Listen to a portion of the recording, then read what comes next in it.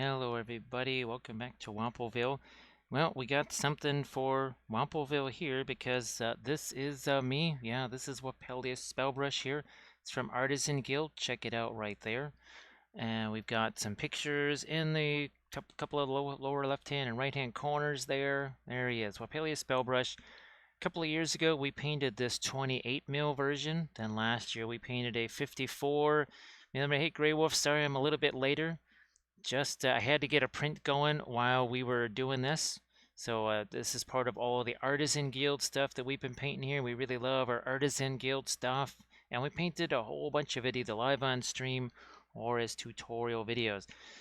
So Grey Wolf, I think I'm gonna actually go with this freehand right here. I know we did a lot of Celtic knotwork for yours, but this since this is our Wappellious Spellbrush here, we want to get that White Sox logo in there, and then of course we have CAD over here, and yeah, we don't have this little bit of object source lighting there. We'll just go with what we've got here. We'll do the green up here, and I just ended up using the Marion Street oils this time around. Again, just didn't have time. Oh, I did use the Arcane roller because Arcane.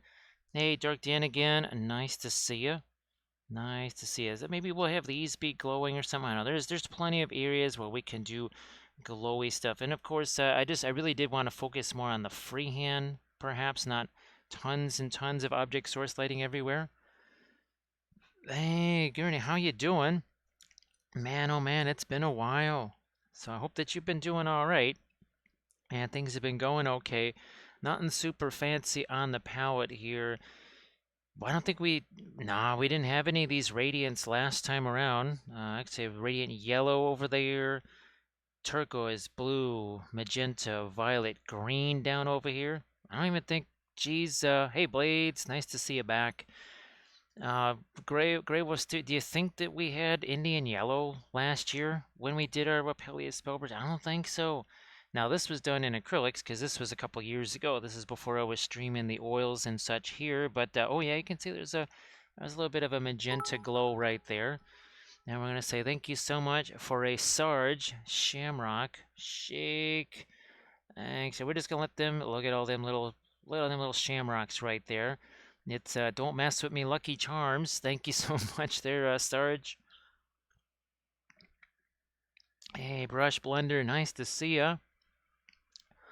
Yeah, I figured that, well, everybody's super busy. Everybody's schedule is all just kind of up in the air, way up in the air. Now, this was the thing that we painted last night. This is from RNS Studios. This was really fun doing that. We got a chance to do a little bit of freehand there, and then object source lighting. This is going to be almost like the reverse, where there's maybe a little less of the object source lighting, but then more freehand. So we'll sort of, and look at that, it's about the same size kind of there, right? Almost the same size. Yeah, it definitely came later. And I don't know if you saw this whole series of our Ukrainian Space Marines or not. This is that was a lot of fun to do. It was pretty well, very different. Now here I'm just going to start chucking down some Van Dyke Brown and Brown Matter and some other stuff here, whatever comes along. And Grey Wolf Studios, I saw your Instagram post earlier today. So that's still looking mighty good there. Now, I hope that you're kind of chuffed about that, as the folks overseas would say. Well, it has the Ancient Recall. Okay, yeah, this is the... oh, I better move this out of the way here. Better move this out of the way. All right, we're just gonna throw some stuff out here. Whatever. It's not that big a deal because, like I said, we'll get to do some of our freehandy stuff here. We'll get to do a little bit of our object source lighting type stuff here. A little bit of this, a little bit of that. Yeah, now I did a whole unit of them. Actually, this was the 5th one that I did right here, and as you can see, a little bit of conversion there on the shields and such. So this was really interesting. And of course, yeah, that Snake Island, the flagship of the Snake Island operation, that's now reclassified as a submarine. a whole new class of missile cruiser submarine. Yeah, a little different approach to submarines than the usual. I guess we never did kill our Facebook page here, so there we go. That's killed. Hey, Steelhead, nice to see you too. Nice to see you too. And well, you know what the heck? We'll let some of this darker color get down in here because we need that darker color down in there no matter what. Probably have to put some fresh indigo out here. I thought I had enough, but I think it's about to be kaput. What we have as far as the yeah, our indigo there, not going to last too much longer. So Deck Knight, nice to see you too. Yeah, and Grey Wolf, I usually just, a lot of times the freehand tends to mimic whatever is on the base, or even that, remember last night, the figure that I was doing, I just said, you know what, this kind of looks like a good basis for a freehand pattern. I just did that. Oh, by the way, since I'm going to be putting all the flock and grass and other stuff around this outer edge, just like with the Song of Ice and Fire stuff, not going to invest a huge amount of time painting that. Just like here, let me get this thing. There you go. So like these bases, I really didn't invest much time in painting those at all. Now, I'm hoping if Adepticon ever sends the money that I can actually get some more of these Make It Epic basing bits right here. Yeah, because there's some really fantastic ones. I want to get those trees. Definitely want to get the trees, but then there's also some other things that I think could be really, really good. Sadly, we are still Adepticon money less, which is not making me very happy, that's for sure. Thank you so much, Mr. Chissar. Appreciate that. So yeah, this is the third Wappellious Spellbrush that third Wappellious Spellbrush that I've painted. We painted that one in the acrylics that you saw. Then we did the one last year on our Streamiverssary, and now we're doing one more right here. So I think we're almost caught up, right? I think we're almost caught. Hey, Alexander, nice to see you. Nice to see you again. Yeah, thanks to the polar bears. That was kind of a wild. It was interesting to finally get back to Song of Ice and Fire stuff. Of course, I haven't gotten any of the boxes that they said were going to be on the way here. So it's Cool Mini, right? Not going to hold my breath on that because, well, it's Cool Mini. So we'll just, so if they show up, they show up. I know the Conquest stuff is on the way. So that's really the important thing, right? Let's see. So Major Ansible, I know, oh, let me see, that's the paint thinner.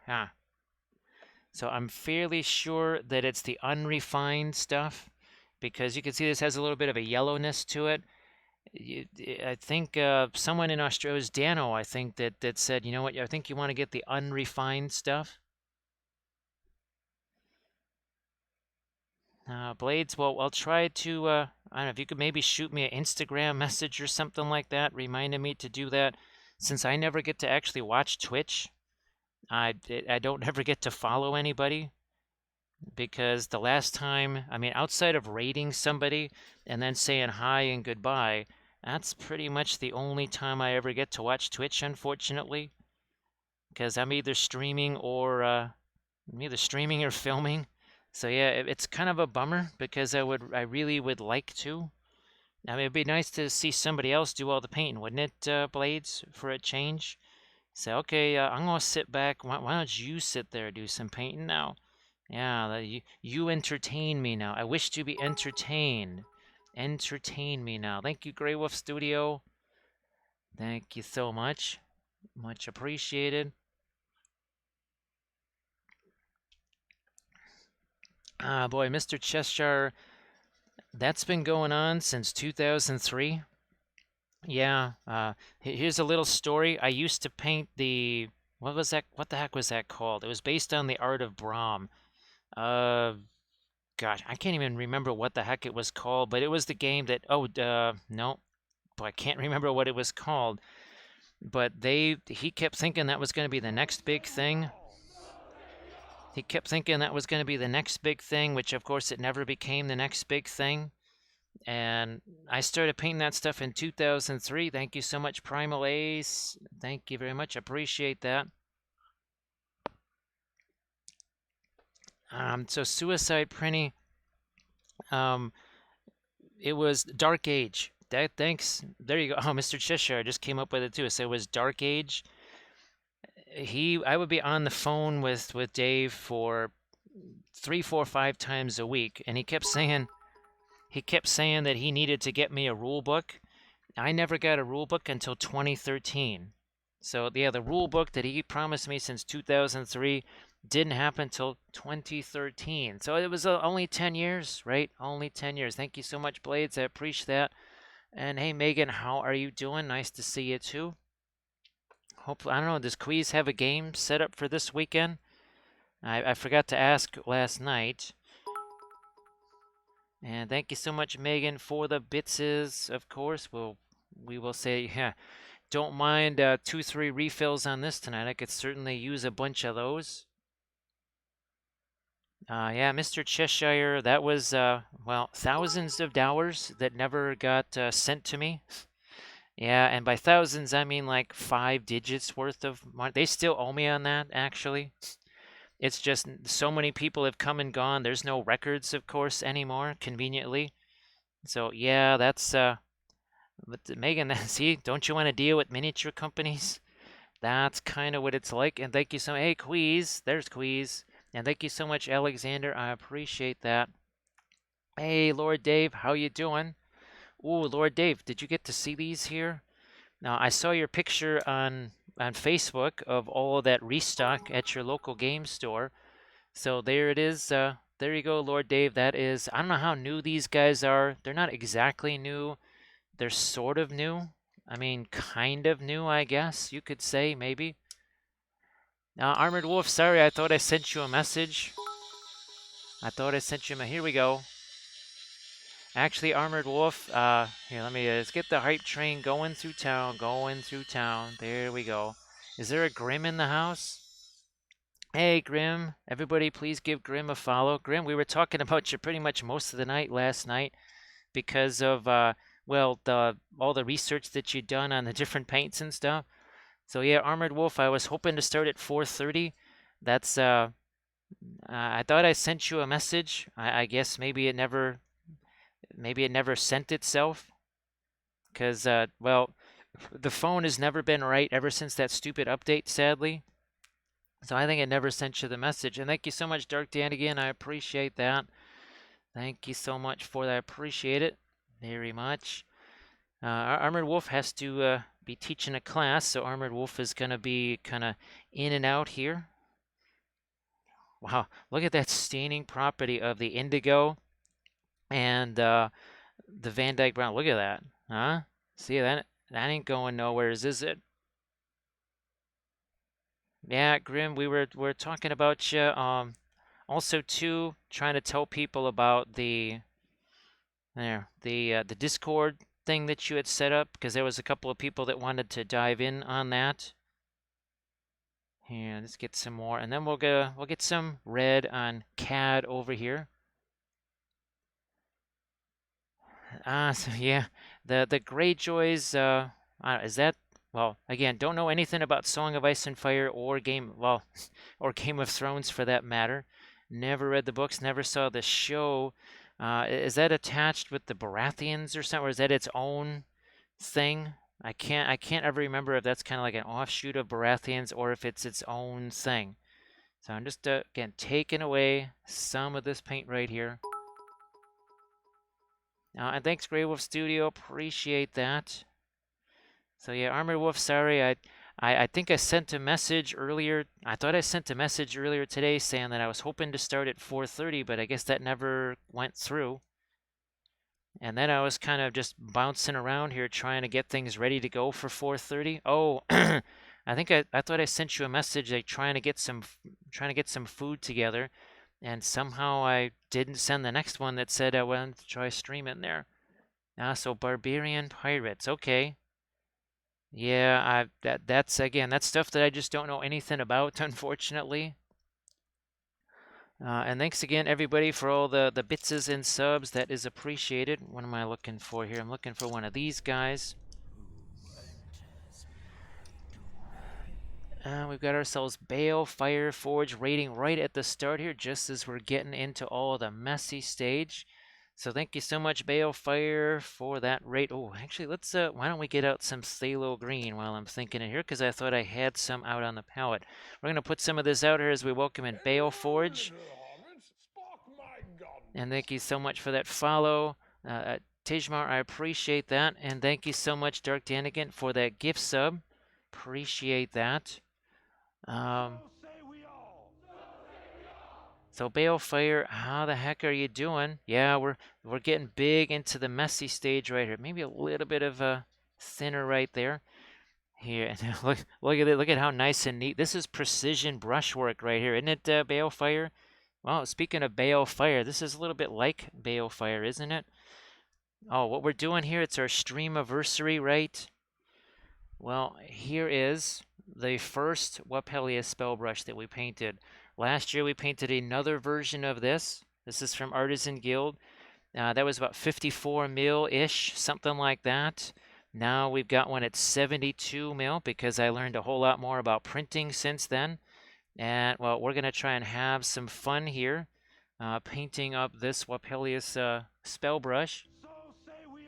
And, wait a minute, let me see. Yeah, Grim, no flow paints. I got to scroll up here. Oh, hey, Trader Legions, how you doing? And nice to see you, Danny M. So sorry the chat's flowing really fast here. It's moving really, really quick on me. So I had to scroll up there to see what the heck is going on. So thank you so much for all the gift subs there, Grey Wolf. I appreciate that. I'll get you a toast in just a second because we've got ourselves a handful of paint right here, and we're just trying to get through this. And we're also trying to introduce our new folks here to oil paints. Yes, this is all oil paints right here. It's all oil paint, start to finish. A few seconds ago, this was just primer. That's all it was. Here, let's get a little bit more of our green in here, because I want to give this a few minutes to actually have a chance to set. So that's kind of important. So I think we pretty much have gotten our green where we need it to go. And guess what? And thank you so much, Grim, for the gift sub. This is what we did last night. This is from RN Studio, so you can see how we're kind of setting up the same deal here, right? You see how we're kind of setting this up? That's what we did over here. So we set up the same thing right here. And this was last night with obviously our fluorescent oranges. We got the torch right there. Here, this is going to be the light source, right? So we're going to let that sit on there for just a second. And thank you so much. We'll get to the hype train in just a second here. So thank you so much, Grim. I appreciate that. Here, now we're just gonna say, even Wappellious Spellbrush might say, "Oh, this again? Seriously?" There he goes. He's getting out of the way, because you always get out of the way of a hype train. You always get out of the way of the hype train. But maybe that's not the only hype train in town. That might not be the only one, because you never know when a hype train comes along. Like this. Look at that. It's a floaty hype train. Hype train. There it is. Here, let me see if we can. There it is. There's your hype train. Hype train. Hype train. Hey, Jack. How you doing? There you go. And thank you so much, Dark Dan again. And Sarge, thank you so much for the bitses. I'm actually going to treat myself to just a little bit of this right here. So yeah, that was part of our cookie decorating stream. Oh gosh, from over Christmas there. So thank you so much, everybody, for all the subs and the gift subs and the bitses and the cheers. Which I don't know, are those the same things? Bitches and cheers? I don't know. Not the other thing. Not the other thing. All right, look at this. See how? Good grief! Look at how staining that is. Phthalo green. You know, sometimes I'm never quite sure if it's a staining a color or some of the other stuff, but it kind of, see, I mean, how much of this did you say is really left behind? That's not too shabby. I think you could call phthalo green a staining color. This has been on there 3 minutes, 4 tops, something like that. Hey, Valfera. Yeah, sorry, Velfer. I'm actually late here. I wanted to start at 4:30, but I had to get a print started before I began here because I lost a lot of time during the week on printing. And thank you so much, Sarge, for all the bitses. That is appreciated. Thank you so much. You know what? I think I'm gonna let a little green get down here. Going to let a little green get down there. So, Jack, I hope that you're doing well. Now, I haven't used the Phthalo Blue in forever. Boy, Grim, well, you got to see this one, didn't you? I think, man, maybe you were in for part of it. This is the one where Cobalt Blue. We actually used a lot of Cobalt Blue on this one. Not in the initial phases, but afterwards, kind of as a glazy type thing. Right? So, yeah, Grim, I wasn't sure if you've seen that. And of course, everybody, please give Grim a follow because, well, Grim also does the oil paints for sure. Yeah, Grim, I'm going to try and do a dark sword miniature with the oil paints. And thank you so much, Sarge. I appreciate that. So, Mr. Cheshire, that's just some very simple crescent hot press illustration board. Here, let's grab one of these things. So yeah, it's just a crescent hot press illustration board. It's the same stuff that I use for all of the little paintings, right? Same stuff. Hey, Lord Dave, thank you so much. Appreciate that. And Blades, thank you so much too. Yeah, Grim, we did a whole... Here we go. This one actually had quinacridone magenta in it right here. So yeah, quinacridone magenta there. And then, wow, I didn't realize you hadn't seen this one either. Well, I know you've been a little busy, right? Been just a little busy. So here's another one. These are all from Archvillain here. Those are all from Archvillain. And thank you so much, Sarge, for that. Thank you so much. And it looks like there's another hype train. But first, before we do that hype train, I'm going to get me some reds on here. So let me just get some reds on cab because I need that to actually set there. So actually a little bit of purple matter. Egyptian violet. Guess I'm going to need a little bit of the thinner right there. So again, we'll get to the hype train in a second. Thank you so much for the gift subs there, Sarge. Yeah, look at how dark that is. He's actually going to be a fairly bright red, if you want to call it that. But right now, he's mostly just various shades of purple here. And thank you so much, Sarge. I appreciate that. Here, let's dive in with a little bit more of this. Little bit more right here. There we go. That's it. We'll just let that set. We'll let that set. And he says, hype train, bring it on. Bring on that hype train. You know, I might just eat that cookie. I might just eat that hype train cookie. That's quite the challenge there. I don't know if that's really going to happen. Is Sammy also? So he's like, nope, not going anywhere. He's like, oh. There he is. He's pushed out of the way by the hype train. There it is. Hope you're not bugged by strobing lights or anything like that. That's a hype train. Seriously, I really love these things. At some point, I actually have to set up the track and make this thing kind of go around that track.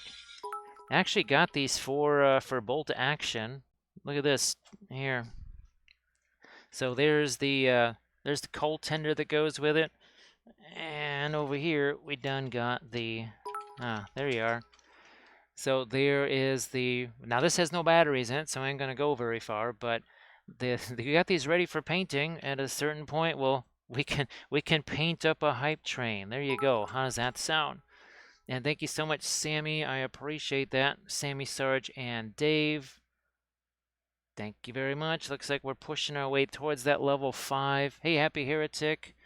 How you doing?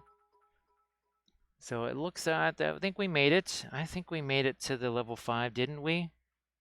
I think we did. Oh, look at this. Boy, it doesn't take long, does it? It does not take very long. Here, look at this. Here, let's take away a little bit more. Again, we're going to be going with the Fanchon red over the top of this, but just have to get a little bit of dark in here. Little bit of dark. And thank you so much, Velfera, Sarge, and Sammy. We'll get to that hype train in just a second. We just got to get this stuff wiped off first. A little more here. Let's wipe off a little bit more there. And thank you so much, Velfera. Here, that's we'll take that away. So now we're pretty much set and ready to go, right? Because we want to do our lighter stuff over the top like so. And he's like, I may be diminutive, but I'm not gonna. Oh, no, maybe I am. Whoa, there he goes. He's out of the way. He's out of the way. Whoop, there goes the hype train. It's zigzagging around. Look at this. That's not gonna make you dizzy, is it? A zigzagging hype train like that? That's not gonna make anybody dizzy or give them vertigo or something like that, is it? I don't know. Um, yeah, Balefire. It can be somewhat active. Thank you so much, Grey Wolf Studio. Now, there was a discussion, well, after the stream, something like that, about the filbert brushes. Now, right now, I shouldn't say nothing, right, Velfera and Grim, but there's a big sale on brushes on Dick Blick. There's no free shipping anymore, but paints are at an all-time low. They're having some kind of anniversary sale. So again, this is stupid for me to say this, but the Velvet Touch brushes. So this one right here, what the heck is it? So this 18.0, this is typically about $5.50. Right now, this is more like $4.68.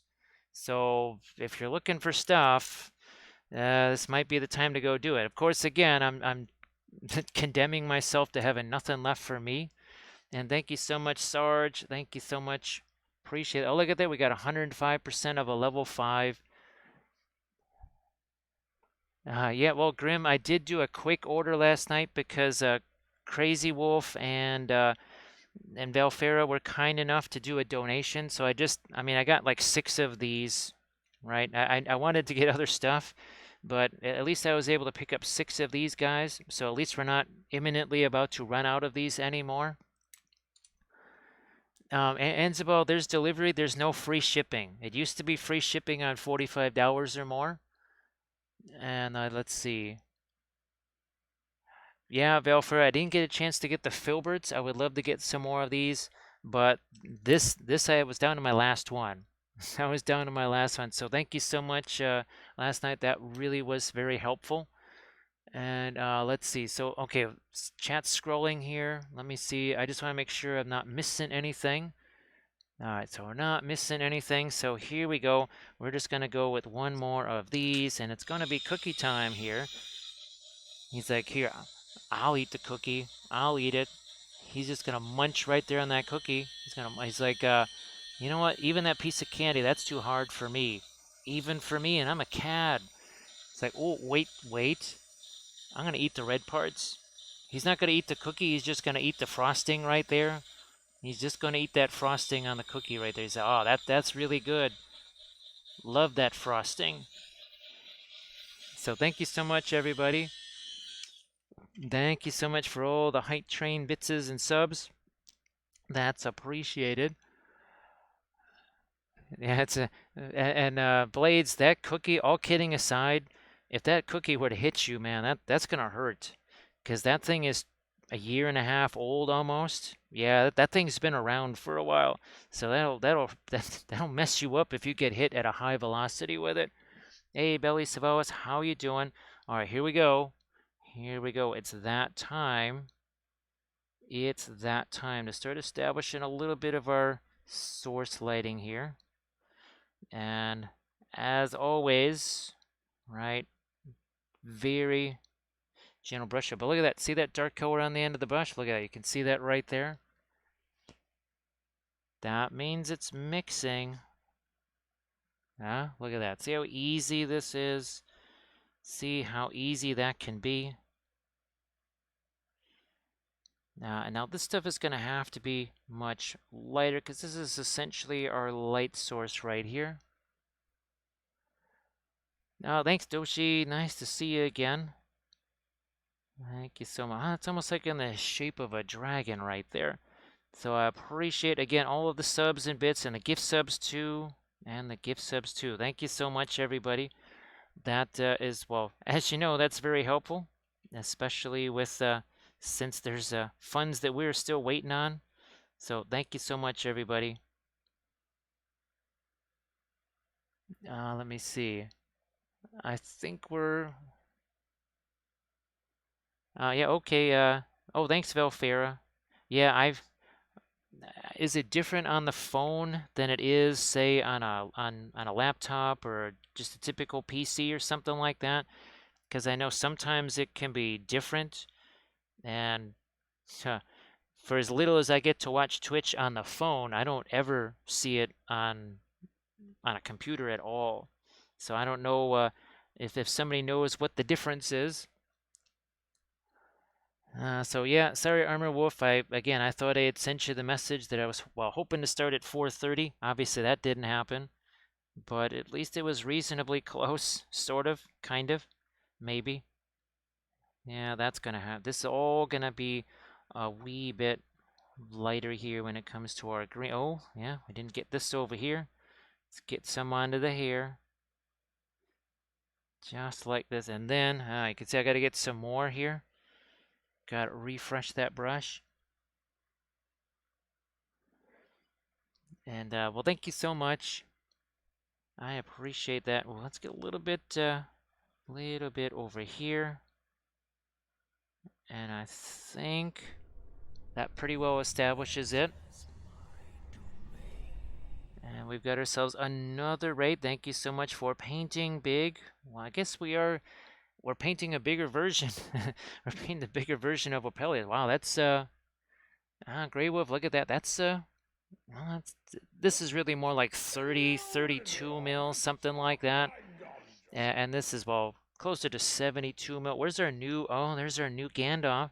It says, hello, little hobbit size. Spark my gunge. He's like, dude, man, see, this is the kind of glow stick that you want. And, oh, look at my kitchen utensil. Oh, and by the way, I got this little demon right here. It's like, yeah, I think I lose in this match. Oh, that's gonna just chase Gandalf away right there. Hey, Turjan, nice to see you again. Let's see. Bookend Kitties, nice to see you. If everyone could please give War Shadow that follow. I'm sorry, give Painting Big that follow. Sorry about that. So Painting Big, how are you doing? And I hope that you had a lot of fun on stream. Thanks so much for that raid. And of course, I know you don't have pictures right now of what you were painting.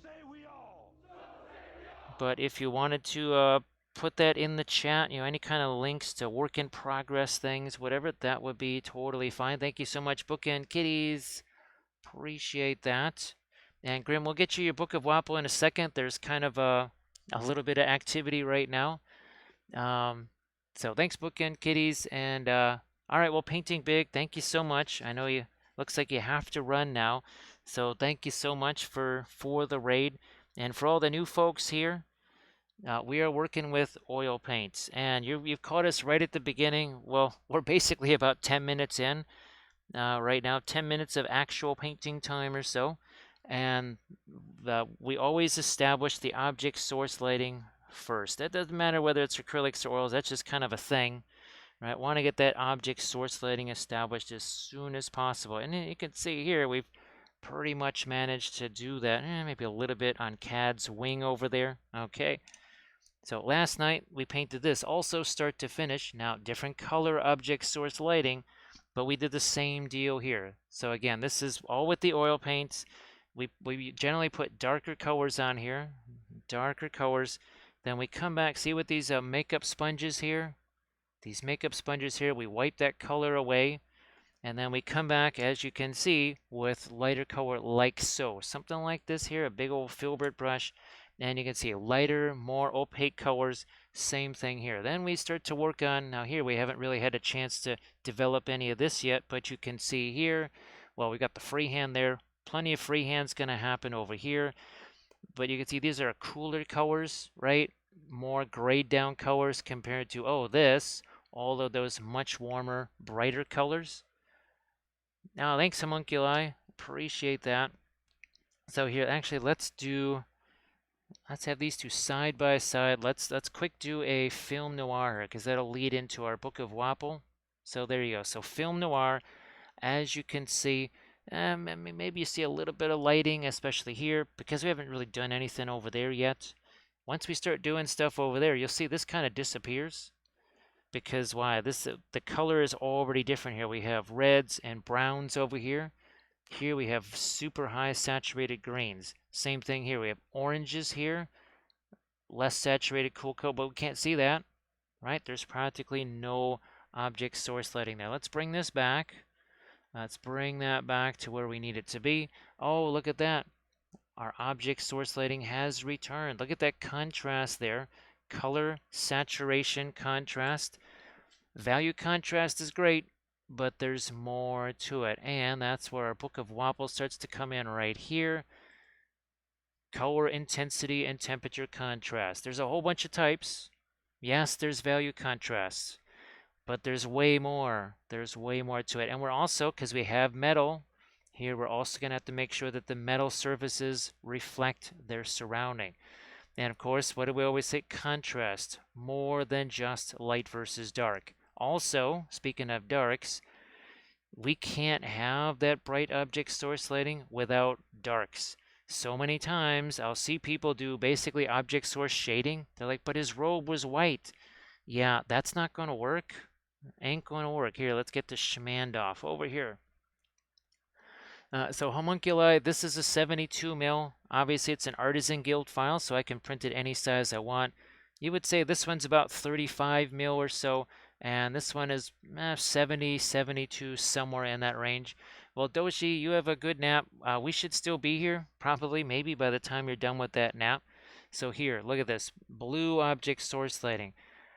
This right here it's warmer colors. They are also less saturated. Look, see the blue colors more saturated there. That is the key. It doesn't matter whether it's green, orange, don't matter. It just has to be more saturated. Also, too, we're going to warm this up a bit. As you can see, there's a little bit of warmth to that. So I think, so Turjan, sounds good. Now, actually, hopefully you guys were okay after Adepticon. You didn't, because now we were fine after Adepticon, but some folks, well, they got the regular con crud, but they also got the Adepticon special. So hopefully you guys were immune to the Adepticon special. All right, you know what? Well, you know what? We're going to take a little bit of this here, this radiant yellow, and we'll mix that with some of our phthalo. Yeah, actually, Grim, I haven't had a chance to try the radiant red or the radiant white yet. Obviously, those flow paints came in quicker than I thought they were going to. Oh, actually, Grim, if you want to post a link to your YouTube channel so that people can go check that out. Sorry, I forgot to mention that. It's been a little busy, and thank you so much, Defiant. I appreciate that. So you can see it's getting a little bit warmer, a little bit lighter. It can get a lot lighter. It can get a lot lighter, but we're gonna take our time. We don't need to be hasty little hobbitses. Don't need to be hasty little hobbits. We're also working with fluorescent paints here. Yes, the green is actually a fluorescent green. And if I missed a question or anything like that, just feel free to type that again. Type it in again, and then I'll get a chance to see it. Here, let's get a little bit more of our light there. So, Lord Dave, now, when I first saw your picture there, I thought you bought all that stuff. And then I was like, I think this was just maybe at a local game store that you found.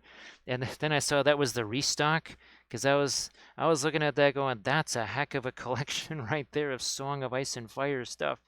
I thought, wow, Lord Dave is going to be painting Song of Ice and Fire stuff for the next 10 years just in that little stack there.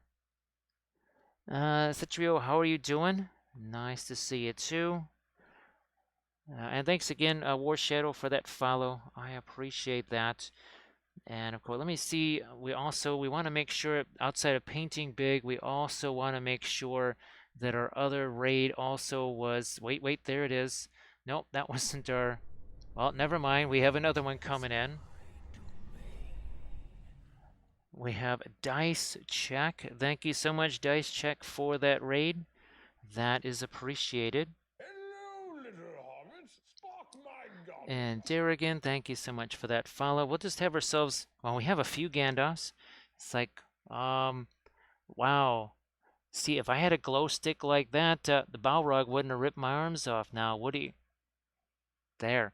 So thank you so much, dear, again, for that follow. Yeah, hey, Hello, Firefly. little hobbits. Spark my ganja. Fireflies and Jacuzzi and Dauphin Prime. Thank you so much, Dauphin Prime. Yes, we're painting our Wappellious Spellbrush again. We painted this one 2 years ago. Then we painted a 54mm version last year on our 1-year Streamiverssary. This is our 2-year because you got to get bigger. You got to get bigger every year. Actually, after this, it might be a little hard to fit on camera. Might be just a little hard to fit on screen because this one is 72 mil pretty much. Oh, by the way, it's also from Artisan Guild right here. Rex, nice to see you again. And thank you so much, Daffin Prime. We're working with oil paints for the folks that are new here, which is a whole bunch of folks.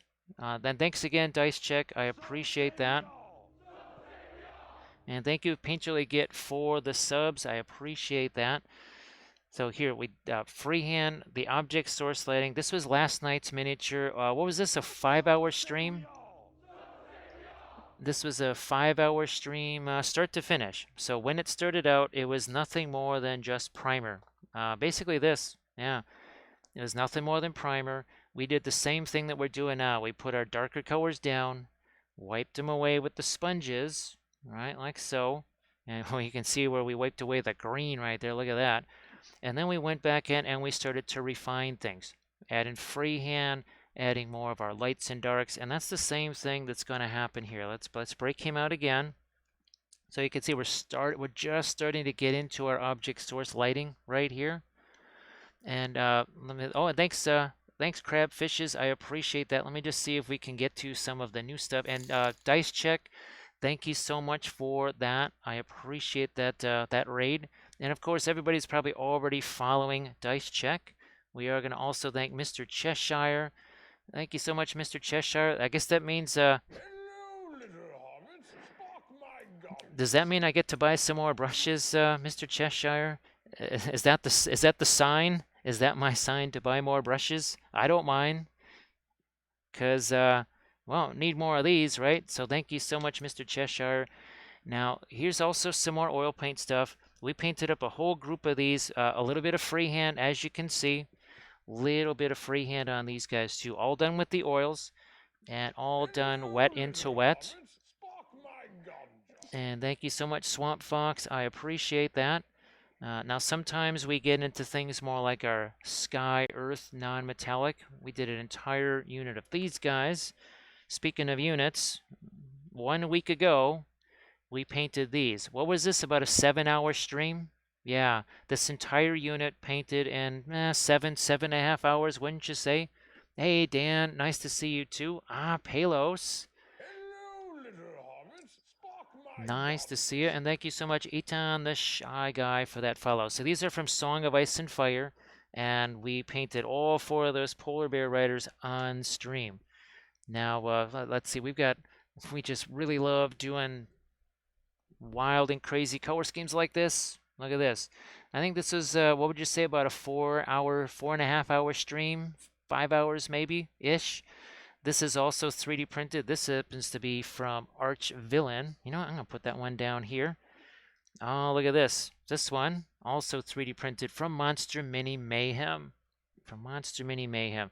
So we'll put that one back. And we're going to get, again, we want to get back into some of our object source lighting here, but we want to get to some of this not object source lighting stuff, just like here.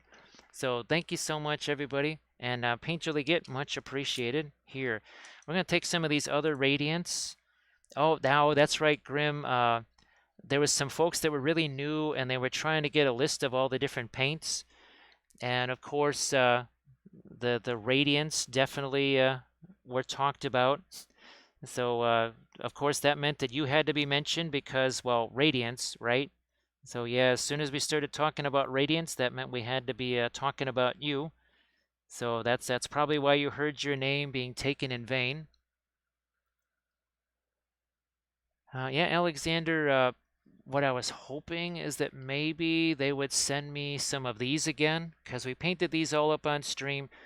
You can watch all of my past streams. Seriously, they're all saved as highlights. It's almost like a YouTube channel. So just go ahead and check out those past sessions.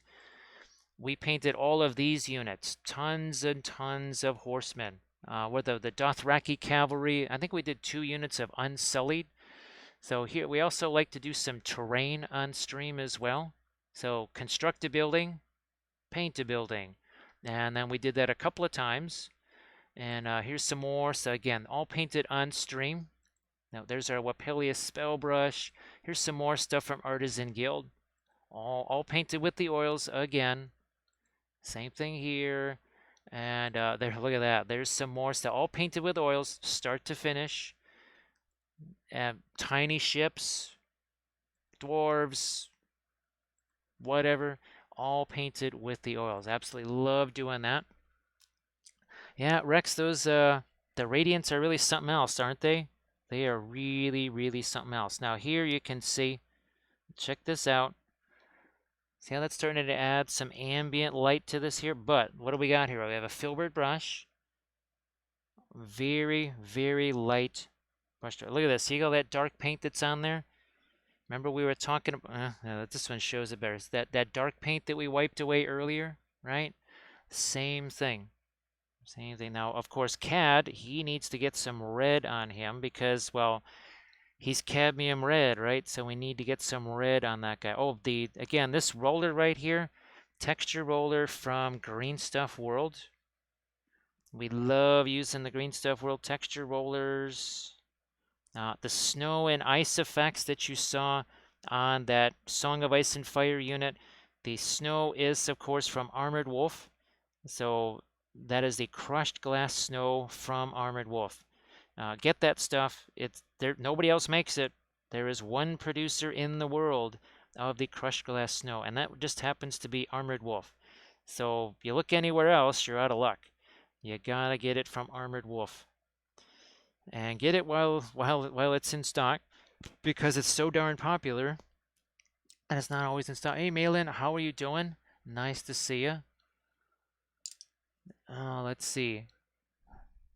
Here, there's Prinkles, the Imperial War Kid. He's like, haven't changed my litter box yet, have you? That's going to have consequences. I think you know what they are, so why don't you just hop to it? So there's Prinkles, the Imperial War Kitty, also painted with the oils. Now, the pre-glaze stage on this was a little bit more complicated, right? Purples, reds, blues, and then all of the reflections here in the armor, they were already there, because guess what? The red was extended into here, right? So that's where the pre-glaze really helps to cut down on your painting time. Well, Malin, I'm glad that you were able to finish your Oriental Dragon. That sounds fantastic. Oh, thanks, Blades. So here, now we do actually have a little bit. I'm looking for it here. There it is. There it is. So this is the only cadmium red that I have. This is the Gambling Cadmium Red. Wow, Series 5. Holy smokes. Wow, I haven't used it in so long that it was hard to actually open up the cap. Wow, look at how dark that stuff is. So there's a little bit of cadmium red deep. Now, of course, we use Fanchon Red at this point because Fanchon Red is still cheaper. It's still cheaper, and also it's going to dry faster. And if you want to darken it down, you just add some Egyptian Violet to it or whatever. So there's Cad. He's getting a little bit of cadmium red. Yeah, so that's Cad, our little painting demon right there. Our little painting demon. First we were calling him a goblin, but he's red, so maybe that makes him a painting demon. Let me see. I just want to make sure we're caught up here. Just want to make sure we're caught up. So again, for all the new folks here, you saw that Gamlin, that tube of Gamlin. We use kind of the big 3 here. There we go. So Winsor Newton and Gamlin. Regular artist oil colors. Very similar in price, very similar in quality. Solid stuff, solid stuff. This is going to be pricier, the Williamsburg, but when it says handmade, it's handmade, and it's pretty darn good stuff. So here, let's get a little bit of our Fanchon red now into the cadmium at this point. Then we're just going to have to let that set as well. I'll let that set. Now we'll take a peek over here. And we'll probably, so you can see we've got to get some more blues into the armor. We have to start getting some skin tone here. And everything else relatively dark. Because we want to do, see all that freehand there? We want to get into that freehand. That's also something that we want to establish right away. We don't want to be tardy on that. We want to get going on that as soon as possible. So yeah, you know what the heck? We'll just use this. That's a little bit of the French Indian red. Not going to be wearing gloves. Got the object source lighting there, so just over there is the only place we got to worry about that.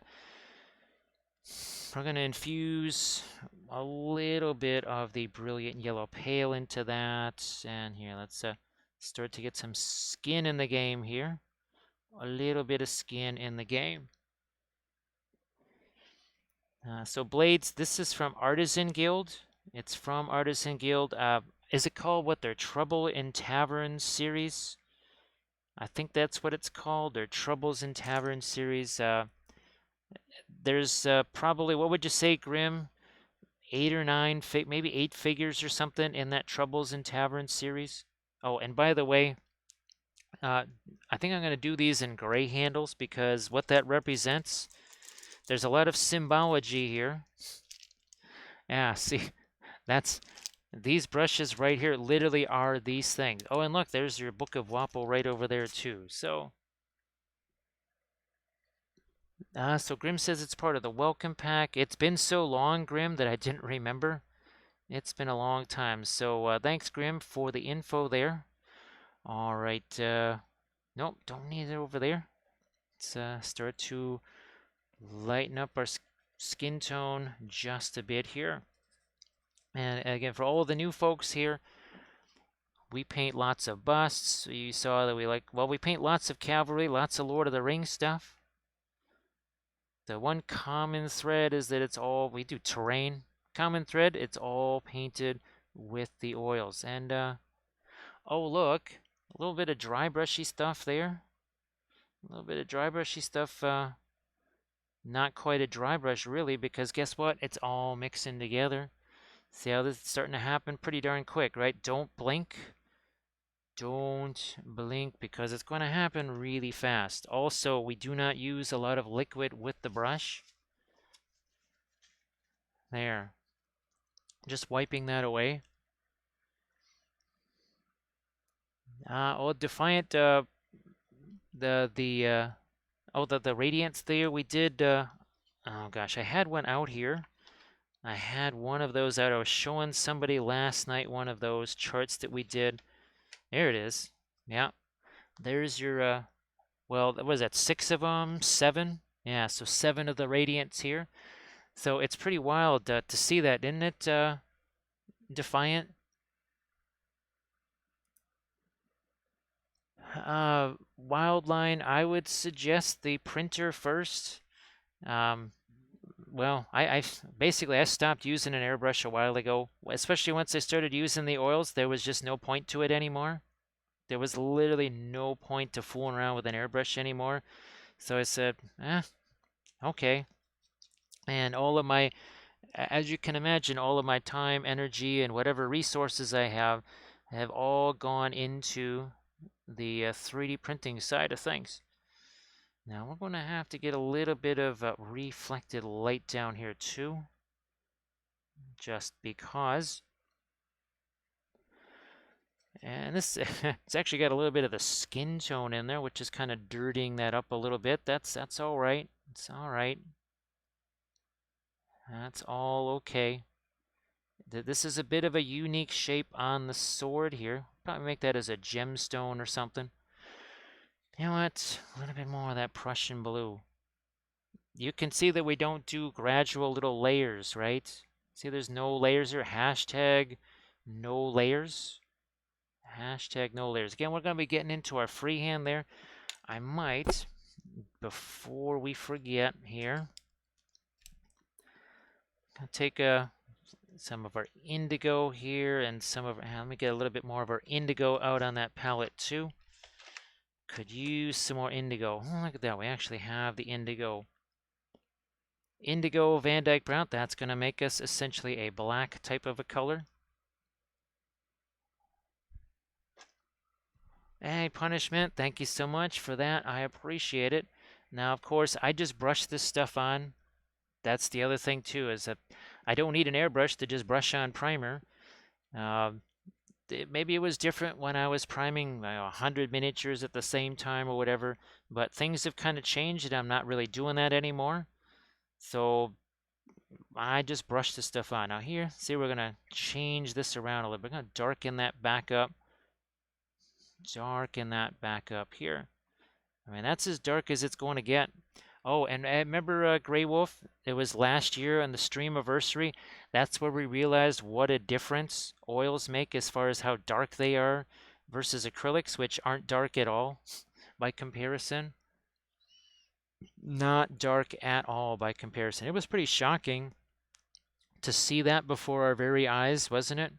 That was really shocking. Here, let's get more of that dark. So again, some of the cooler blues. Mixed with a little bit of the Van Dyke brown. And we'll do the same over here. Same over there. Get that shadow area darker.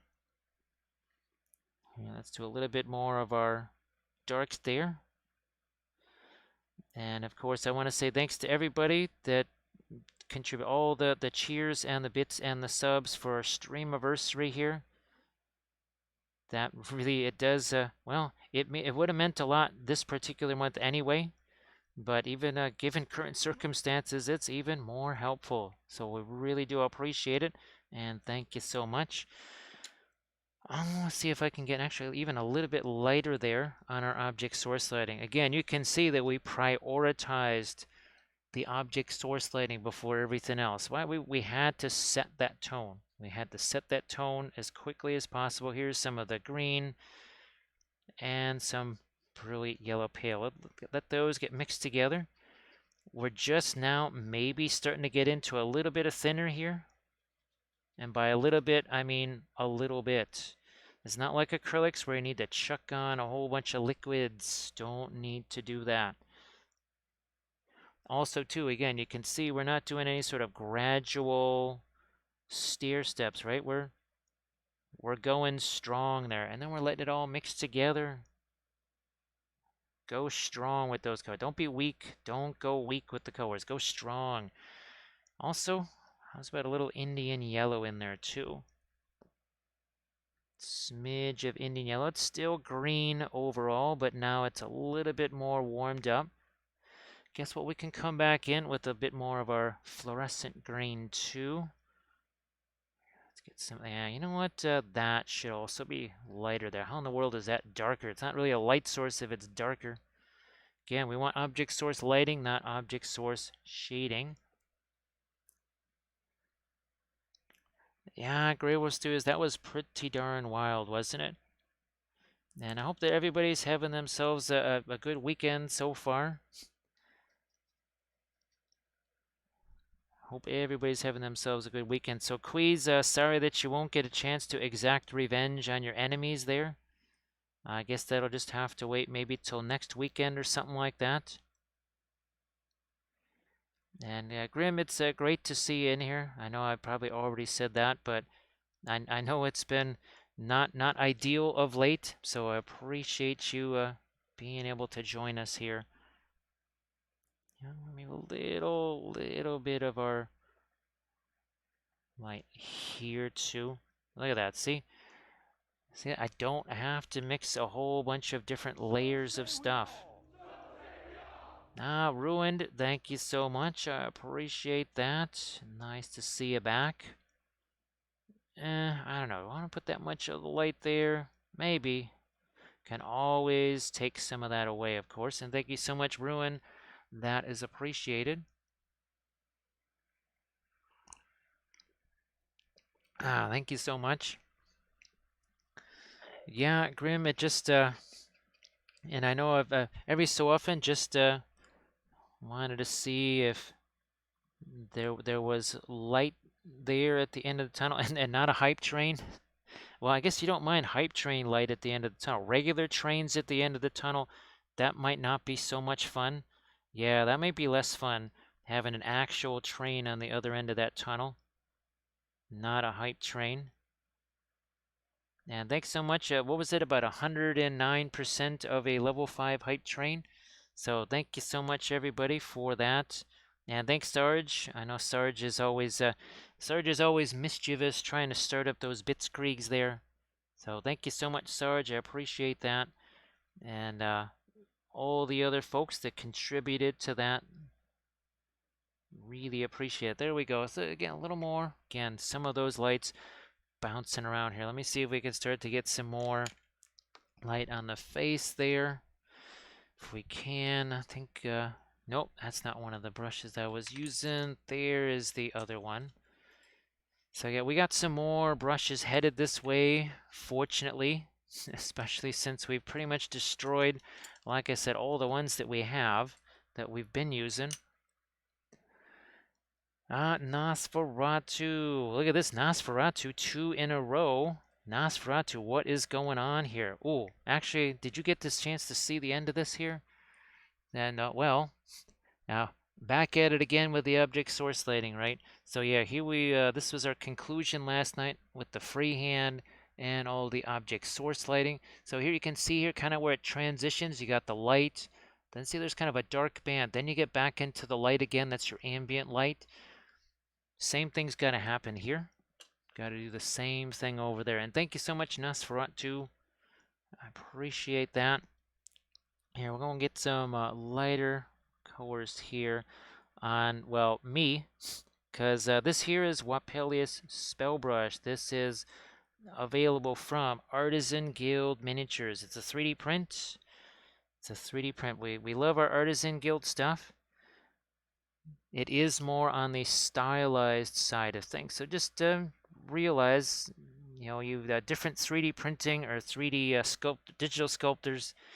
Some are more stylized, some going to be more realistic, and then there's those that kind of bounce around in between. Now, RNS Studios, I would say, is about as stylized as Artisan Guild. It's almost like if Werner Klock did digital sculpting and called himself RNS Studios. That's what it reminds me of so much. All right, there's a little bit of a skin tone there. We probably should give him some sort of an eye. For right now, we'll do that, and then we'll just let that set there, have a chance to not dry, but definitely set. Here we go. We're just going to get some light going in the eyes here. We'll come back and add our darks around that, of course. Oh, thanks, Defiant. Yeah, that one was a lot of fun. Now, that was also printed larger. That's usually about 35-ish millimeter or so. So now we got some eyes for him. We'll obviously be putting all the usual stuff in there. I'm just going to try and find some lights over here on the armor surfaces. Prussian blue, maybe? Prussian blue there. And just like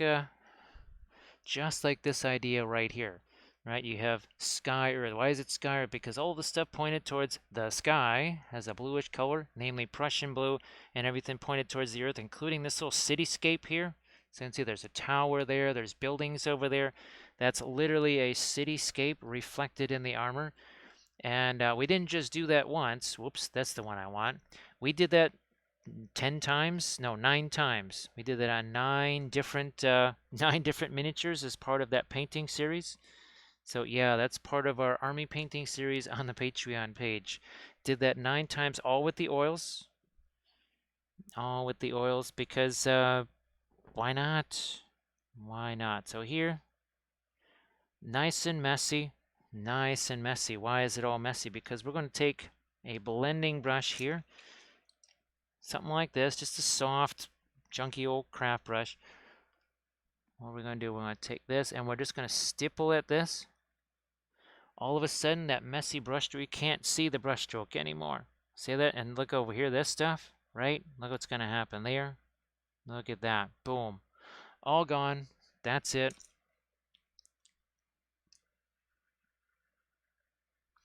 Yeah, Grim, would you say the last 2 months or 3? Because you follow it more close. I only get to see the stuff, months after it's new, shall we say? So you see it much when it's new, way sooner than I do. So you would have a better answer as to whether or not it's really the last month or two that things have kind of he started to shift a little bit towards more of the semi-realism, kind of like Titan Forge. What's the other one? Lost Kingdoms. That's the other one I'm thinking about. I actually printed up some of the new Lost Kingdom stuff. I think that could make for some very interesting streams. Either that or some very interesting videos for sure. So Valfira, the multi-light source thing, it's almost it's like an instruction book for painting the miniature. Because instead of going, well, do I need to put this here or this there? The miniature basically just tells you. It's like, okay, well, if you want this glow to be here, all you got to do is this. So it's kind of nifty that you can sort of just rely on the miniature itself to kind of guide you, let you know what needs to go where. This is a little bit of the radiant turquoise here. Yeah, a little bit of the radiant turquoise. I also want to start throwing some of our lighter colors on CAD over here. So I'm just going to take this. See if we can't dry brush some Fanchon red into that. I might, you know what? You know what? You only live once. So how's about, let me see if I can find some cadmium scarlet here. What do we got? There's our, well, it's our cadmium-free cadmium scarlet. And that's not like the faux cadmium stuff. Big, big difference. Yeah, because this here still costs the same as a cadmium color. And actually does the same stuff as a cadmium color, not like the, was that the hue style knockoffs? Yeah, those right there, not going to be super helpful for you. So the last couple of releases then, because I know, what was it, the trolls or something like that? You pointed those out and you said, hey, do you see a difference here in the approach? Oh, speaking of difference, look at this. Warmer. See the cooler. Remember what the pre-glaze was on this? Remember how much of a cooler color there was out on the edges there? Yeah, that's it. We're getting a little bit warmer now, especially with the Fanchon red and now especially that cadmium scarlet. So, what's in the shadow areas? Cooler colors. What's in those? Highlight more of a warm color, so the shadows are just going to recede because they're cooler colors, and the warmer colors are going to come forward.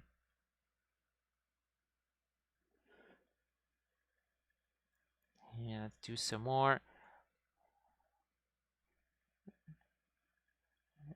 Let's dedicate a little bit more. Yeah, not as much of the warm red there is quite so necessary. And then we'll come into this even more heavily, I think, with our scarlet here. And I can see how that covers, right? Because it's a cadmium color. That's what cadmiums do. That's what they do. Now, the cadmium-free cadmiums, I thought they would have a significantly less drying time than regular cadmiums, but haven't really seen that. They still have themselves a decent amount of time to dry, which was a little bit surprising. Little bit surprising. The only company I know of that makes the cadmium-free cadmiums, because again, all that stuff like hue, those substitute cadmiums, those are tricksy and false. So you're not going to like those very much. I mean, it's not like they're on their own bad colors. They're not cadmiums. I can tell you that right now. Yeah, Grim. I haven't really had a chance to look at any of the last couple releases outside the picture of the trolls that you sent me. That's pretty much the last that I've had a chance to closely examine the new Artisan Guild stuff. Yeah, a little bit more of that over here. Then we're just gonna have to let this sit here for quite a while. We can't just keep hammering away at this because otherwise we're not gonna be able to put much more on top of there. Let's get a little bit more of our lighter orange in here on his ear over there. But you can see that violet there in the shadow areas. I don't want to lose that completely. I do have to get a little bit of his red out here on the end of the wing. So Fanchon red again.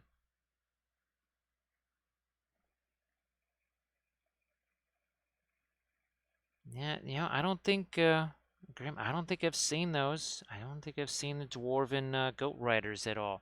So it'll be fun being able to check those out, hopefully, at some point. All right, I'm going to go almost to Brilliant Yellow Pale here. Now, this is pretty darn thick. I want to see if this is going to stick. Ah, see that? Thicker paint sticks to the thinner paint, and, well, vice versa. That's what happened. Thicker paint sticking to the thinner paint. A little more here. Oh, geez, yeah. Look at that. See, if I had thinned that down, not going to stick very well. Let's brighten this up a bit. So thanks to everybody for joining me on this Streamiverssary here. Again, 2 years ago, we painted this Wappellious Spellbrush about 32, 35 mil here. Then we did a 54 mil last year, and now we're doing essentially a 72 mil, trying to kind of keep things as similar as I can along the way, color-wise. And again, we got a lot of freehand that we're going to be doing over here too. We'll be getting to that in a second. I just want this to have a chance to set. It's not going to be dry. By no stretch of the imagination will that be dry. But kind of like bread in the proving drawer. When you're going to make a loaf of bread, you're not going to just mix up that loaf, mix up your dough, and then shove it in the oven right away. You're going to let that set, let it prove before you actually start baking it. That's kind of what we're doing here. We're proving the bread before it gets baked.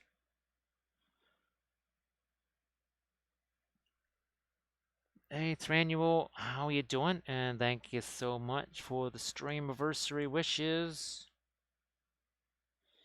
So, Thranuel, well, technically, we're really only about 50 minutes into this. Maybe about 15 minutes. This was our 5-hour stream last night with an RNS Studios figure. Kind of a similar thing to what we're doing here. It's pretty neat to be able to paint this one in 72 mil. It's not like the smaller one wasn't fun to paint, but being able to do this one, this nice big size right here, this is pretty cool. Now, of course, oh, Grim, the other the other thing I was talking about was when I did that one, the 54 mil one, I also just enlarged the supports. I enlarged the supported one instead of just taking the unsupported, doing my own supports. Yeah, I learned my lesson. So this time around, I used my own supports and everything printed out just fine. Just fine. Yeah, no giant telephone poles hanging off of it or anything like that. Ah, look at what's happening there. See, that's it's getting even more bright and crispy there. Velfira, this one it's not doesn't have to stay here because you know, if I really feel like I need to have another, well, I'm gonna have to keep painting these, aren't I? So I might have to paint an even bigger one on the, was it the not the Sonic, but on the what is that? The Mono X. Actually, Grim, I'm gonna have to shoot you a couple of on the Mono X there. They have like a half a dozen of them, and there were some things they said you got to look out for on the Mono X, and I was gonna ask you if you've heard some of the same things that they say that you have to deal with. One of them is that the metal plate is uneven, and that you almost have to, at a certain point, sand that down. So if you were to put a high level or a high grade level on that thing and shine a light on it, you would see that it's not perfectly flat or like even close to perfectly flat. I guess that's still a symptom of the Mono X for whatever reason, even the newer ones. So there you go. See that nice bright, some nice bright shine here. See if we can get some on the staff. Given its proximity to the light sources, probably should be light too, shouldn't it? Hey Drax, how you doing? So Valfira, now at this point, if this needs to go to another forever home, that's all good. That's all good. I don't mind because it's like I can be everywhere now, right? This is like an elf on a shelf. I can I should send these out to everybody's house so that I can just sit there and judge them harshly when they're painting with the oils and judge them harshly about how much thinner they're putting on the brush or whatever. Yeah, see, I should put little cameras inside these things or something like that. And that way I could watch, make sure that everybody's adhering to all the Book of Wappo commandments. Yeah, I should do something like that.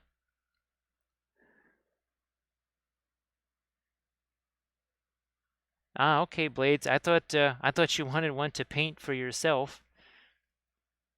I thought you wanted one maybe to paint for yourself. But well, I do a lot of commission stuff. I do a lot of commission things. So you could always shoot me a message there on Insta, Blades.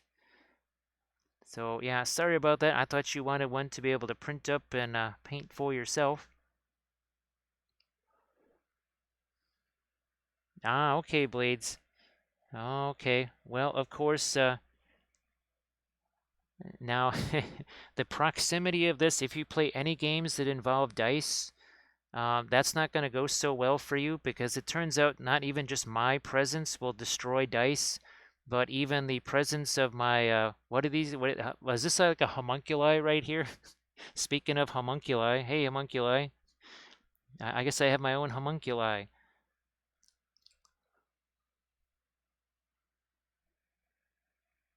That's it. Oh, you know what? You know what? Let's get. Ooh, let's make sure we got our blending brush here. Look at that. See, big old blob there. Never fear. Blending brush is here. Oh, look at that. Yeah. No more big old blob, right? This again is why we do not need things like airbrushes and all that other stuff and lots of layers because, well, take a look.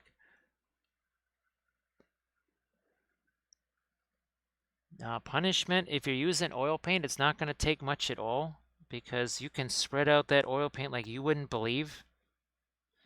I could almost probably paint up that life-size one with maybe, I don't know, 3 times as much paint as you see on the palette here.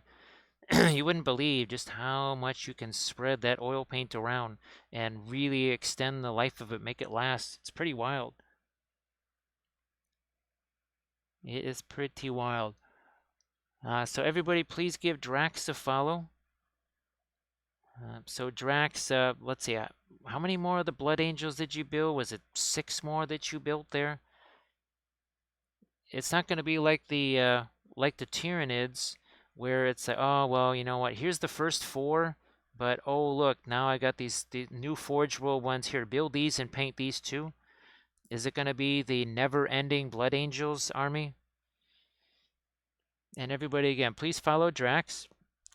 Drax also uses the oil paints, so you'll want to give Drax that follow. Now, what I'm going to do here, see if I can do this.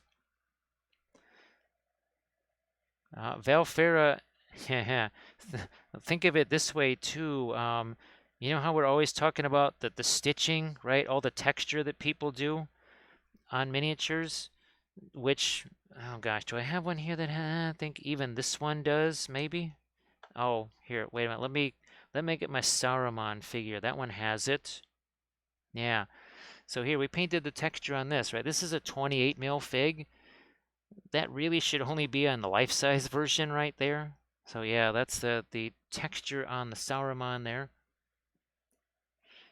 But if it was life-size, we could have the actual texture on there. Now here I'm going to start getting some darks built back in here. And this is not black. None of this is black. This is actually indigo. Super dark blue here. Very dark blue. So 10 more. Nah, but that's cool, Blades. That is cool. Here, let me see if I can get some darks over here. Some shadows there. Then start cutting down on some of the eyes there.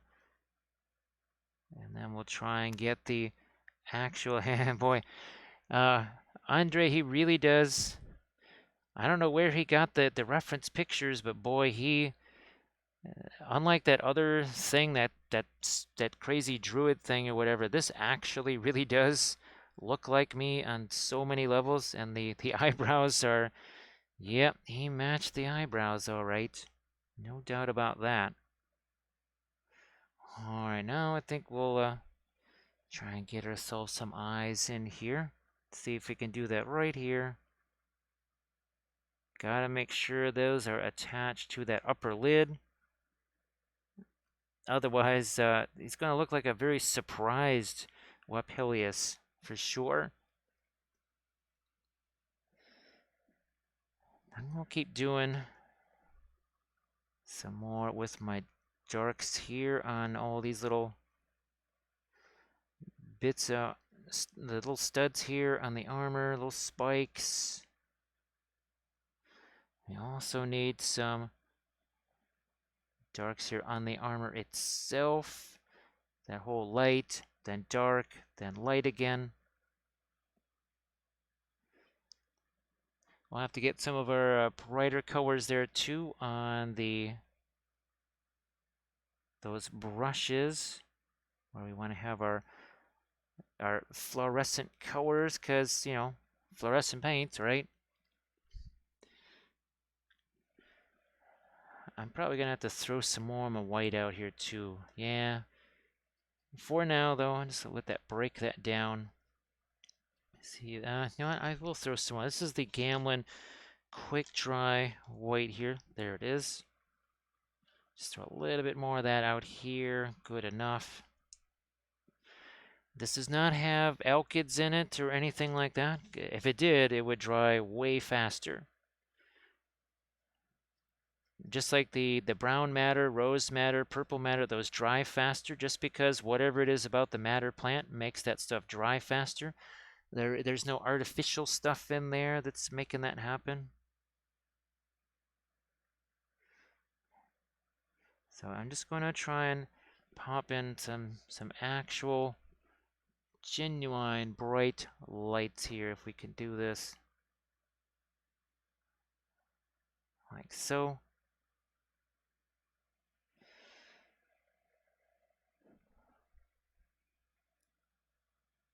Some more here. And a bit more. There, now let's get some lights along the edge over here. Yeah, like that. Good enough. Certainly need some up here. What are we, like an hour in? Yeah, we're basically an hour into this. Think of the difference, what this is going to look like, even just an hour from now.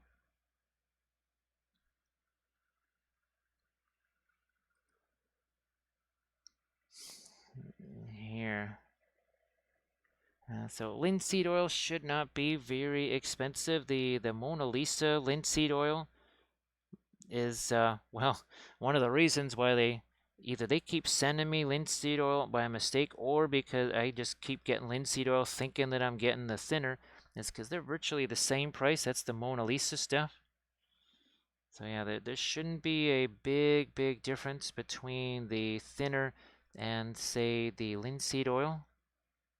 And obviously the linseed oil is only for mixing with the powders. That's not for thinning the paints or anything like that. All that's going to do is make those paints take a lot longer to dry. Won't it, Grim? Stacking in some extra linseed oil there. Alright, so you see that's looking a little bit sharper on the blade right there. See if I can't, in just a few areas here, throw in just a little bit of white there. Might even come in with the, say, the white and then some of the fluorescent green mixed together, sort of like what we were doing on this one, where our lightest lights, especially in the flame area, that was basically the white mixed with the fluorescent yellow. You don't want to be using mineral spirits. You want to use linseed oil, and that's for mixing with your paint. Yeah, mineral spirit. That's no, that's not something you want there. That is a whole different deal. You want to use thinner, the high quality odorless thinner, and you want to use linseed oil. Yeah, Grim, it's been way too crazy here. I haven't had a chance to check on that figure to see if it's dry or not. I wanted to, but I've been running around way too much the last few days to see if that one has dried or not. Now, I am curious to see, okay, how much drying time, if it was only, say, the radiance used and, say, the quick dry white and not the titanium white that comes with the flow stuff. I wonder that, I don't know, would it cut it down by just a matter of a few hours? Would it cut it down by a day or two? Be interesting to see. Like I said, Ansible, they're two very different things. The thinner is for thinning the paint. The linseed oil is only for mixing your own paint. So when you're taking this right here, some kind of a powder, you mix it with the linseed oil, boom, you got paint. That's if you mix thinner with, or sorry, the linseed oil with oil paint, you don't need it. It's already in there. There's already plenty of linseed oil in your oil paints. You don't need to stack in anymore. That's not going to go well. They are two very different things. And the linseed oil, that is when you're making, basically, for all intents and purposes, mixing your own oil paints. And you can basically get any pigment. All pigments start out as powders. It doesn't matter whether it's an acrylic paint, a pastel, or whatever it is. All of those pigments, they begin life as powders. They all begin life as a powder, and, well, you add, in the case of watercolors, you're adding glycerin. In the case of, well, oils, you're adding, well, preferably linseed oil instead of safflower oil, the dreaded safflower oil. Here, let's get some green into his, yeah, there we go. I was wondering what was missing over here. We need to get some other colors into the skin right there.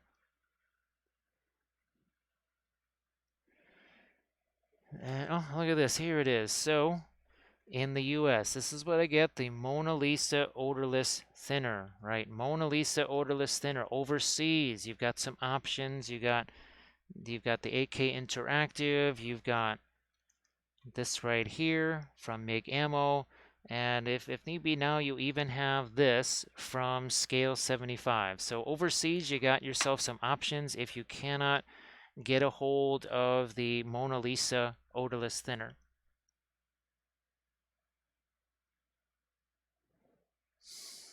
So yeah, it's kind of funny, Grim. We were talking, well, it was somebody who was, they had a lot of questions about the oils and such because they bought hundreds of dollars worth of oil paints last night. Um, Oh yeah, that's another reason why I wished you were in the chat because they had basically asked, so if I had tried to contact Williamsburg at all about things, and I said, no, I don't have time to do that. Wish I did. And I wasn't quite sure what the difference was, like what Gamlin said to you and what Williamsburg said. I know that they're not going to make any line of miniature paints. That's that's pretty obvious. It's too small of a market, right, for them. But that's what I told him. I said, no, they're never going to make oil paint lines for miniatures. We'll just get the artist oils, and we'll have to be satisfied with that, won't we?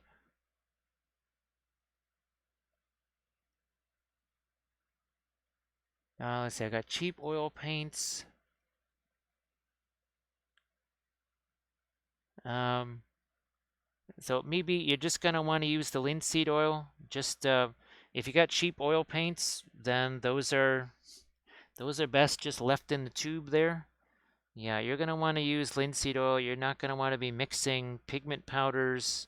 Basically, that's kind of like taking money and mixing it with flames, and then you have no more money after that. Yeah, that's not gonna work too well.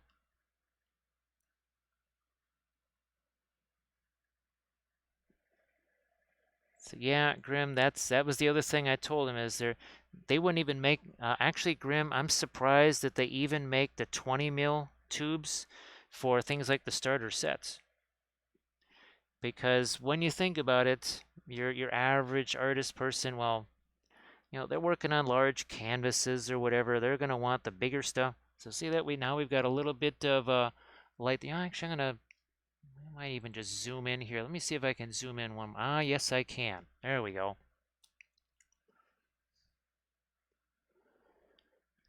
So yeah, maybe definitely save yourself the hassle there. If you got cheap oil paints, just I don't. Maybe you could save those for terrain, or I would just say save those for I don't know. Not something that you would be painting though. That's for sure. But you will definitely want to use the uh, high quality thinner, and of course the good linseed oil. That's going to be very important there.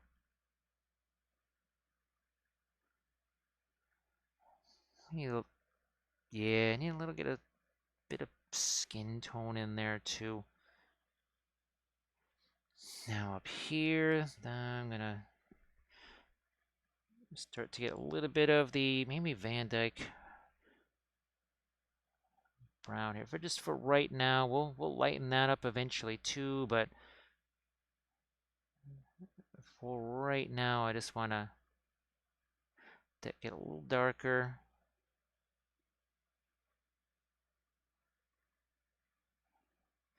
Nah, didn't want that to get quite so dark. We'll just have to come back in here and deal with that again.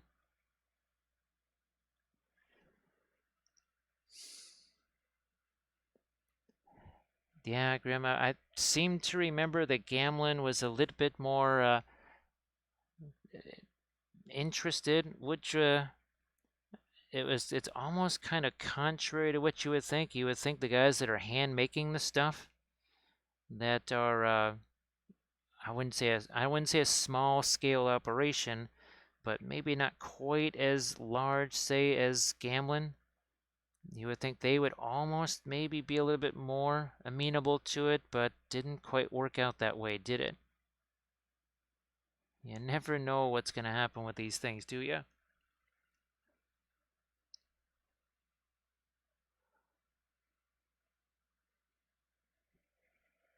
Now, of course, Dick Blick has a huge anniversary sale going on right now.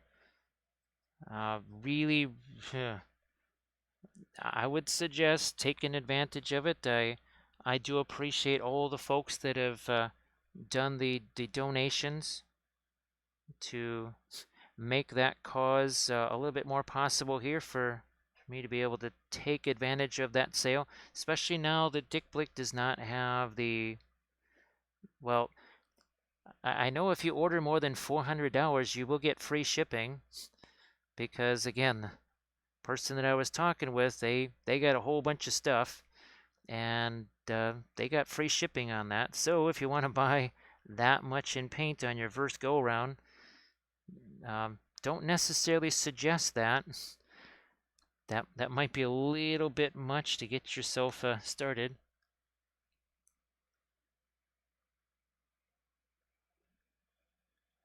So yeah, and Mr. Ansbal, of course, you've heard me mention a whole bunch of times here, doing those little color chart things when you're first kind of getting started with the oils, that's really going to help you a lot. It's a nice little reference that you can always look back on.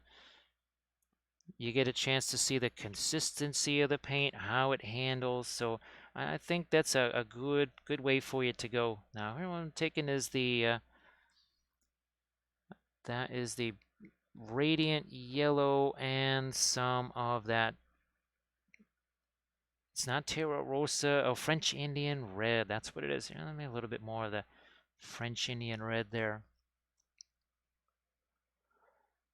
Rex, unfortunately, I believe they did away with all the free shipping. It used to be 45, but yeah, I think Jerry's Artorama, if you get 75 or $100 worth, you'll get free shipping. But I think with Dick Blick, unless you get like a mind-boggling amount of stuff, you won't get your free shipping. Again, I could be wrong. Others would know better than me, but yeah, I don't think you get the free shipping anymore. All right, what are we going to do? We're going to take this. Do I want to go green with this eyes? Nah, could be interesting if they were glowing green, so why don't we do that instead?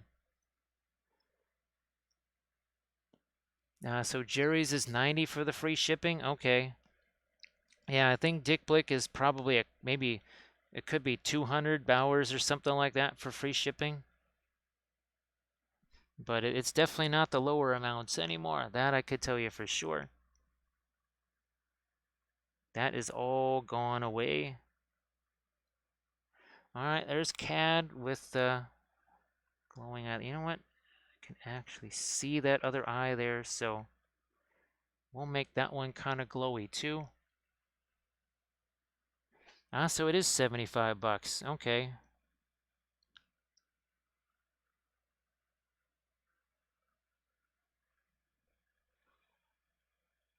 Well, oh, Rex, maybe they brought it back for their anniversary thing. Maybe they brought it back for my Streamiverssary. I don't know. Maybe they did.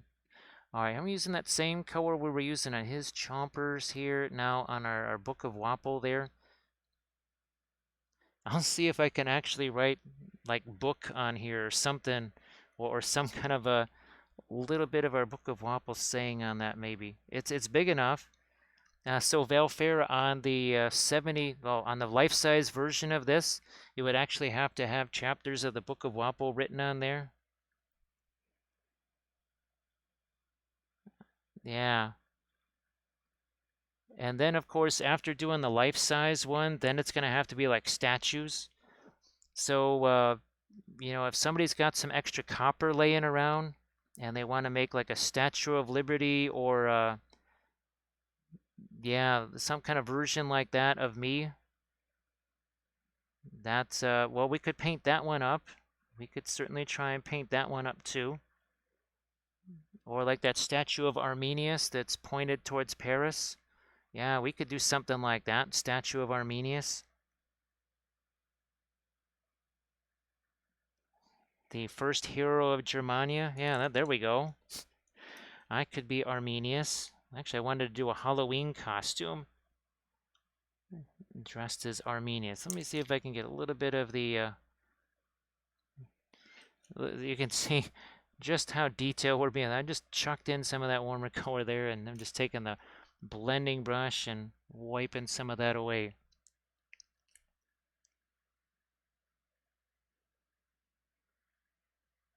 Yeah, well, Rex, well, I wish I knew that because, yeah, last time I tried to do something like that, it was not available. Now, it could be maybe they saw such a downturn in orders that they changed their mind on it. But typically, I would always get like a message with a discount code or something like that talking about free shipping. And I definitely didn't see one of those. So as you get the face starts to show up here, right? Now over here, I was thinking maybe maybe we would go with a little bit of the magenta object source lighting over there. 'Cause I think that's what we did on the last one. Let me check it out. I'm pretty sure, yeah, that's what we did. A little bit of magenta right there. Now, I'm gonna see if I can't do a little bit of freehand. Let me get this where I can actually see them. There we go. Well, I don't know, we'll just use this. I'm gonna throw a little Indian yellow in there. And let's see if we can start to sketch in some freehand here. I might also back out a little bit there. And I might also get all of these brushes out of my way and over here, like that. There, like it's almost like it's a brush dish right there. Nah, Nosferatu, that I'm sure you would have a blast with that. And of course, the nice thing is, if you don't like how any of that turns out, you take the makeup sponges to it, right? And you just wipe it all away. It's gone. You don't have to worry about it. It's just all gone. Here, I'm going to have this turn this way. Take the blending brush to it. Wrong brush. There, that's the one I'm looking for. That's the one I'm looking for. Hey, Ranzarok, how you doing? Happy Saturday.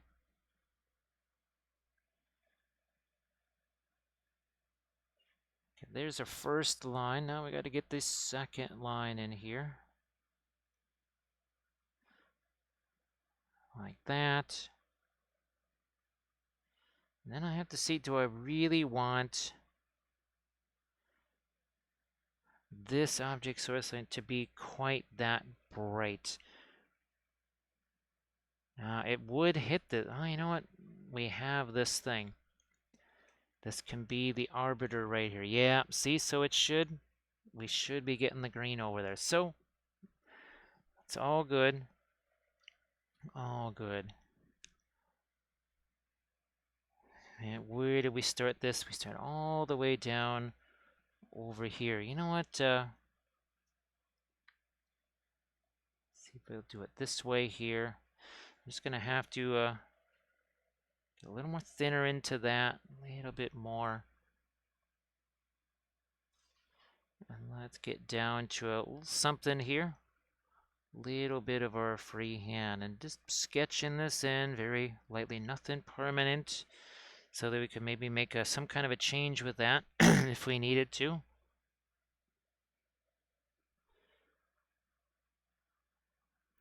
Like so. Yeah, let's get a little bit lighter. Get our A in there. And, oh, that's right. I was thinking of doing more of an uncial style typeface. Well, we'll just go with what we've got. No big deal.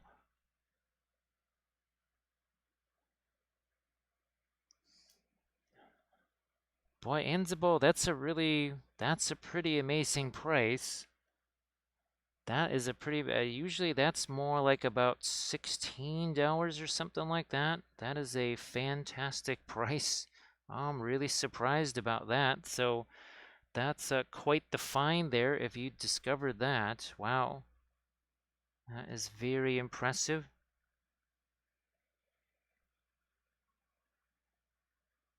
Let's get our E in there.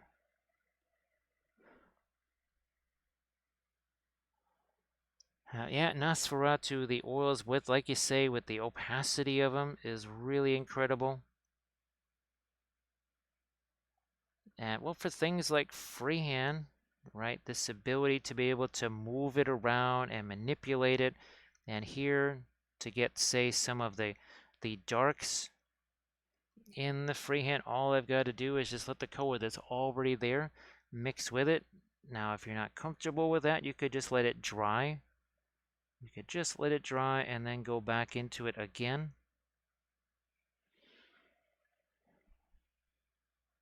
Let that dry. Put your freehand over the top.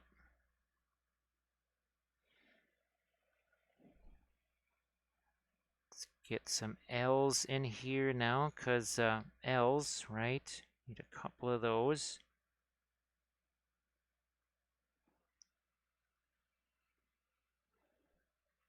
Yeah, that's not something that you want there. Anzabal, don't need the mineral spirits there.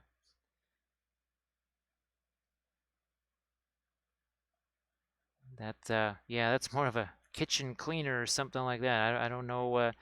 Not really sure what anybody uses that for in the painting world.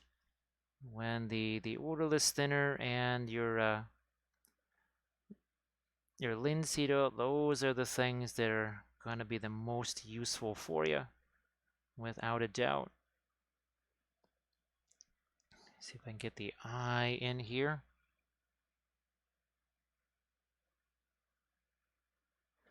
And then the O, and we'll just let that slip around the corner there.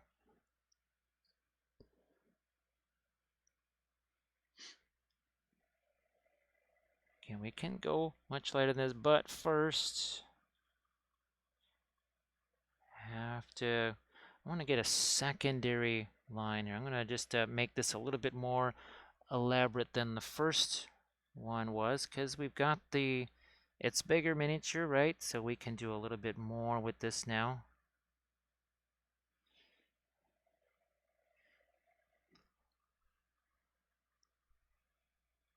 And let's take that line to extend that line all the way out here, over there.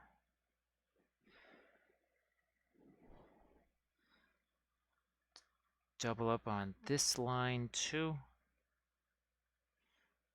Again, I can always go back in there with my darker colors and clean things up if I wanted to.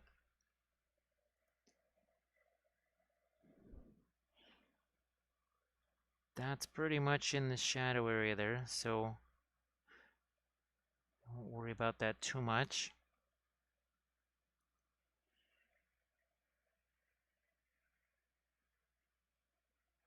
I don't think I don't think we'll be back to our Armada Mondays this Monday, because I'm not going to have time to prep any ships before then.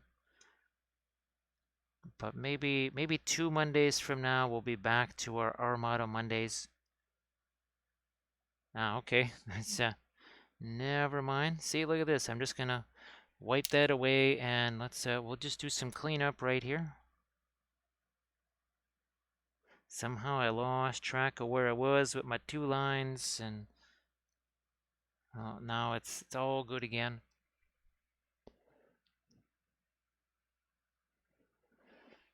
Yeah, Ranzarok, I have no idea why they're calling odorless thinner. Maybe because that doesn't sound so scary or something like that. That's all I can figure. Is that maybe they think that's not quite so scary sounding or whatever? Maybe. I guess, I don't know. There's lots of things to be afraid of these days, I guess. You know what? I might even look to some of that even for some preamp, but I think I'm just going to do this.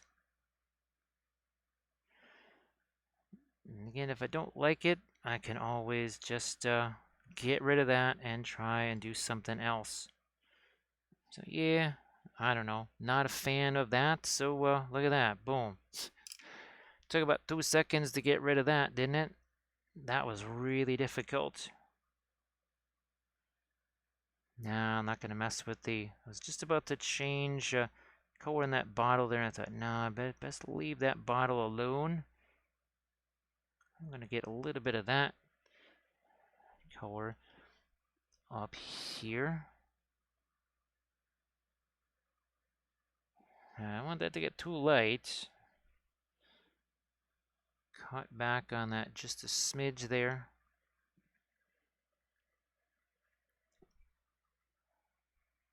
Lethal Shadow, how you doing? Nice to see you back. Yeah, like we said, see you later today, right? A little later today. And we'll get to the freehand over here too. We're just now starting to get into some of our freehand designs here. Now, where's my green? Ah, there we go. There's some green on there.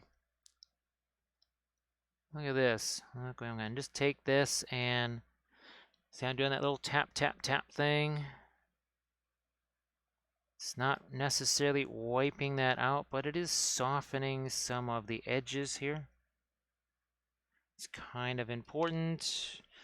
Now I can maybe take some of the, again, that's the radiant yellow this time around.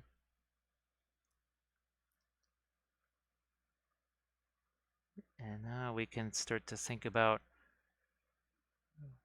really getting down into our freehand, really settling on some of the shapes of that.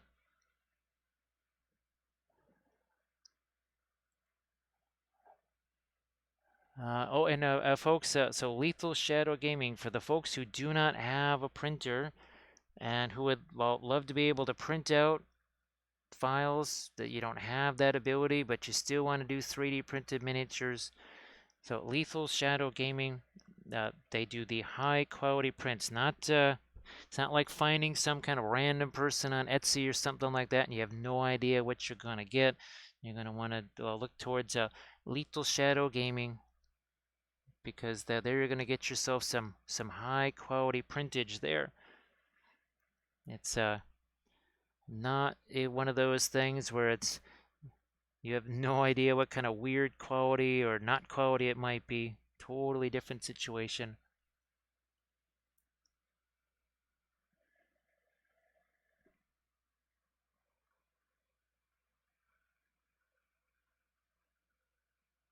Yeah, Nosferatu. Now the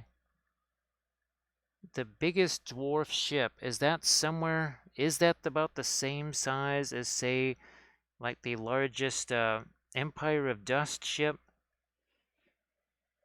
And I think most of theirs tend to be medium size, more like Twilight Ken. Well, actually, the only ones that really have the super giant boats are the orcs and your Basileans, right? I mean, it's not like the other ships are small, but the dictator and there was at the man, whatever the big one was for the orcs, those are truly colossal sized. All right, let's get our E going here. So again, just looking to do our little bits of freehand, and we can still go much lighter than this. Again, I don't actually Nosferatu. They have most of the ships because they're. I didn't know they were going to be at Little Wars until, well, Adepticon. So they've got all of the basically all the ships. I think I have a couple of them here, but otherwise, yeah, they've got almost all of the ships that they're going to be. They'll have in their booth. I don't know. I don't remember where Little Wars has moved to. It's moved to somewhere else. I will not be there. But if you're at Little Wars and you're in the Mantic booth, then you'll be able to see a bunch of the ships, nearly all of them.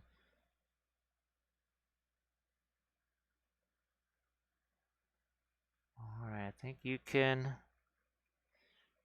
start to read that, right? It's got to, again, go around all of our different shapes and everything. And let's get some maybe brilliant yellow pale for some of the lightest lights here. Now, do I need to thin it down? Do I need to make it thicker? Not sure.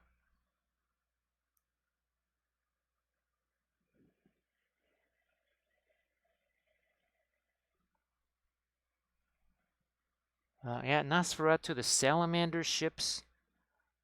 I still wish that they went with turtle ships for that. I don't remember what their logic was for not doing the turtle ships and doing, well, basically the Chinese junks instead.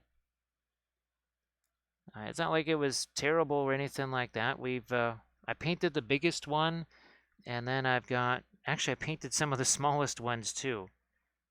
Yeah, I painted so because they had the fire ships, right? The little tiny fire ships.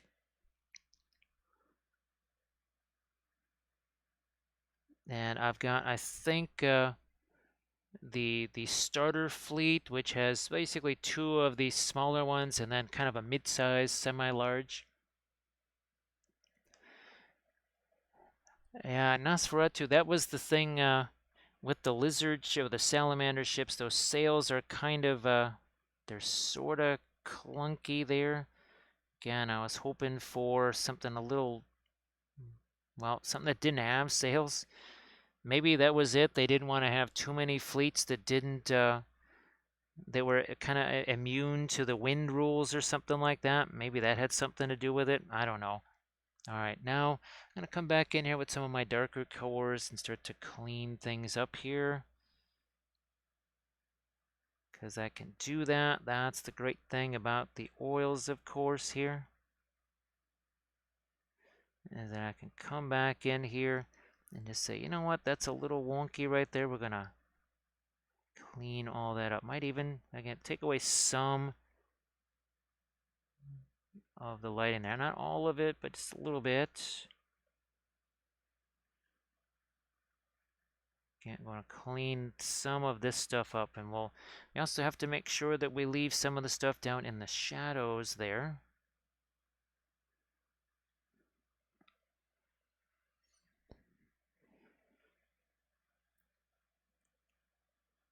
Yeah, was it the Basilean, the dictator there? But you really have to be careful because those, of course, they're the first ships that they did, basically. So I'm pretty sure that stuff fits together a little bit better than it used to. And of course, I think you can also say that they're not quite as warped as they used to be, maybe. Now, of course, the elf ships went together. I have to say they went together pretty easily. Where are they? There they go. Even the ones that had the jibs on there, those were not too terrible to put together, I have to say. Valfera, I was so busy at Adepticon, I never got a chance to even mention that.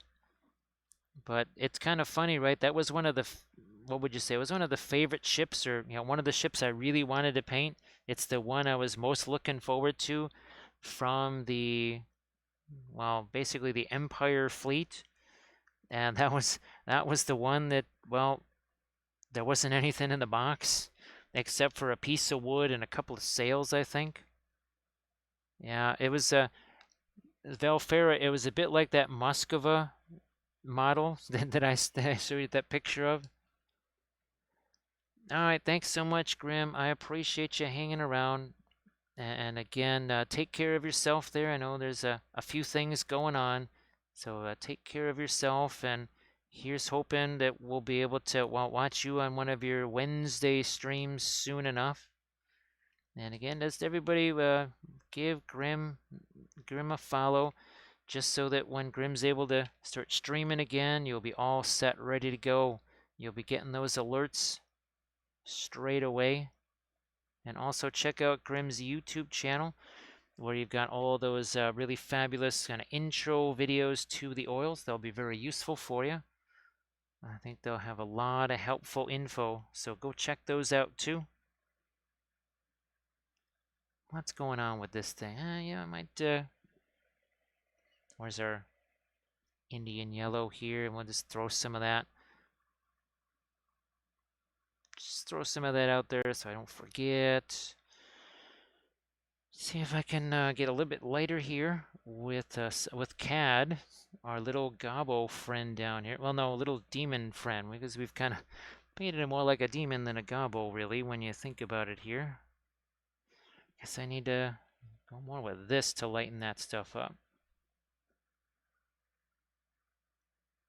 That does it a little bit better.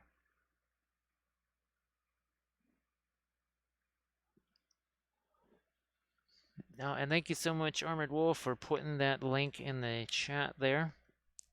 So the Patreon page, was it just yesterday? I posted the latest army painting video. That was our Series 30. That was the Highland miniatures, those Empire Knights. Man, did I have a blast with those. That was extra fun. Really enjoyed the heck out of those guys.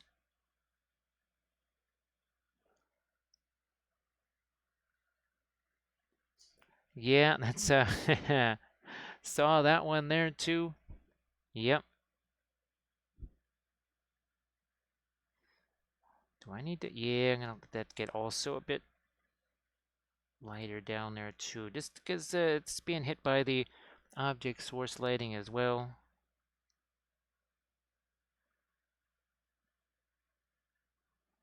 Bit more there. Now this needs more of a magenta, so start with this. Just begin with that, and it's the radiant magenta, a little bit of the purple matters mixed in there with it. Yeah, a little bit of that.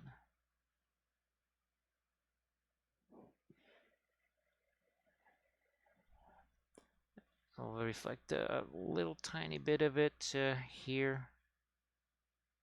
Not too much of it now. Let's really intensify the brightness on this. Maybe get a little bit of the cadmium into that.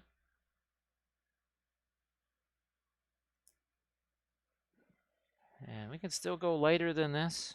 We can still go lighter than that. I'm just trying to build up enough of a light right here so that I can almost like it's like a shadow from this, and then it's casting the light over here. So that's my goal anyway. See if we can make that work. See if we can make that work. Now I wonder, I could swear that I actually had, oh I do. I'm just using this here just to make life a little bit easier. I'm gonna put some of this radiant, or sorry, not radiant, this fluorescent magenta out there just to have it for now. Oh, some cat bees off the printer. All right, well, Thranio, thanks so much for joining me here on the Streamiverssary. Thank you so much. Well, really nothing like those fluorescent paints, is there? So you have a good night's sleep, and hopefully we'll be able to catch you on Monday then. Because that is my normal first day of the week for streaming is Monday. Typically Monday, starting around 7:30ish Central Time. Thursday is the late night stream. That tends to begin more like 11:30 Central Time. And then Friday, again, more like a 7:30-ish Central Time. And then the Saturday show, it can kind of begin whenever. It can begin as early as 3-ish or 3:30, but usually more like 5:30 these days. Again, wish it could be earlier, but doesn't always work out that way.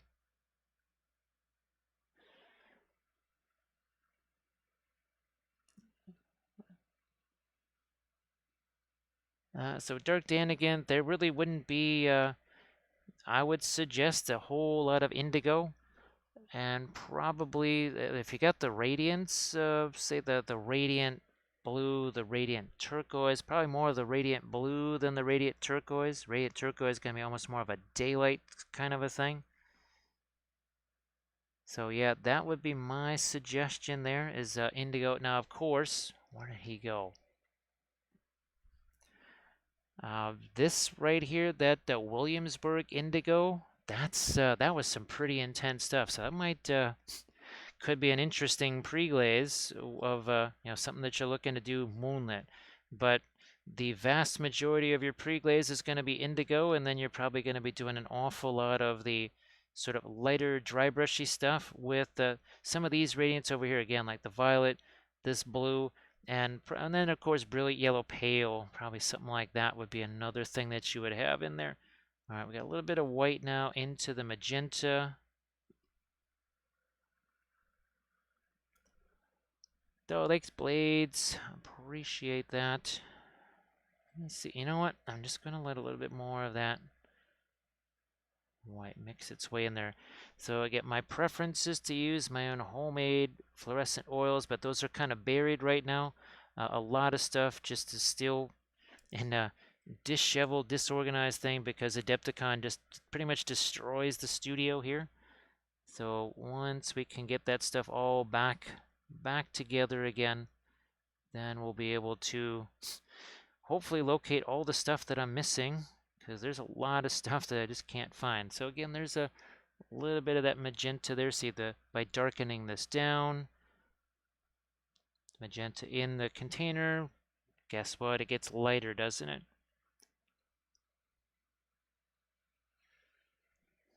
Yeah, darked in again. I think that wouldn't be a bad thing. You can pretty much check out the different gray episodes, like the Shades of Gray one, and then there was the one we were comparing the indigos. You could check that one out because it wouldn't be all that much different than those, if not exactly the same. You know what? You know what? I might just oh, here we go. Some Van Dyke. Oh, this is another thing too. Actually, at Dark Dan again, some of your lighter tones that are not moonlit or midtones or whatever. Probably Brilliant Yellow Pale mixed with Van Dyke Brown.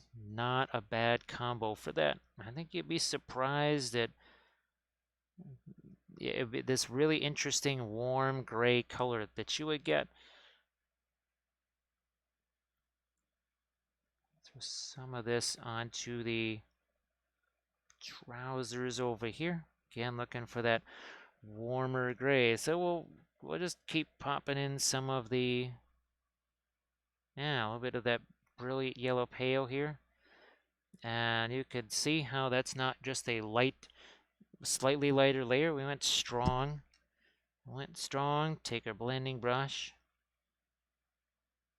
And there, push that all aside like so. Go to smooth some of this out too.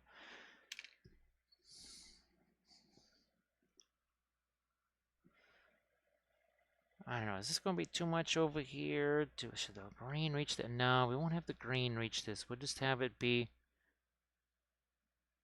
this warmer gray again. And there's no black here. There's no gray. It's Van Dyke Brown and a little bit of the Brilliant Yellow Pale. You can mix the Van Dyke Brown and some green. That'll give you another type of gray. That's why I suggest all those color chart things, because you could literally just mix a bunch of grays, right? Take some lighter colors like the Radiance, the Brilliant Yellow Pale, mix it with things like the Van Dyke Brown or even Mars Black, whatever. See what kind of grays that you get. And now you've got that as you'll never have to guess, okay, what did I use to make this or that? You'll have those color charts as your reference all the time then. Okay, so we're again developing our lights there. I don't know if I want to do, I might have a little bit of some lights along the edges here of this. Also probably going to darken some of that down. Let's see if we can darken some of this down here. Van Dyke Brown, the indigo to make a dark here. That really get down into the crevices. Of course, I have to be thinking that, well, we still have all of the flock potentially to add in there. Not sure about grass tufts just because of the size here.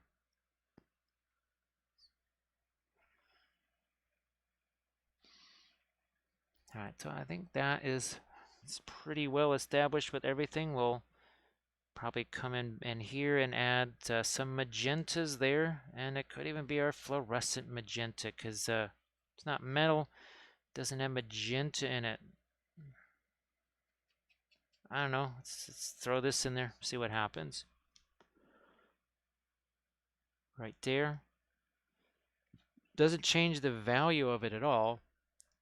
But instead of just a whole bunch of grays, now we have some not gray in there. And just that whole idea of having some not gray in there. Again, instead of trying to chase a bunch of different values, how's about we just change the color a little bit? What did I do with the gemstone on that? I think we made that almost like a red gemstone there. So I'll grab cadmium scarlet here and start throwing a little bit of a, it's like a reddish orange into that.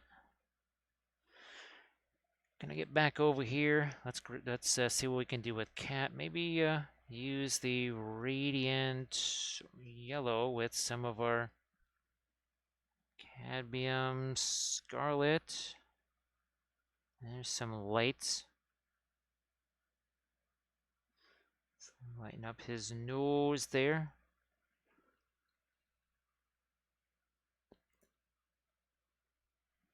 Lethal Shadow, just like we were talking about. Well, remember the filbert brushes?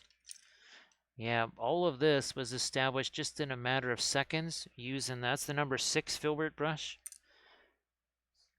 And it would seem that I guess Dick Blick has either temporarily, maybe for their anniversary sale or something like that, they have, I guess, restored the free shipping. I think it's at $60 or something like that, or maybe $50 or something. But apparently the free shipping, at least for a little while, is back. So we'll see.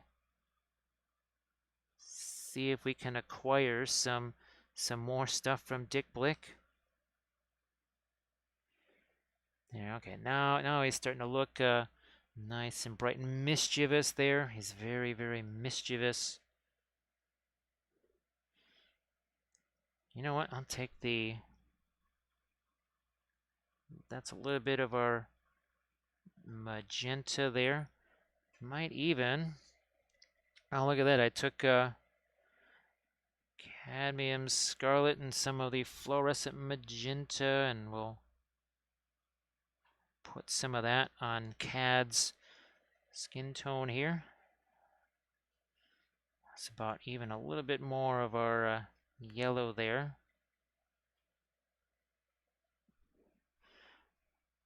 Get some knuckles here on Cad. That is Wappellious is his little demon buddy there. His little demon buddy.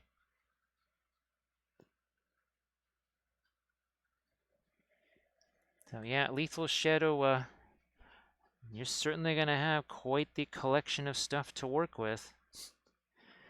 I wasn't joking when I said that it took me 6 years to compile all of this stuff here that I've got. So that's quite the instantaneous cache of stuff right there. All right, well, let's get some lights onto his wings before we forget. But you can see that's that original pre-glaze is still down there in the shadow areas, right? All of that initial, the violets that we put in there, still down in the shadows there.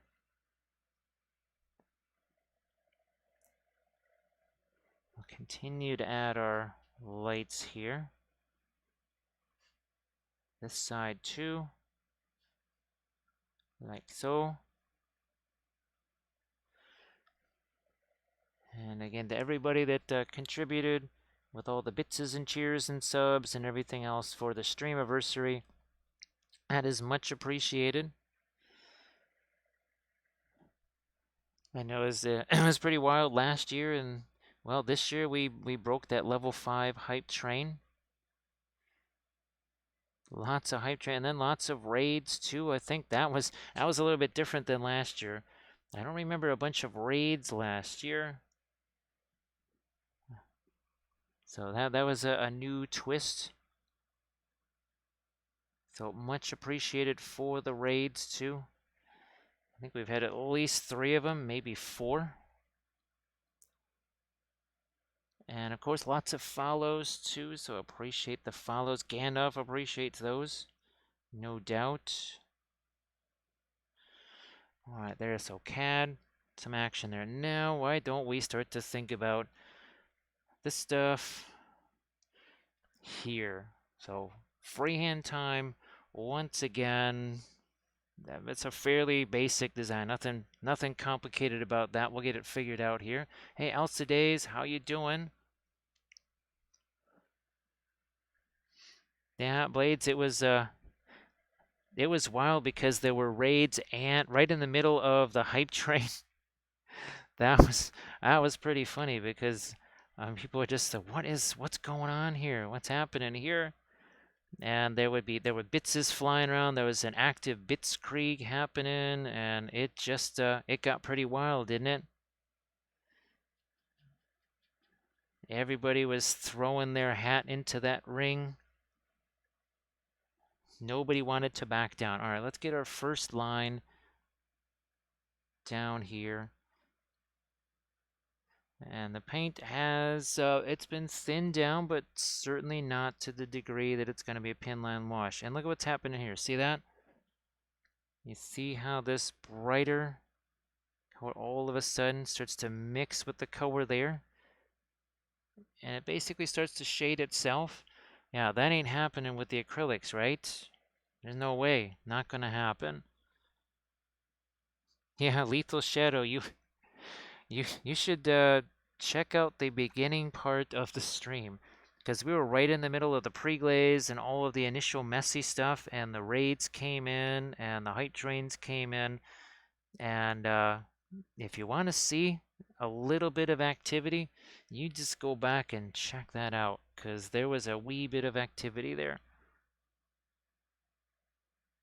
That was quite hilarious.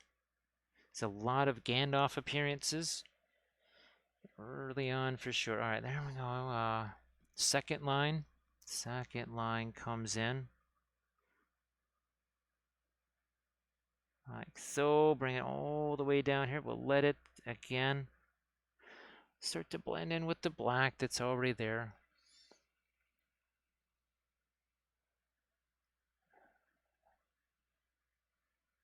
Yeah, Blades. Oh, that's why what we're technically, I'm saying that we're not even 2 hours into this. That's my story. I'm sticking to it.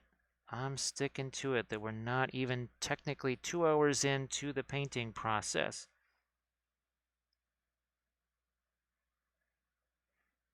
And I think I might still go, shall we say, replenish the medicine there too at a certain point. I think we're going to do that too. We used up a little bit of it. There's a little bit of medicine that was consumed over the course of some of the hype trains and such. And then, of course, CAD noticed the red wheels on the hype train cookie, and CAD was interested in eating those because he's got his demon teeth. So apparently, those are immune to the fact that that cookie was done 2 Christmases ago, and it's kind of on the stale side.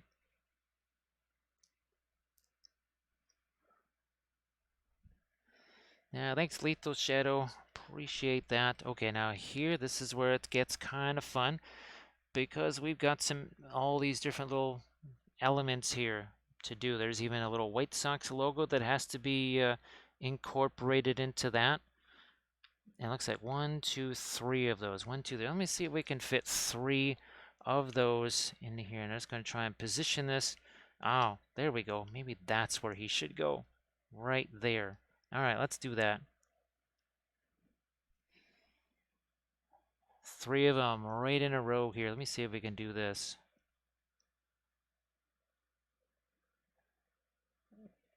This one, I want to go have it be partially cut off. So, okay, that's where... Do they line up, or are they... They do line up one right next to the other. Okay, good to know. Good to know. So I'm just going to put these little dots out here. This is another way when you're doing some, shall we say, more complex freehand pattern. Throwing out these little dots here. Not a bad idea, because it kind of give you a little some like they're like waypoints. They're sort of like waypoints. Well, we got Dr. Boss. Dr. Boss, how you doing? Nice to see you. Happy Saturday, all that good stuff. Yeah, blades,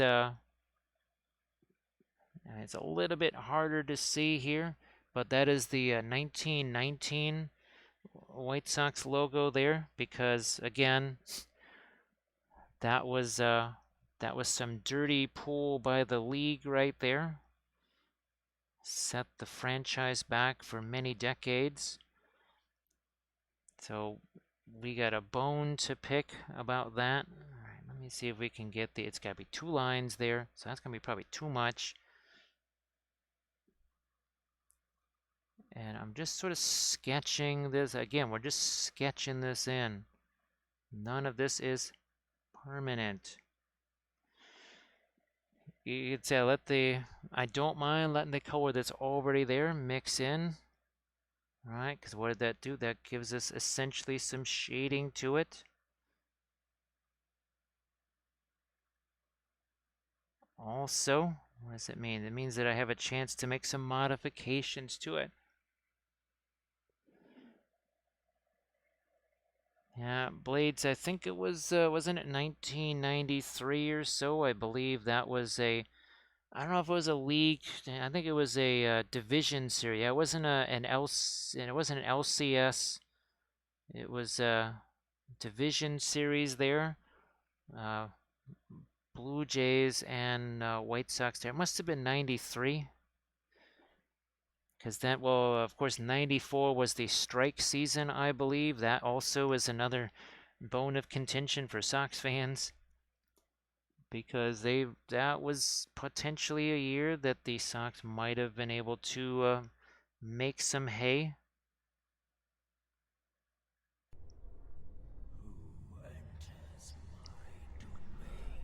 Now it's time to play some cards. It's time to put all the cards on the table. See what I did right there? Yeah, that's what I did because Jack of Clubs painting has rated. Thanks, Jack of Clubs. Appreciate that. Of course, if everybody could please give Jack of Clubs a follow. But then, are you going to call?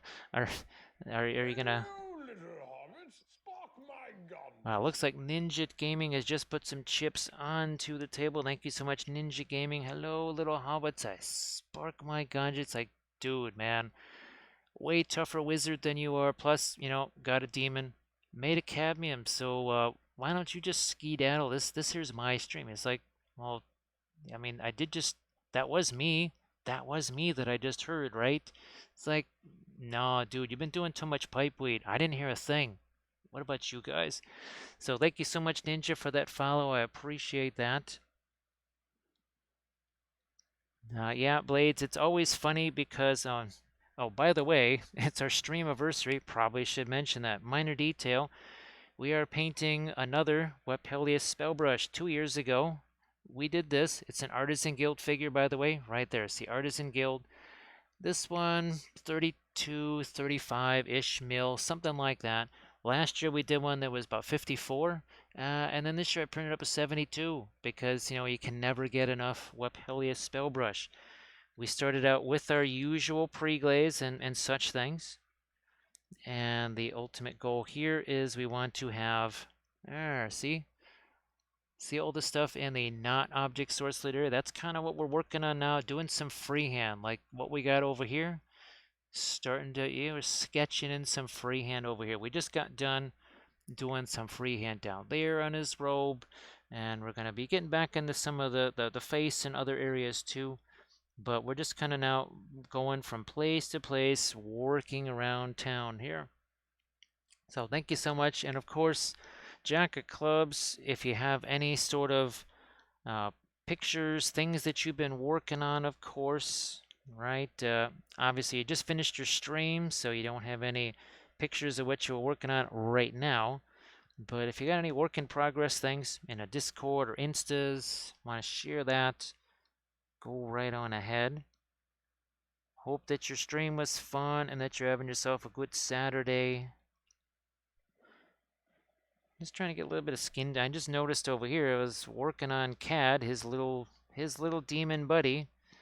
And I thought, oh, you know, those fingers could probably use a little bit of a lighter tone there. So we'll do that now. Still can't believe that in some cases, on some miniatures, I've been better off with my own auto supports. And I mean the nasty auto supports, not me going in there and doing the little fans or anything like that. Just like, here, auto support it, done, print, that's it.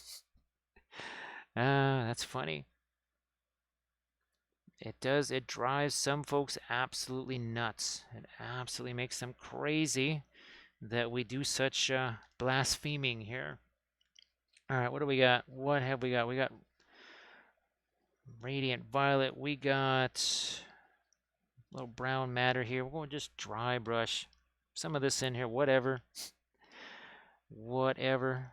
Change that color up just a smidge. We'll have to get some different colors on our brushes. And yes, this is Wappellious Spellbrush. There's a figure that's made in the likeness of me, for sure.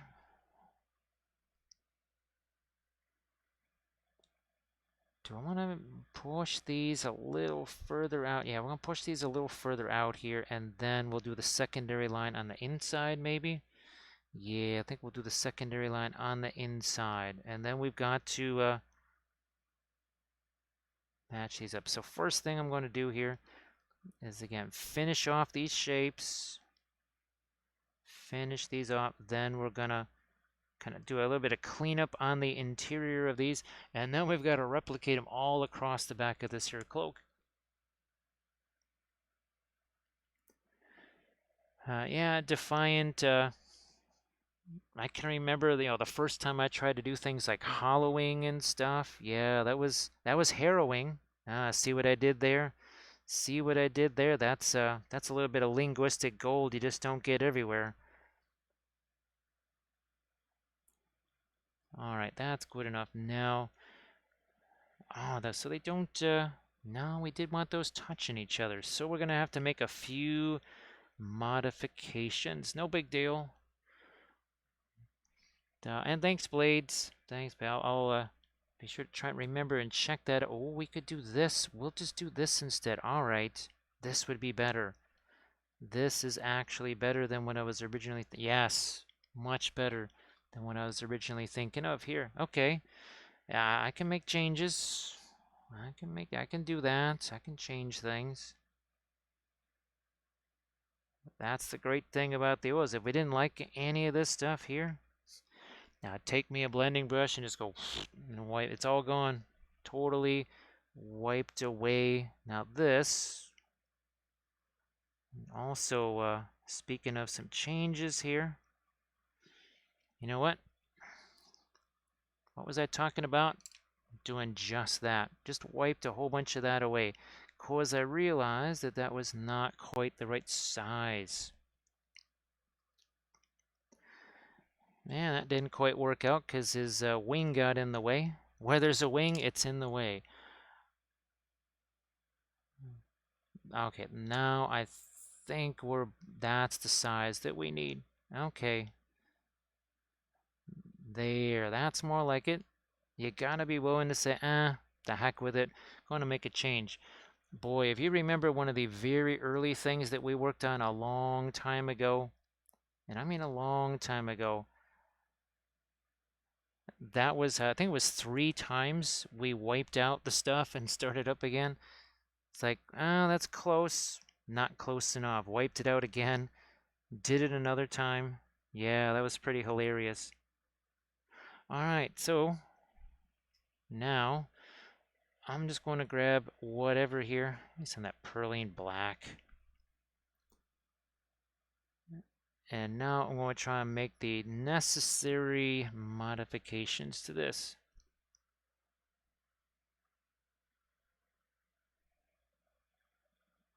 So now we're going to come back in here. We're going to refine some of this. We're taking the Perline Black. That's that dark greenish color, because we don't need the little dots there, right? Don't need the dots either. And as I'm realizing, also the object source lighting color doesn't really extend down there anyway, so don't feel bad about wiping that away either. Making a nice little change right here. There we go. So all of that, much more definition.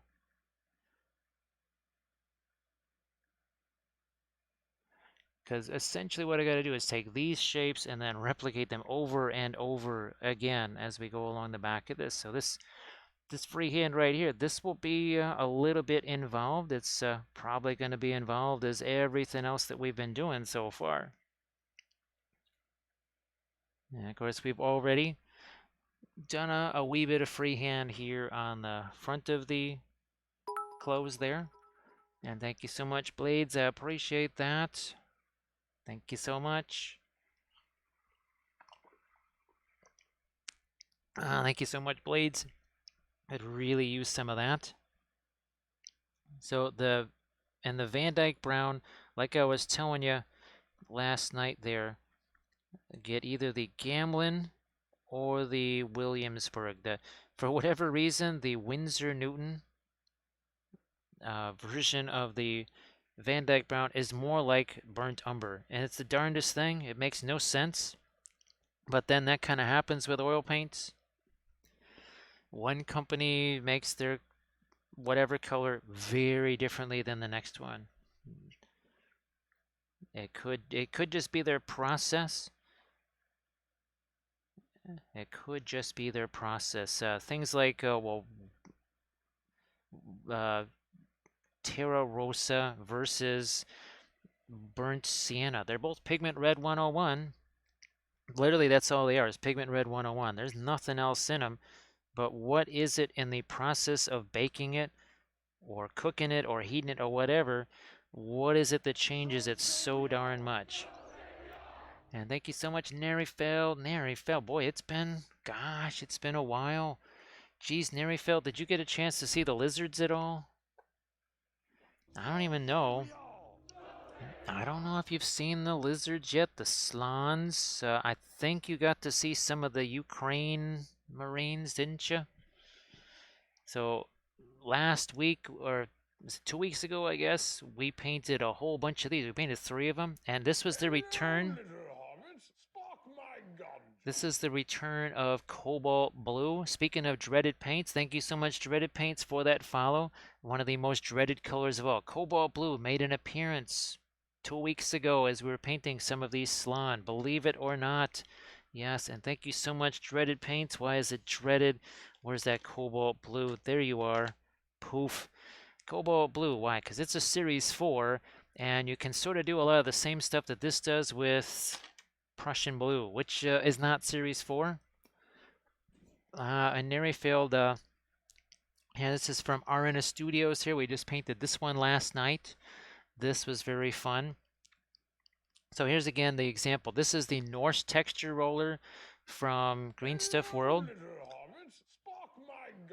And this right here, this is the Arcane roller. Also, guess what? From Green Stuff World. And thank you so much, Ketcha, for that follow. Here, let's go back to original Gandalf. And he's like, wow. So seriously, man, like, now that's a glow stick. That's what I call a glow stick. And that's no kitchen utensil. That's a sword. That's glamdring. Thank you so much for that follow. Appreciate that. Let's get back over here to our freehand on the back. So we've kind of started to figure out the shape of this anyway. We're going to be making this lighter, but now we got the shape of that. Now guess what I got to do? I only have to do that several more times. Yes, just have to do it several more times. Here, let's attach it here. So those, oh, we got to lower this down a little bit. We need enough room in there to get our little White Sox logo, don't we? So here, we're just going to start building on this. And as we build it, this is a really simple shape. There's nothing complex about that. But you stack a whole bunch of those guys on top of each other, those simple shapes become a whole lot more. Even this is a series of simple shapes. Oh, Field, I think you got the chance to see the, did you get to see the Ogre and the Minotaur? This is the framework stuff. Speaking of starting out with some sketchy stuff and then building up more complex freehand, this is a session from about 3 weeks ago. I have taken just this part here, the freehand part of it, and I'm going to be putting that up on the YouTube channel soon. The basing part of this with all the flower tufts and everything, that's already up on the YouTube channel. And this also from frameworks. Oh, look, object source lighting. Yes. Oh, and another texture roller from Green Stuff World. Huge surprise, I know. Huge surprise. Let's get some more of this shape.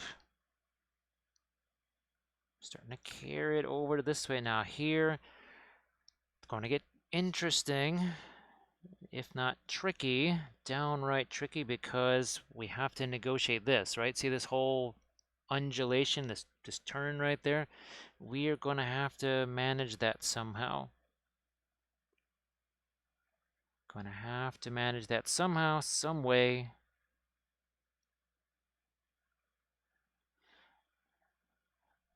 Let's see, which way we're going. This way, like so, and then here. And then it's going to go all the way down here. What's interesting, typically, don't have a design, a critical part of the design that goes down all the way into the shadow area like that. And thank you so much, Dreaded Paints, for the follow. Appreciate that. And of course, Dark Dan, again, you have a good one. Thanks for hanging out as long as you could. Appreciate you being here on the Streamiverssary. Thank you so much. Okay, do we have, yeah, that's got a touch here. I can sort of get away with things maybe being a little bit skewed or something like that, because it's down into a big old fold like that. Just want to make sure you can actually see what is going on here. So Grey Wolf Studios. Hello, little hobbits. Spark my ganja. What was the design that we did last year? And thank you so much, Sir Ace, for that follow. It was some kind of a Celtic knotwork design, wasn't it? Was it just that the little trihex typical kind of Celtic knotwork design? I think it was. And you know what? We might just break out a different game. It's like, oh yeah, see, you got, okay, fine. You got your big stick and a big sword. Look what I got here. I got me a horse. It's like, dude, I'm not like that bird that you keep riding. You jump on my back when I don't want you to, it's gonna end really bad for you. It's like, dude, come on, man, don't embarrass me in front of the other wizard. So thank you so much for that follow. That is appreciated. Yeah, I think it was one of those little kind of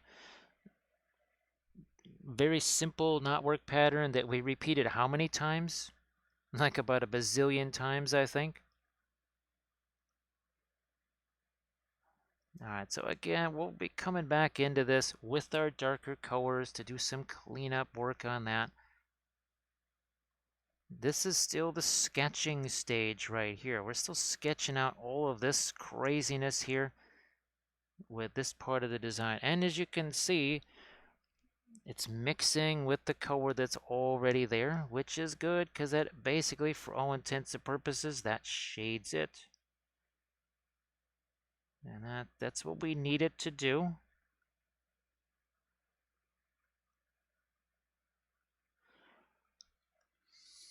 Triskel in a circle. Okay, thank you so much for reminding me there. You know how my brain is. It's dead. Yeah, Nerryfield, wasn't that the Von Trapp family banshees or something like that? Yeah, they were all singing Edelweiss and running around in their crazy draperies there. Yes, that's what it was, the drapery Nighthawks. I have some of those. I don't know if I have enough of those for an army painting series.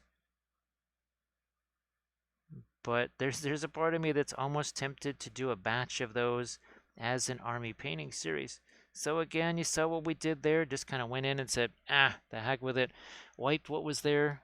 Just wiped it away and decided to start up again. What the heck do I care? Doesn't matter to me. Now, if I get too much thinner in this, again, it's either going to turn into a pinline wash or it just won't stick at all. And if you remember, we try to give this as much time to set as possible, right? Before we before we came in here and tried to do any more on top of it. All right, now it gets interesting. You know what?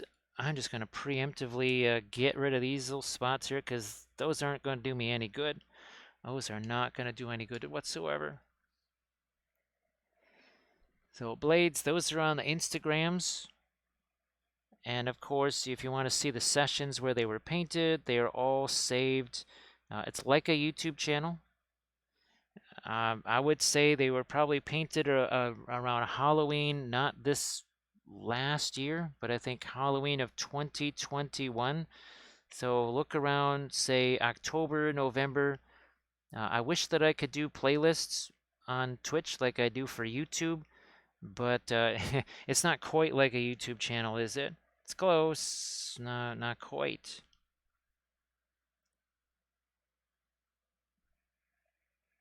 So yeah, you can go back and watch those sessions where the Von Trapp family banshees were painted.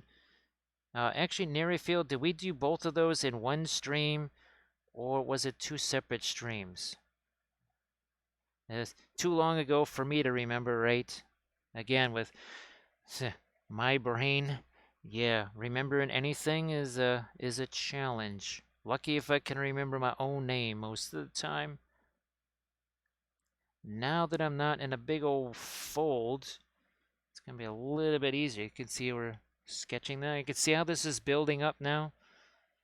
Kind of looked a little, it's like, what the heck is this one row of stuff? Well, now we've got multiple rows that have built up. Starting to look a little bit more like what we want. Of course, we got to get there's stuff that goes in here too. Oh yeah, there's stuff going in there. We're just kind of, we're only just now starting to lock ourselves into what we wanted to have here. Get the inside of this again. It's has to be thin enough that it's going to cover thin over thick and vice versa, all that good stuff.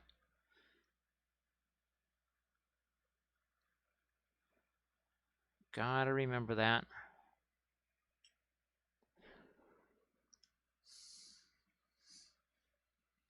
Ah, thanks so much, Little Shadow. Thank you so much. I know it's well, and I keep forgetting. Yeah, that's out. Oh yeah, yeah, Monday. Okay, I forget usually what day of the week it is. There's been many times where I was about to go off to mail something, and Kathy says, "Where are you going with that?" I said, "I'm gonna go mail this." She said, "Yeah, I don't think that's gonna happen on Sunday, 'cause around here, one day is just like every other day." Ah, Kane, nice to see ya. Nice to see you. You have a good night. You have yourself a good night. Kane, I think you got to see the conclusion of this, didn't you? Or did you have to hit the hay not long before we concluded this one? So this is the RNS Studios figure that we painted last night, and there should be a lot more RNS Studios stuff in our future, especially involving the Patreon page too, because they were mentioning that they would like to sponsor a special pledge level for them, and I'm not gonna object to that, certainly. What's happening here? Oh boy, this is gonna be tricky. It's gonna be tricky right here because this has to. I have to sink this all the way down here somehow. This is fairly dark. I know it looks really light against all this very dark color here, but believe me, this will actually be We're going to really get some decent highlights into those areas there when the time is right. All right, I'm just going to get rid of those dots. Those are not going to do us any good here.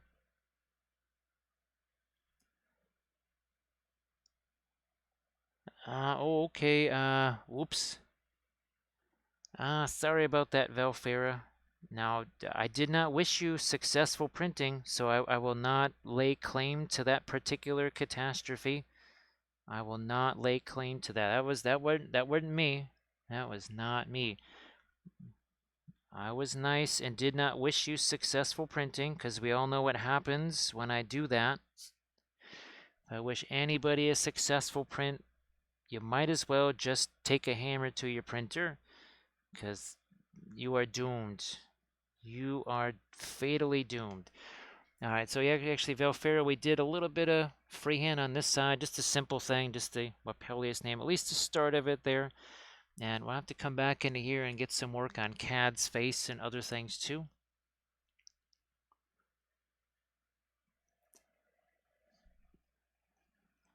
Well, let's try and continue this over here.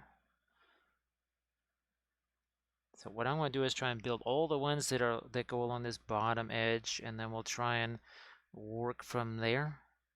Okay, here, let's extend this down this way. Now, another reason why these are getting kind of scrunched is because of the fold here, right? You have to think about the folds all the time. Now, in this series, speaking of some freehand, there was a little bit here. See that banner in the upper right-hand corner there?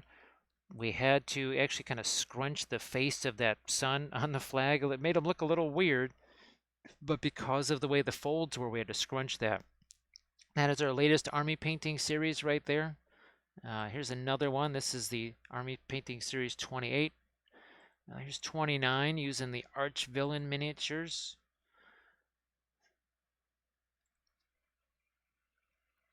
Let's see. Oh, thanks, Kane. Thank you so much. We've, well, of course, Kane, you remember all these. You remember these. This, I have to say, this was the most fun that I've had with the freehand, because it was essentially 5 little paintings, right? It was like 5 little paintings there. That was really a blast. I think we got one more here, don't we? Well, I got a couple more. There's one. So, and each one of these was done differently. And of course, well, we had the shoulder, the pauldron there, all the good stuffs. And thank you so much, Mudrez. I appreciate that. Says, yeah, I know, you shall not pass. Hey, you want some chocolate-covered raisins? Because there's going to be a lot of passing going on. Yeah, well, that's the one thing that we're still missing here. We haven't had chocolate covered raisins in a long time. That is, let's see, what was it that Worf said? Oh yeah, warrior's drink. Yeah, chocolate covered raisins. That is a warrior's food right there. That is a warrior's food for sure. Yeah, this looks like it's really light. This is not. It's barely even a mid-tone. Barely even a mid-tone. Hey, Lando, nice to see you. And Shiza, thanks so much for joining us here on the Streamiverssary. See, that might be a little bit too, well, see, it gets extended over, so I think we're all right. See, scrunch these down, expand these out. So I'm going to go with that. That's my story. That's the story I'm going to go with over here. And I'll see you later there, Kane. Thanks again for joining us as long as you could. See, again, I can make some changes. I can just cut that down a little bit. Still have, again, things to paint in all the interiors there. We're getting to the point where we can start to at least sketch in some of that too. We're getting pretty close. Can you even see what there might reach a point where you just can't even see what I'm doing, and then at that point we'll just we'll leave that for another time. But this gets a little tricky here too. All right, well, we'll leave that, and then we're going to put some impressions of something up there. Gotta get the interiors of these drawn in now. Let's see if we can do that. Let's do this one first. This is a tricky one because we've got our CAD is in the way a little bit here. All right, like so.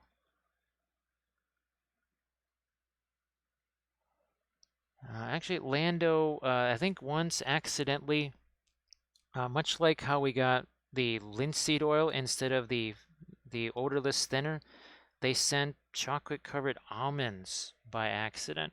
And actually, Kathy really liked the chocolate-covered almonds. I liked them too. They were good. They were good, but I was surprised she really liked the chocolate-covered almonds.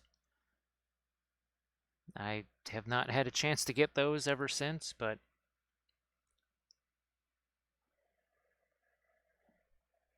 and now, of course, we thought that maybe we had really gotten something in our favor because figured that, the chocolate-covered almonds would be much more expensive. But as it turns out, they really weren't that much more expensive, so it wasn't a super happy accident, right? Where you think, wow, I just got Yin Min Blue instead of Ultramarine Blue. Ah, see that? Yeah. Now there's a happy accident. Yeah, they're lethal shadows. Well, go see if you can pick yourself up a little bit of Yin Min Blue. That's a nice cheap paint color right there. Should be in every starter set. Now, what is that, like $150 or something like that for a 37 mil tube if you can find one? Ye old Yin Min Blue. The color that you ain't never going to see here. It's not that I wouldn't want to use it. It's just, who the heck's going to buy that stuff? There's no point in me getting it because there's pretty much nobody that's going to say, yeah, I'm going to go buy that. No, that's not going to happen. So here we're going to start to redefine some of these shapes too. Just taking that perline black here a little bit. And thank you so much, Mr. Altair. Appreciate that. Yeah, we're painting up another Wappellious. It's year 3 of painting up a Wappellious. Now, of course, if it keeps getting bigger and bigger and bigger, well, that's going to be interesting. It's a little bit weird to be painting on a Saturday, well, working on only the one figure at a time, and also something that's not also like 10 inches tall, or a giant bust that weighs several pounds, like this one here. Yeah, unfortunately, oh well, we can do another one of these because we have one more. There it is. There she is. So that's the Kara Kalila bust. That is half the size. Well, it's actually as large as a human head when you count all the carapace stuff. But that was the first time we used the fluorescent paints. Yeah, that was the very first time. I want to try that again, but now I want to use all the iridescence. I want to use the all of our fantastic interference paints that we did not have back then.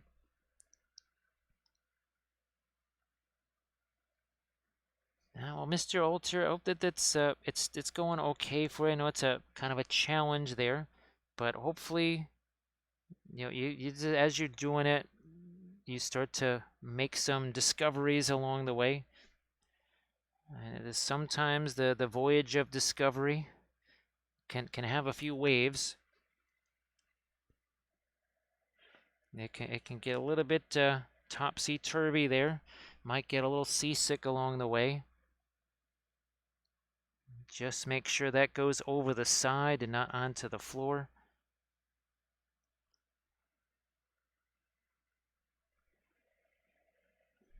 Yeah, Grey Wolf, now, who actually, is it Gamlin or is it Williamsburg or is it both that actually do sell a Yin Min Blue? I don't remember. If Stila were here or Grim, I'm sure they could answer in a second. but since we're not ever going to have Yin Min Blue here, again, I would get it to try it, but it wouldn't do me much good because then other people would want to use what I'm using, and I'd say, oh yeah, well here, just get this. And they're like, wait a minute, that's 100 and some odd bucks. What are you talking about? So yeah, that one works so well. That would not go over super well. Yeah, see, that's none of that should be green-ish. We're just gonna tone that down again. There we go. See, gotta be willing to make those changes.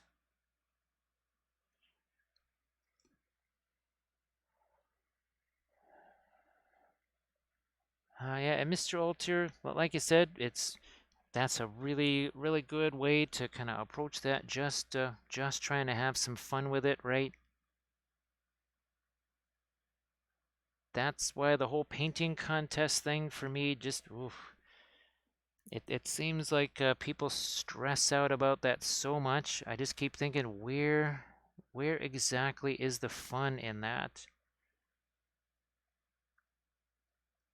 I mean, I'll see people sometimes at a convention, they're stressing out so much about it. I've seen them quite literally snap their miniature in half. They're holding it in their hands, and they are so anxious about it.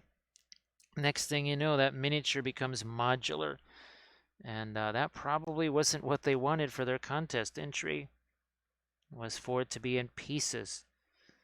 Then they try to fix it, and the next thing you know, it's in even smaller pieces, some of which are like glued to their face. Now here, as I do some of the darker, see, I don't need all that lighter green in there. I can get a darker green in there. Also lets me, guess what, change that shape around, refine some things. Same over here. Again, a little darker green into that. But there's more. We've got the acid, and that goes. Oh, it alternates. Okay, interesting. So that, well, at least that's how we did it on that particular Wappellious Spellbrush. Let's see if we want to do that here. Where's a good spot to drop one of those? Right there, I'll say.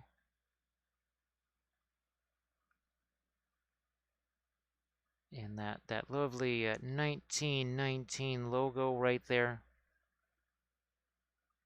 Used to have a jersey with the 19. I used to have a jacket with the 1919 logo, but that kind of just wore out, sadly. That was one of my favorite jackets. I suppose I could try and look on eBay for one, but ain't gonna happen anytime soon.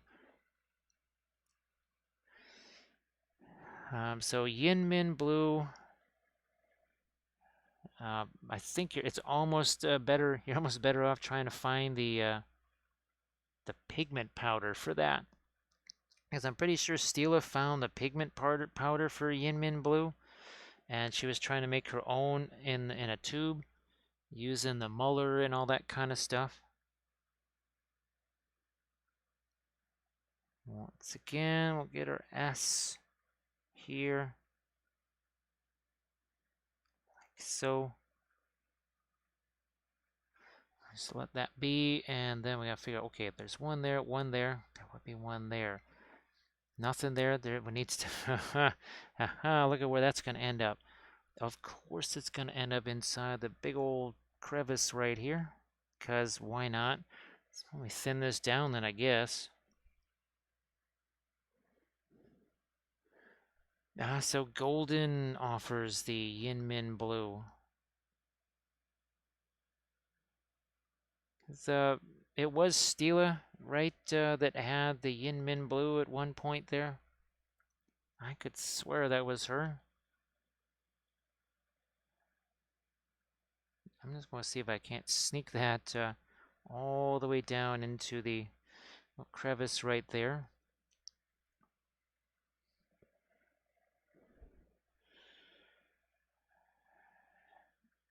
You know, I might just do them every. You know what? I'm gonna change this up here. We're going to change this up. We'll put that everywhere, just for funsies. Just for funsies. And then down here, well, that's where we're going to put something a little bit different there. Something a little different just to mark that area.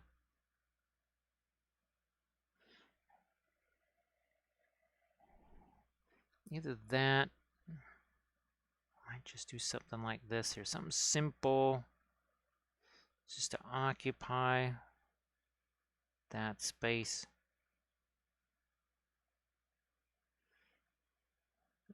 And that might change. Who knows? Might go, I'm going to change that.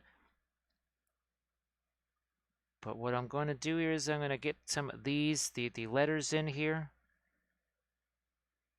And then guess what we're going to do? We're going to let that set. We have plenty of things we can fool around with in other places. We'll get to those. We got plenty of things we can do in other areas here. And then let the paint set here. It'll be a whole lot easier to get back into this, believe me. It'll be so much easier to work in these and do additional applications to this once this has at least a few minutes to set. So again, there's our the S starts to disappear, right? It starts to just disappear in there.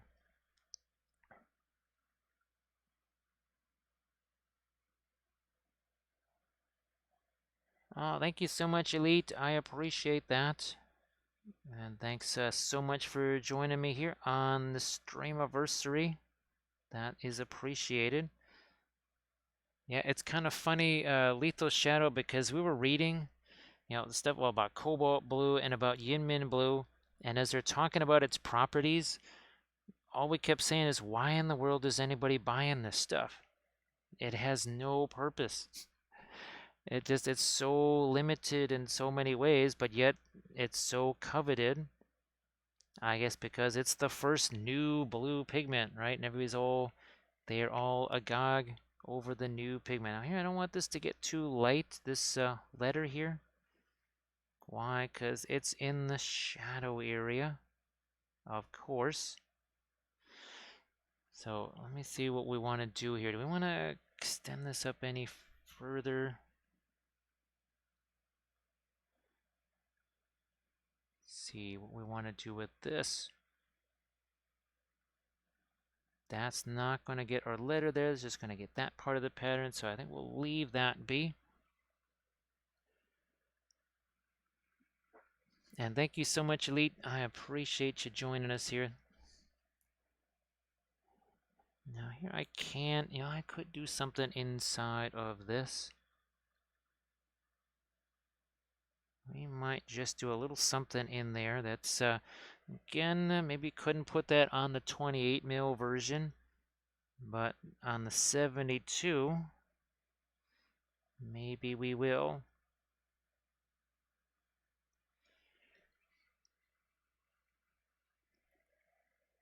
And we'll bring out a bit more of the interior of this pattern here. And remember, we still have, you can see how much lighter some of that is on this side. We have to do the same over here. But guess what? I'm going to let that set. We're going to get over here, work on some other areas that never really have had anything happen there. Let's get some of this, remember what was the one where we did a lot of the leather straps and we actually did them in almost like a violet color? It was those it was the walrus guys. That's right. It was the walrus guys from Archvillain. That's right. Oh, yeah.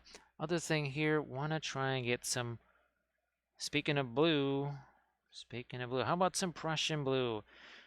The poor man's Yinmin blue. Don't ever say that about the Prussians. Don't ever say that about the Prussians. Oh, look at, there's some blue starting to work its way into here now. Yeah, turquoise, radiant turquoise. Here, let's thin that down just a smidge.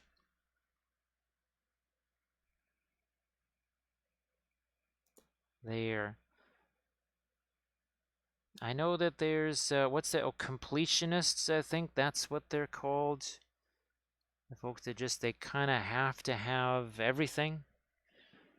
You know, if it's in a paint line, they've got to have it. And I have no idea how I became so not a completionist. I'm kind of the opposite of a completionist. There's some stuff that's like, oh yeah, whatever, okay. If that shows that it has no use for me, I have no interest in it. But other folks, there's that lure. There is that lure. Now here, speaking of lure, we're trying to lure your eyes into that. Oh, see what I did there? Look at that, more linguistic gold. Yeah, you don't get that everywhere, which I guess most people are grateful that they don't hear that kind of linguistic gold everywhere. A little bit more of the Prussian blue here. Yeah, Prussian blue, a little bit of the turquoise, so to speak. I might, yeah, I'm gonna throw some of that over here too. Just this again, look at that, see that nice little bit of blue there? How's about we take a blending brush like this, and see we got that crazy little dividing line there. Not anymore. We have joined them together. Look at how we did that, and poof, kill that too while we're at it. Ah, speaking of, you know what? You know, here, oh my gosh. All of these brushes that he's got, and Prussian blue is not on any of them. Ooh, that's not a good thing. That is unwise. That is very unwise. So, let's get some Prussian blue on these brushes here, because that will not end well. When those Prussians start to advance on the palette, there's no stopping them. There's no stopping the Prussians. It is an inexorable advance on the palette. And of course, they have secret non-aggression packs with the Egyptian violet and the Indian yellow, and somehow Pearline black. Those manage to coexist. Anything else tries to jump in on that space, woof, look out, man. Not going to end well. Now, Grey Wolf, did you end up getting the, oh gosh, what was that stuff called? The stuff in the tubes? It was acrylic paint. That was the stuff that I told people that if you're not willing to use oils because it comes in tubes, but yet you are willing to buy all of those scale 75 tubes of acrylic, I told him that I would actually go into their computers and make sure they could never watch one of my videos again. It's like I would delete all the YouTube stuff and make it so they could never see the videos again. As I said, you're going to tell me that you are not willing to mix colors and use stuff in tubes, yet you are going to, whatever that was, a 400 something dollar Kickstarter? And I said, don't even think about that. If you buy into that and not do the oil thing, we're going to have some issues together. Light, dark, light again, right? Because we want this to have some turn to it. Oh, and by the way, none of that there is straight up white either.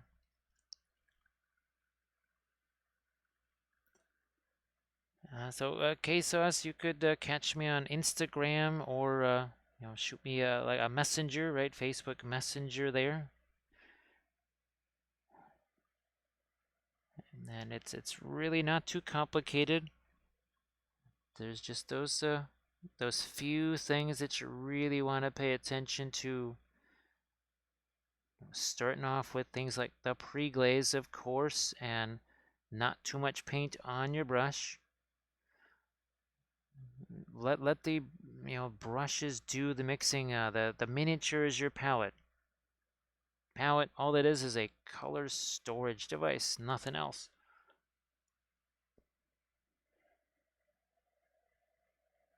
You know what I never did? I did on the other side. Never did this on this side of the sword. So, see if we can make this work here. Somehow, big old piece of fuzz on the end of that brush, so we'll try it again, minus the fuzz.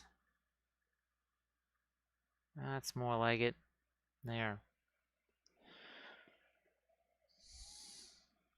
What is happening with this? Are we just gonna have that edge line there? I guess. No, we need to do more. Need to do something more there. So I'm just going to do this here. One of these. Blending brushes. Oh, what the heck? This has some green in it. Don't care. Don't care. Just going to go in here and... yeah, that's what we needed. That just a little bit right there does it. We couldn't just have it all the way dark in there because this goes up this way. It's also got to reflect some of what's happening there. So I think we're good now.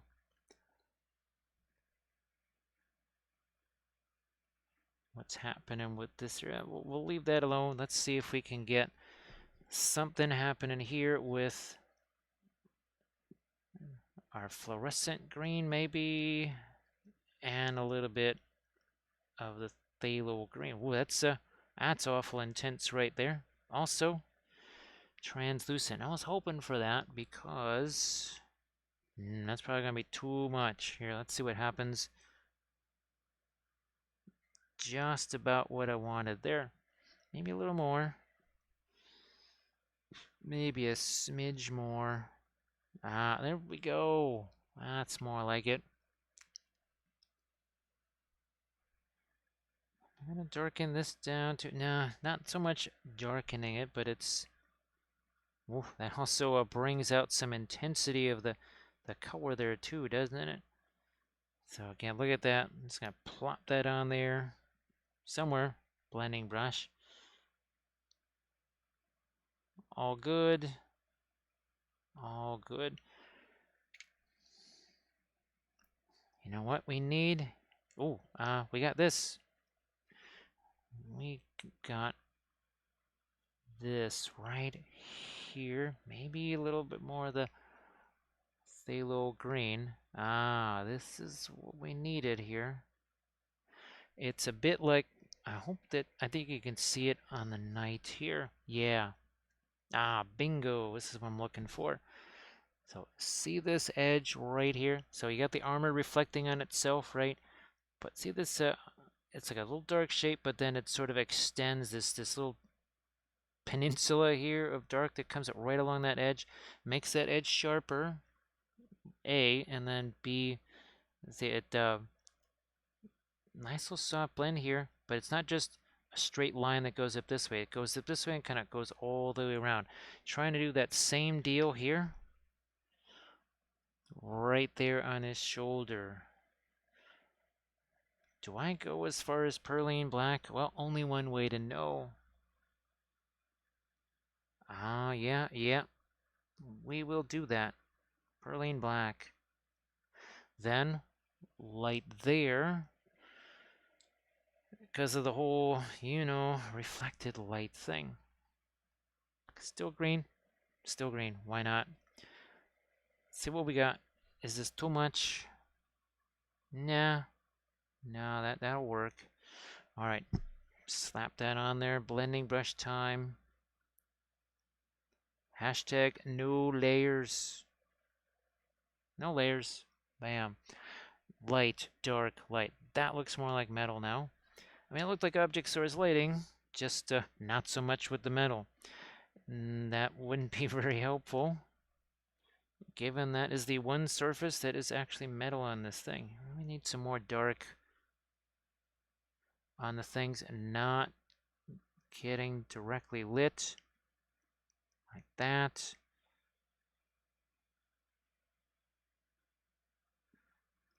Here, I don't know if I need to really lighten that up anymore. That was a little too light. Colix, it's always going to be the oils on stream. Every single stream is always oil paints. The only time I'm going to be working with the acrylics is if there's some kind of a deadline, maybe that's changed, and it's well, it has to be here in the mail tomorrow, as in you need to start packing that thing up as soon as the miniature is done. Well, in that case, we'll use the acrylics. Otherwise, it's always going to be the oils.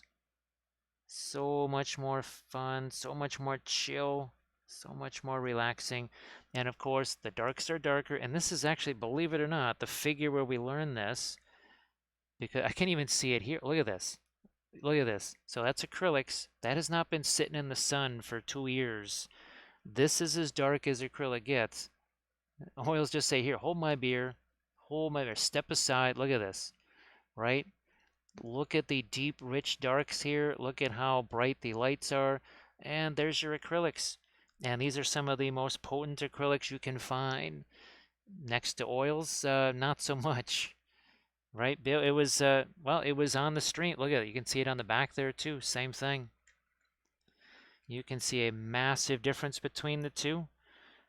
I mean, there's the oils, they're going to last longer because they're infinitely more durable than any acrylic paint is ever going to be.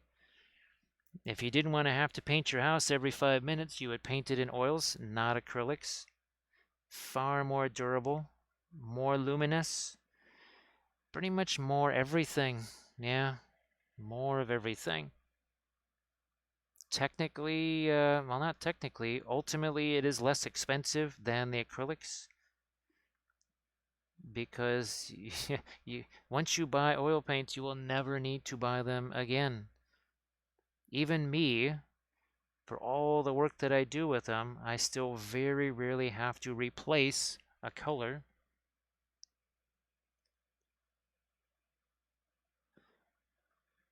Only because I do so many of those color chart things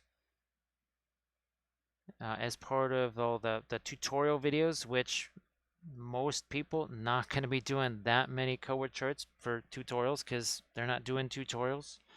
Who'd have thought? Do I need to get some more? No, I don't think so. I don't think I need to get more darks in there.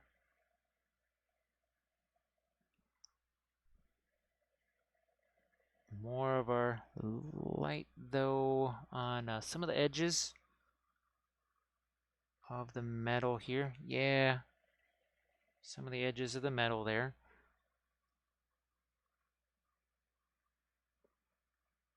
How's about a little bit more with our lights on the knuckles, possibly even on whatever the spell effect type stuff is, maybe. Oh, this thing? Yeah, how's about we make that actually look like glass?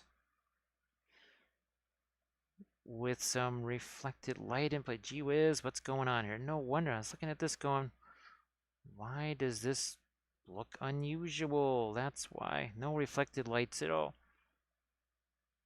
We'll fix that. We'll get there. So yeah, it's Gray Worcester is it's been a while since we've had a chance to show that, but my goodness, look at the intensity of the darks there. That is the difference between well, one of the differences anyways between the acrylics and the oils, and there's just there ain't no doubt in that. You see it with your own eyes, because I certainly saw it with mine. It's a thing.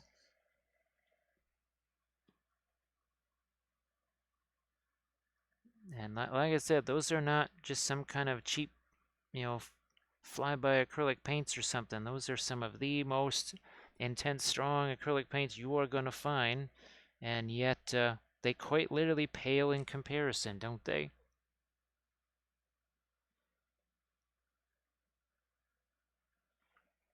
I think it was a little bit in the photos. Actually, I think on the Instagram post, I might have some comparison photos of the two, comparing the oil painted miniature to the acrylic painted one, and just how shocking it was to see the difference.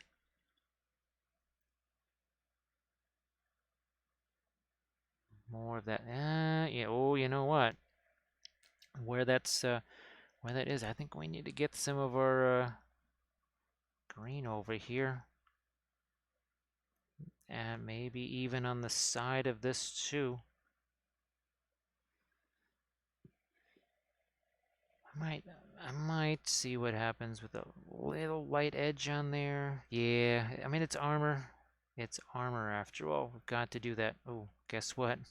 Somehow, kind of forgot to carry that whole edge down this way too. Now, potential lightest light here on this shoulder. Oh yeah, we can get definitely lighter there. Into this, some more there. So now we've got the object source lighting here. We've got our ambient light working its way here. You can see we've got some of the blues in there now. And now that that actually is set there for a little bit, I want to start to push that around. It's a little bit of, as we call it, brushstroke maintenance. This is already, it's starting to, it's not dry by any stretch of the imagination, but it's looking a little bit less, a little shiny, right? And that's how you can tell that the paint is starting to set just a little bit. This is almost the same kind of greenish white skin tone that we used on that RNS Studios figure last night. And waiting for that to set because we want to put the pupil and such in Cad's eye. We'll wait on that for a bit just now.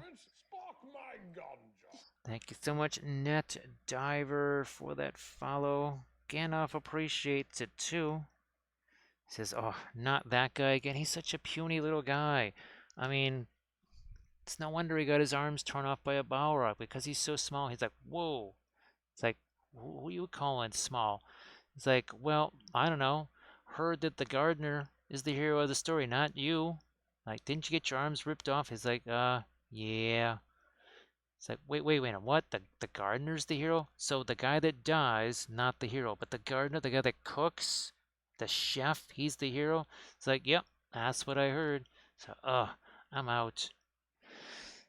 Oh, you thought Big Gandalf was going to come along and lay down some stuff, but not really. No, not really.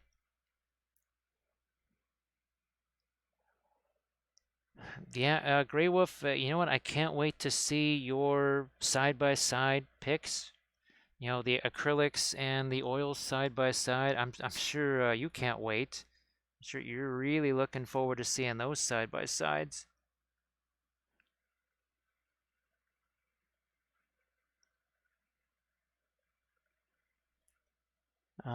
Yep, that's right. Yeah,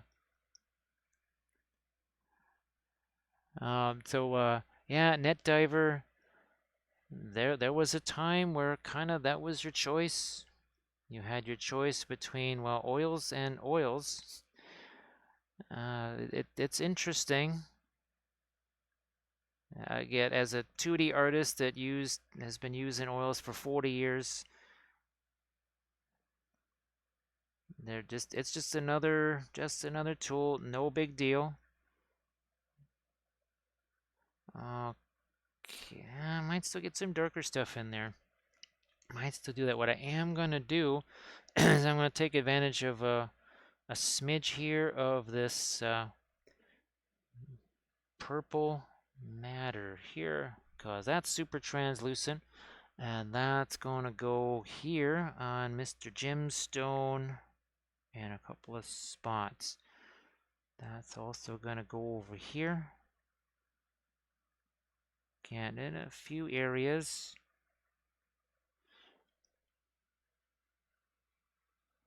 Nope, Shaza, that's Cad right there. That is Cad, the painting demon.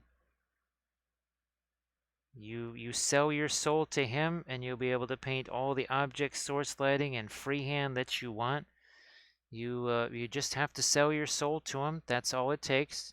It's like, Oh man, soles, they're so fantastic. They stay crunchy in milk. What, you wouldn't believe it, right? And not that nasty almond milk stuff. I mean like the real stuff, right? That comes from unicorns. So here, let's get some of the Egyptian violet. Yes, Egyptian violet here. See if we can give him some tricksy here. Nice little tricksy eye. Like there we go. That's better. So Crazy Wolf, how you doing? Crazy Wolf. Of course, well, last night we did try to, there was a super sale, well, not was, but I think it still is going on. There's a big old sale happening with Dick Blick.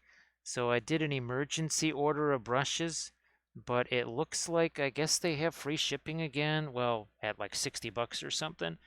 So hopefully that stays for at least maybe, I don't know, a couple of weeks or something till we have some more funds. But thank you so much because like you heard, this was the last one. So I got 6 more of these coming. It was basically, again, an emergency order just to make sure we don't suddenly run out of those because that wouldn't be good. Now, Ansible, the Cobalt Blue was from Winsor Newton. Like I said, I wouldn't recommend it. I use it very, very, very seldom because I don't want people to have to buy it because not cheap. That is not a cheap color right there.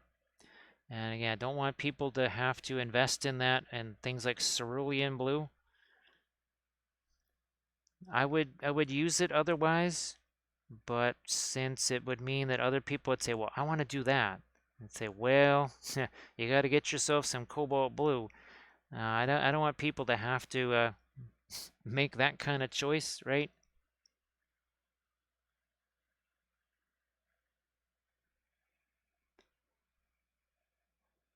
Well, lethal shadows. Well,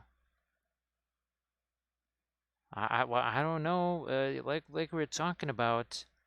Well, we say that the oils. Oh, look at that! See that nice purple right there? Nice little bit of violet in there. Getting those vast piles of, well, it used to just be vast piles of metal or gray plastic or what. Now it's any color of resin. You want to try and get through some of those unpainted piles. It's possible. Well, you can see that the oils, they, what is this? This is essentially 3 hours in. So this is 3 hours ago. This was nothing but primer. There was no freehand here, no object source lighting, no non-metallic metals, no none of this. Wasn't any of that over there either. Damask bought the, actually, Damask, how many colors are in that? I only ever got to try them once. Only ever got to try them once, and I think maybe the entire set was 16 or whatever. And that included whatever those mediums were. So how many are they up to now? Now, I was actually supposed to get a set of those, but, well, sadly, combination of the post office deciding to deliver something even when I had to hold mail, then that worked its way back to Spain. Then they were going to bring it with them to Adepticon 2020. So guess what? Never saw them again. Never saw the Chimera paints again. So only ever got to try them that one time, and as someone who's a watercolorist, I liked them. I thought they were pretty nifty.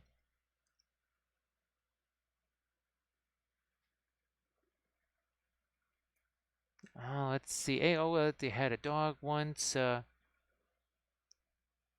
Now, well, hopefully, I guess if it was genuine cobalt blue, you don't need one of those. You don't need one of those little things in what those chips or whatever, because all you need is a Geiger counter then to find them.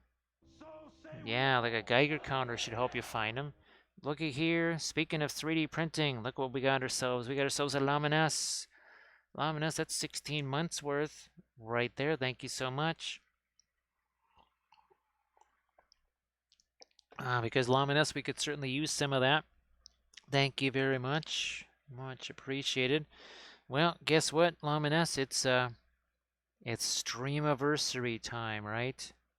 It is that time once again.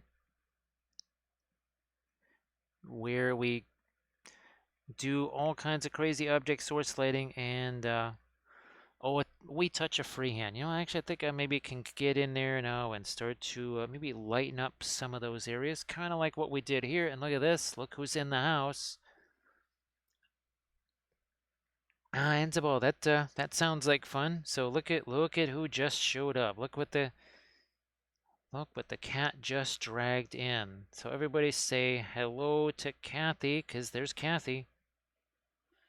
There's the Kathy. Ooh, Indian yellow, Indian yellow. We'll mix that into here. And we're using the radiant yellow this time around. Just, I don't know, reasons.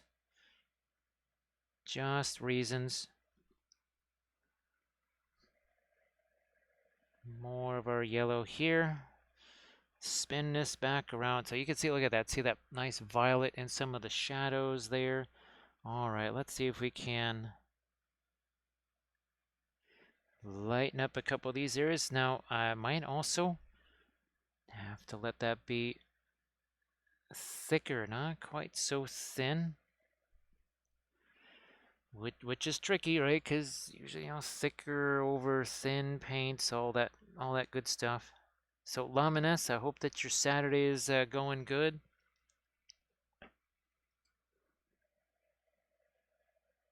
And oh, Lamines, yeah.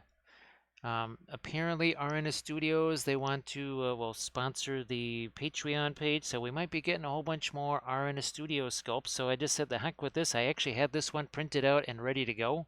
Did it in a basing video. So we painted up this one last night. That was very fun.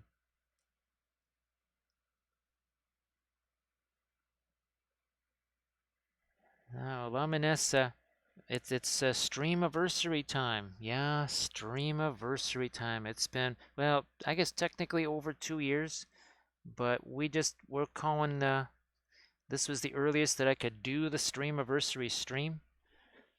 But hard to believe it's already been 2 years, right, Lamines?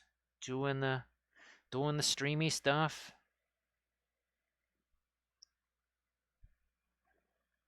So yeah, I was talking to Kathy, and yeah, I told Kathy that that one camera that she had actually sent a link to me.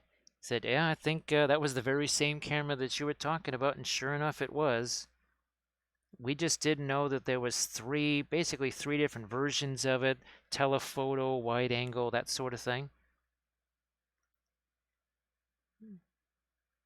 So certainly want to get a hold of at least a couple of those, because I think that could be very interesting.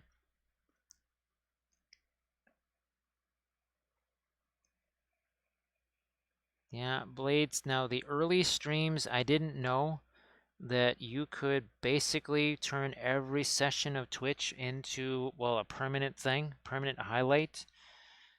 I think it was maybe 2, 3 months in when I realized you could do that.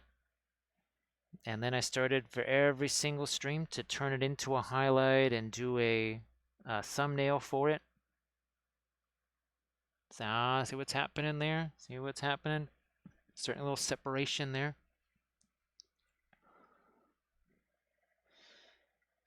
And yeah, Lethal Shadows manual focus is the order of the day here, because this camera right now, I set that focal point before I even started the stream, and I haven't changed it since. It's the same focal point. Yeah, it's always hilarious to see people, well, even that, trying to use the stupid phone last night. I was not used to trying to chase focal point there. I was like, what the heck is going on here? This focus is not supposed to be changing.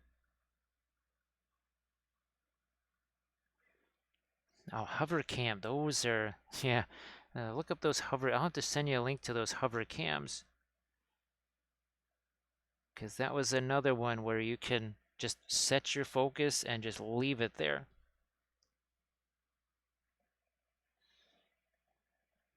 Maybe, no, yeah, this is going to get, we'll get some lighter stuff down there too.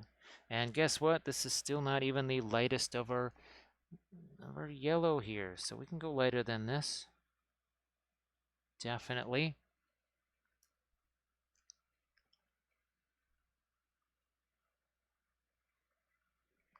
Yeah, blades, like I said, I wish that I knew from the get-go. The only reason I even found those out is because, well, I was watching an awful lot of basically like Twitch training videos and kind of how to tie that in with all your YouTube stuff.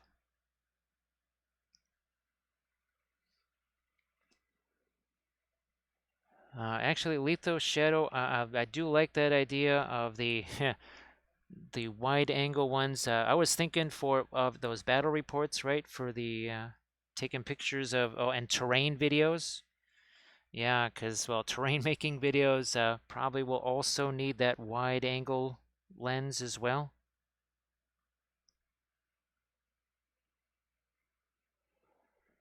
Yeah, Lethal Shadow.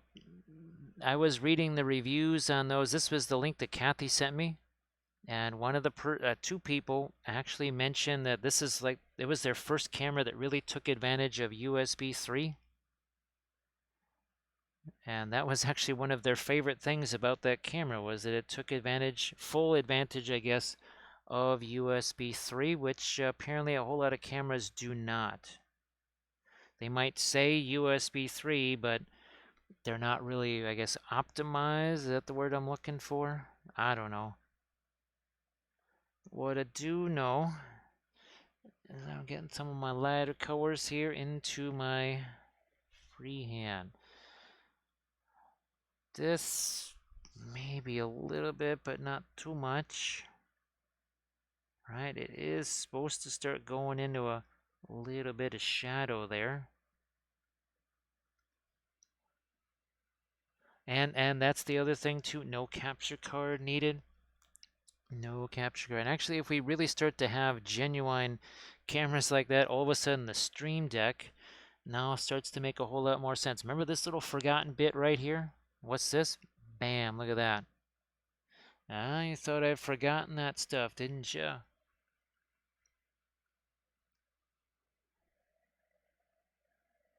Yeah, it was a bit of a surprise to me when I heard the folks kind of extolling the USB 3 values. I was like, well, why don't all this other stuff is supposed to be working at USB 3, but obviously, like you say, not optimized to really take advantage of it.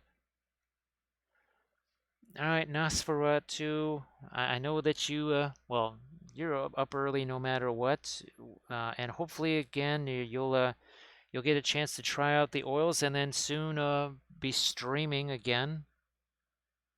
Streaming, well, of course, everybody's Zinch, right? That's I think that's what you were saying. You were actually going to redo uh, all of your Nurgle stuff to be much more Zinchy, because I mean that's everybody's favorite Zinch. You might even take all of your Armada dwarf ships and kind of give them a little bit of a Zinchy look as well, because I mean you're as enamored of it as I am. I know that. Oh, we got ourselves a DiMarino in the house. DiMarino, how you doing? So DiMarino, well, I don't think you had a chance to see. Maybe you did, but remember those Highland miniatures that I like so much? Here's those knights. Yeah, that because I actually found some just actual historical knight armor that was very, very similar to that. So those were kind of fun. Well, as you know, they're the same folks that do the winged hussars, right?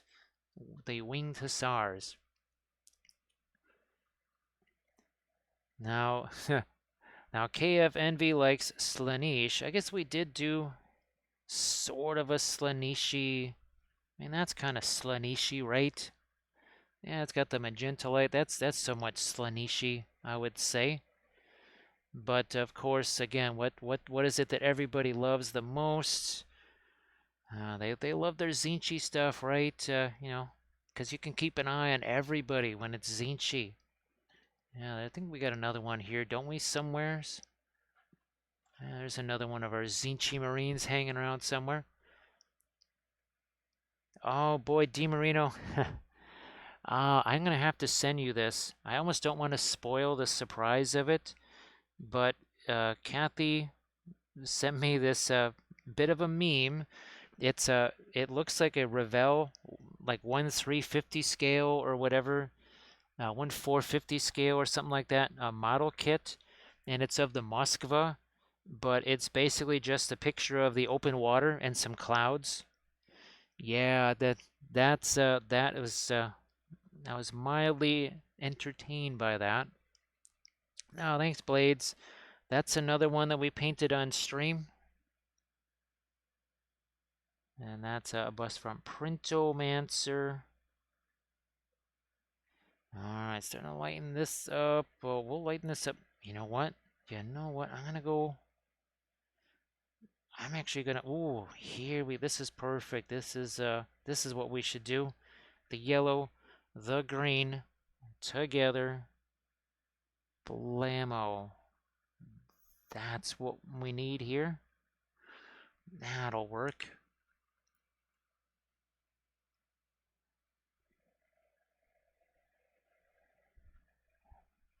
So blades, it's a little bit of, there's a little bit of color temperature stuff happening too. I had to make sure I had some of the green, that's some of the radiant green mixed with that same bright yellow that we're using in order to make that work. And here, guess what? Guess what? We're gonna use that on some of the metal too, because reasons. There we go. Yeah, I knew there was something else I was forgetting down in there too.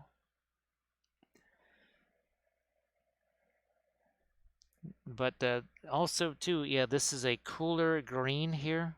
This phthalo green is a cooler green. What we're painting on top of it, guess what? Not only is it a little bit lighter, but it's also a little bit warmer too. And thank you so much for that. Ah, Nessie, 2 years, Nessie.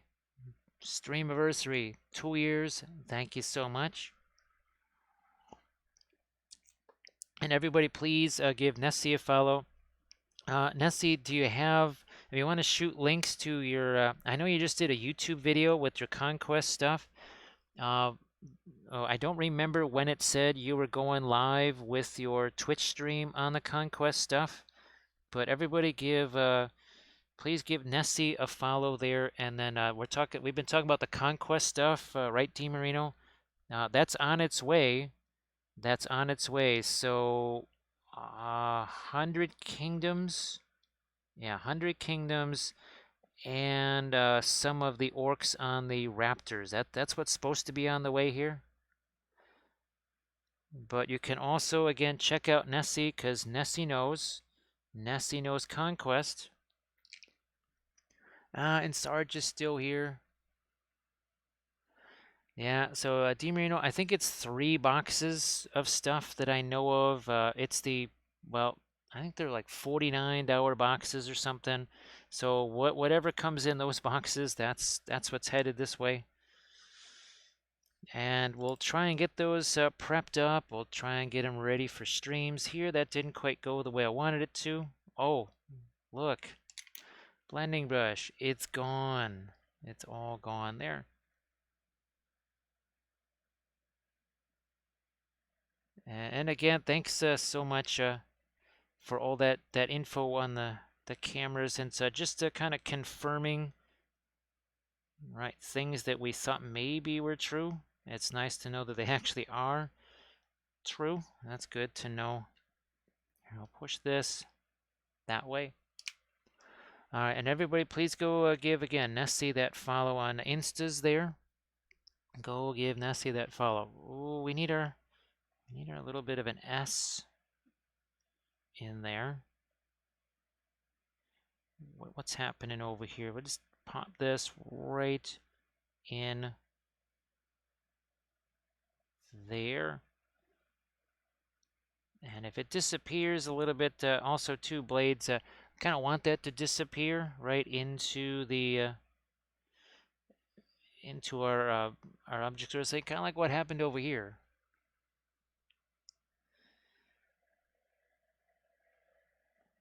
Blades, one of the first ever classes that I had to teach. Oh my gosh, it was absolutely hilarious. That was at Adepticon years ago.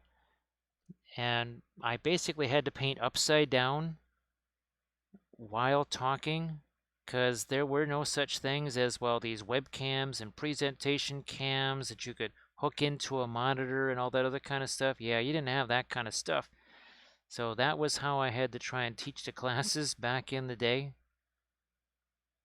A little bit different now today with the technology, needless to say.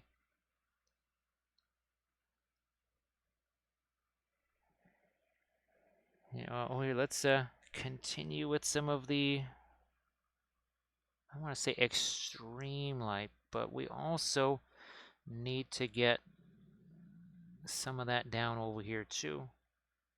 Yeah, like so. Ooh, maybe here. Not so much on CAD over here. Yeah, Nessie, we should just be the internet. You know what? I think I should just be the internet. Yeah, that's more appropriate. Just, well, again, the internet just existing to serve the oils, to serve the channel here. I think that's very appropriate. You can sacrifice that other stuff, that GPS stuff, like whatever. Well, it's all wasted. So much internet capacity is wasted on things like running power grids and everything else. I think it should just, I think it should all just go to me. I think that's much more appropriate.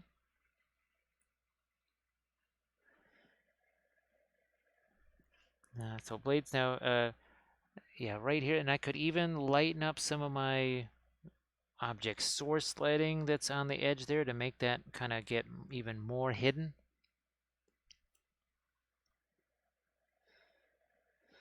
Again, you've got what are most people using the internet for? They're using it to play just games on their phone and all that kind of stuff. Here we have a greater cause, right? We have a greater cause of painting all the Lord of the Rings miniatures everywhere. So Shiza, well, if I ever get the Adepticon stuff, I'll try and get the. Actually, there was another Lord of the Rings file too. There was I think it was a Balrog. Yeah, no, it was the two Nazgul. That's right. There was the Nazgul on foot, and then there was the Nazgul riding the Fell Beast. I don't know how good those are. They were surprisingly cheap for what they were.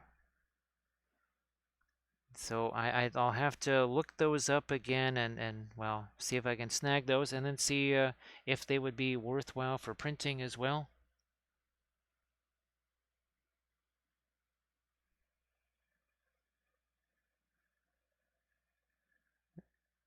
Oh, now, let's go back over here to this. See, that's a little too late. Little too late. I want to darken this down.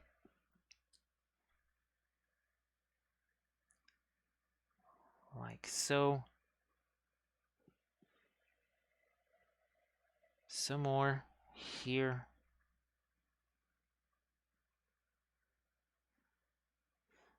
And what I'm going to do is I'm going to ditch that interior line.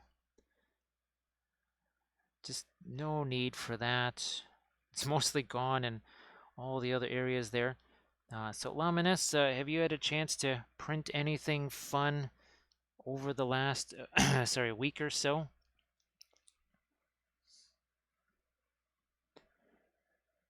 All right, let's lighten this up some more. That's another one of the S's right there.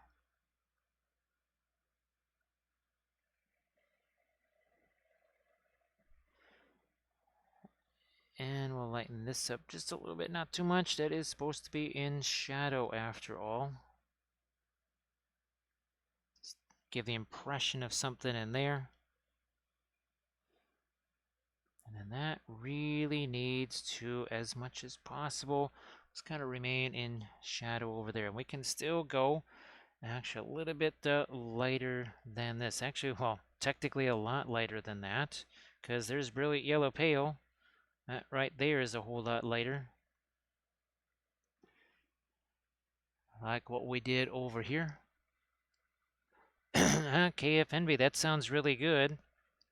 Yeah, you'll have to you'll have to let me know who you got the files from there. That sounds really good, very juicy. More Thousand Suns, more better. There's also some more vehicle files that I really need to get.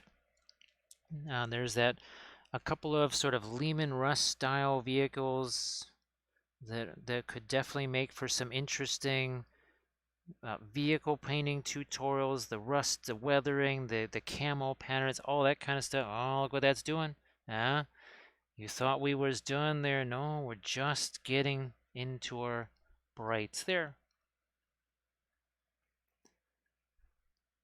So yeah, Valfera, we've been having a little bit of fun with some freehand. I have to say, when I get to those that Baratheon heavy cav, there might be just a little bit of freehand on those, and Nessie knows what I'm talking about, with all the barding on the horses and such. Yeah, that should be pretty interesting, I think.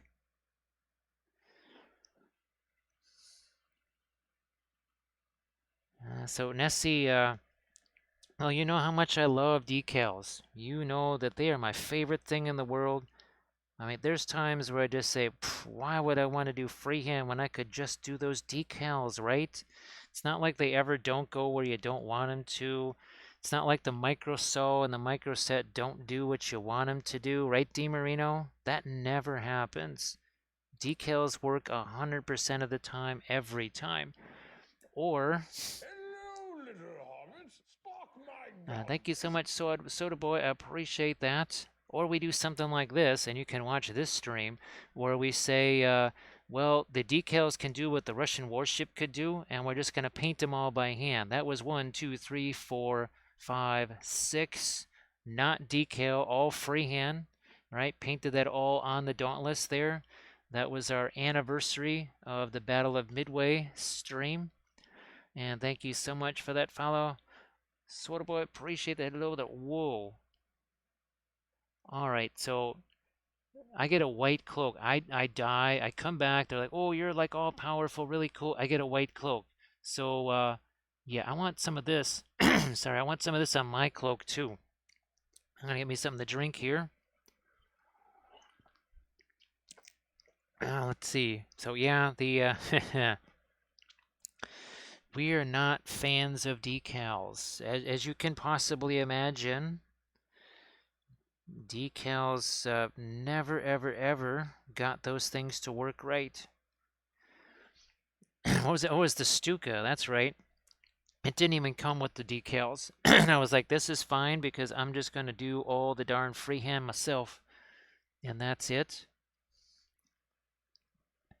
And of course, speaking of cavalry, you know, well, if they actually start sending me stuff again, like I said, what we came back with from Adepticon, we have Clegane Brigands, we've got, what were the other things? Well,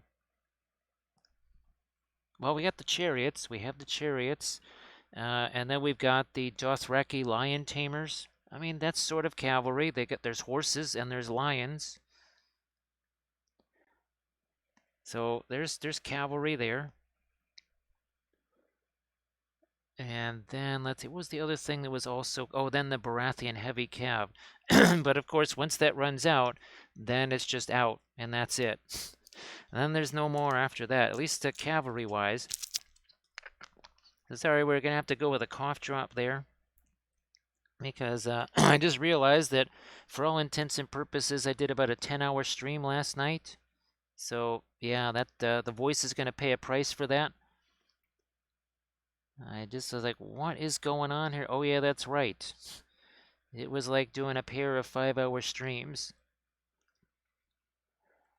And thank you so much, Grey Wolf Studio. Actually, we're gonna have to we'll have to replenish because oh my goodness, look at this here. Ain't a lot left, is there? My goodness.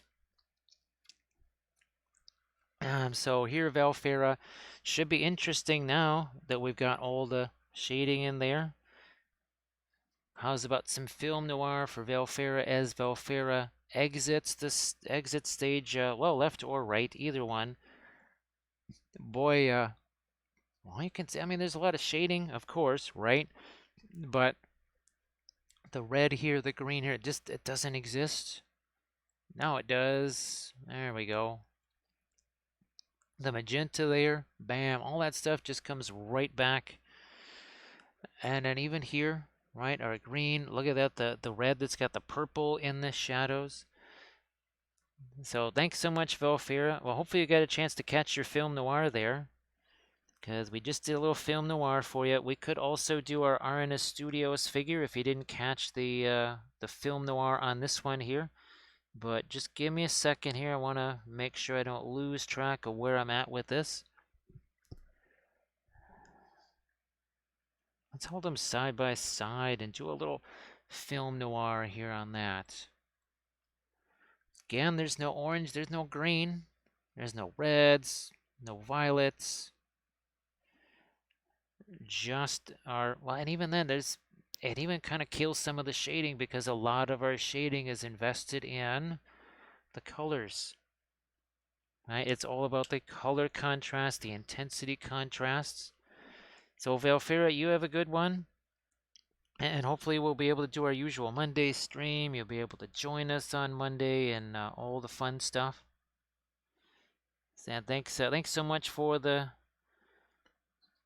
funds there. We will see if we can maybe get some more brushes, probably the Filbert style brushes, because I didn't get any of those last night. And well, we weren't quite as dire on those. They're already starting to show some wear. Now, thanks, Velfera. But Valfra, look at here before you head out. I think you saw this. Look at the difference in the darks. I mean, I don't have to tell Grey Wolf and other folks about that. Different. Look at that. I mean, it looks like this has been faded in the sun, and it hasn't been. That's the difference. That is the amazing difference. I'm not saying, I'm just saying. There might be something to this oil stuff. Let's go back over here to some of the lighter lights on our freehand once more. So Nessie, are you going to be doing painting videos on the Conquest stuff and maybe even some gameplay vids? Or is it going to focus especially on the painting side of things? KF Envy, I've had these little liner brushes last for months because, well, they're very rugged, they're very sturdy, and of course, as you've seen, we use the bigger, cheap craft brushes to do a lot of the rough work. That means these are left kind of preserved intact to do a lot of the finery here, right? We're using, again, these cheap old craft brush. I mean, like this here. Look at, there you go. Look at that fine precision tool right there. That's a 27-cent craft brush. Well, I guess now they're more like 35 cents because of, well, reasons. Like everything else is more. So are those, unfortunately. But you can get what is it, a dozen of them for $6 now, whereas it used to be a dozen for $5. Do some painting and maybe even some battle reports. So now Nessie, well, bolt action, even bolt action, I was able to, well, essentially take on both sides. I wasn't sure if Conquest, the way the game is kind of structured, unlike Song of Ice and Fire, which there's no way it could be Nessie versus Nessie. I guess if Conquest, if you can play it that way, is that, would you be, okay, fine, it can be Nessie versus Nessie, just to be able to do some battle report type things.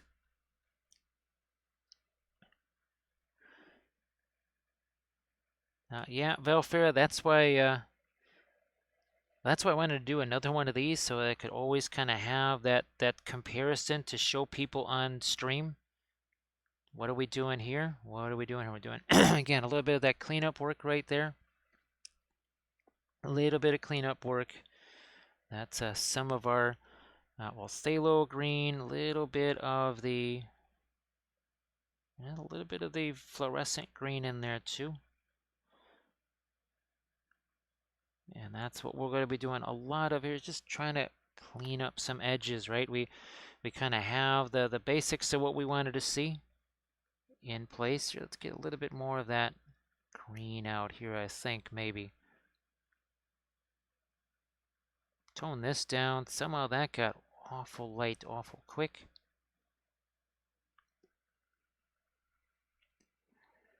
Yeah, Nessie, and of course, actually those, the cameras that we've been talking about, that really might also make the battle report so much easier.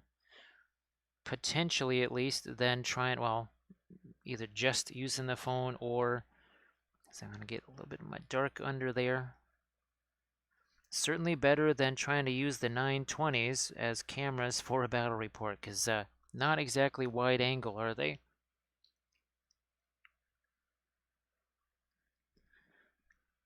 Lethal Shadow got it up on the big screen.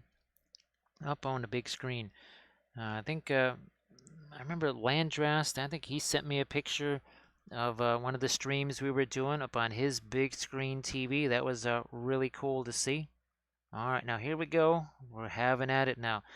Lots of cleanup here on all of our little freehandy stuff. Lots of cleanup work here. Because we can do this. We kind of sketched in all the basic stuff, then did some initial refinement. Now we can really get in and do a lot of that super refinement here on the freehand.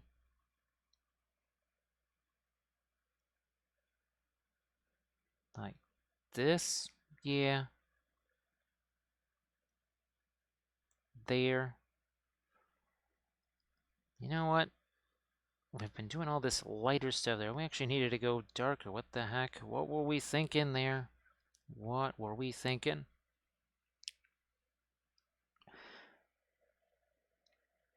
Yeah, and Nessie, because I'm assuming that Conquest probably plays out a little bit more like a, you know, probably a game of Warhammer or something like that in some ways.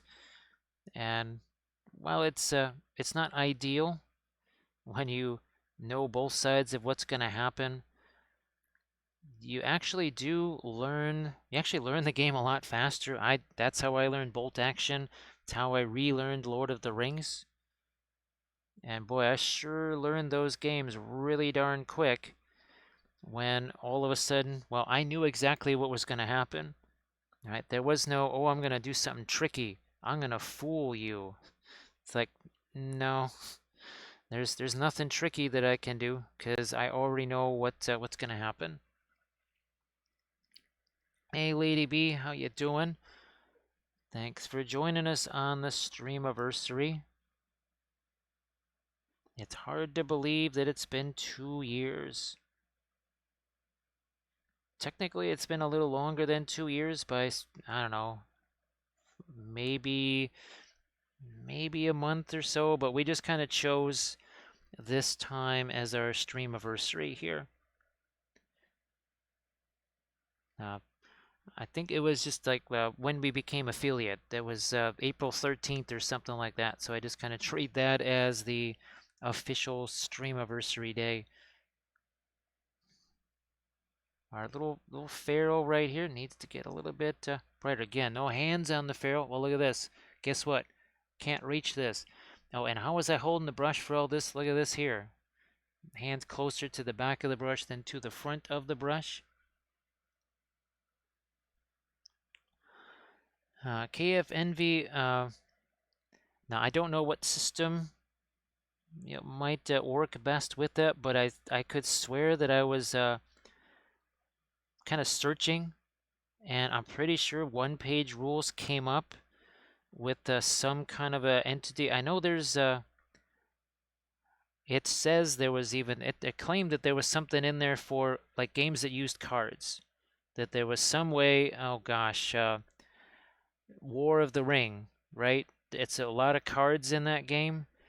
And there was something in there in one-page rules, I think it was one-page rules, that could show you how to take it so that you could actually, as one person, do the cards for both sides. Hello, little hobbits. Spark my guns. And thank you so much for that follow. That's Ostino. Thank you so much, Ostino. We say hello, little hobbits.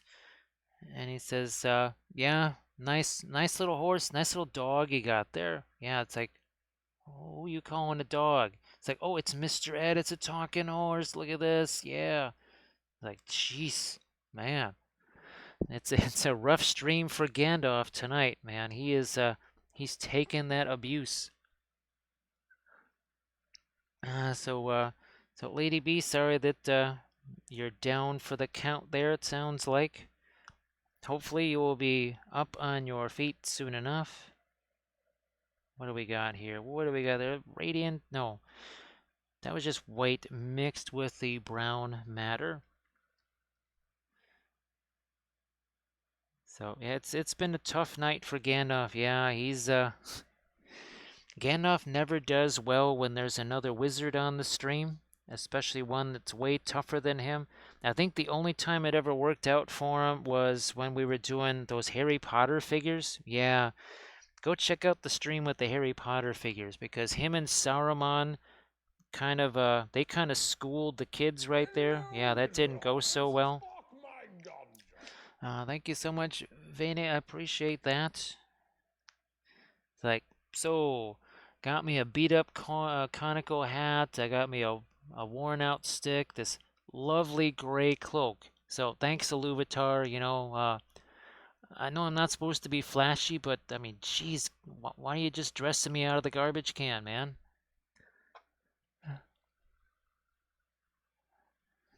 Yeah, he did get nailed by a hype train. Well, I think we went to what, like 109% of a level 5, I think it was. So that was kind of nice. It had been a while since we got into the to Yeo level 5. And then we got a little bit past that.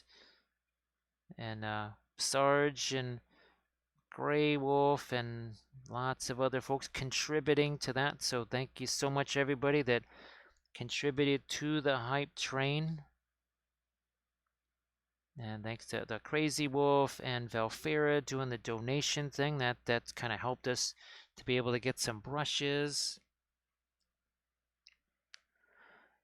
What do we got here? What have we got? It's whole like 3 different colors sort of mixed together there. I'm going to get a little light here on the knuckles there. So I will say this is an older Artisan Guild sculpt here. It's definitely an older one. Still really like it. Still enjoy it. There are definitely newer sculpts from Artisan Guild, and he's sort of changing a little bit the style. It's maybe a little less stylized, I guess you could say. A little less stylized. Oh, and Nessie. So RNS Studios, they are going to be sending me a bunch of their files, kind of basically sponsoring the Patreon page. Wow, look at this. So you can see we got a little bit of shiny right there. Even this was less than 24 hours ago.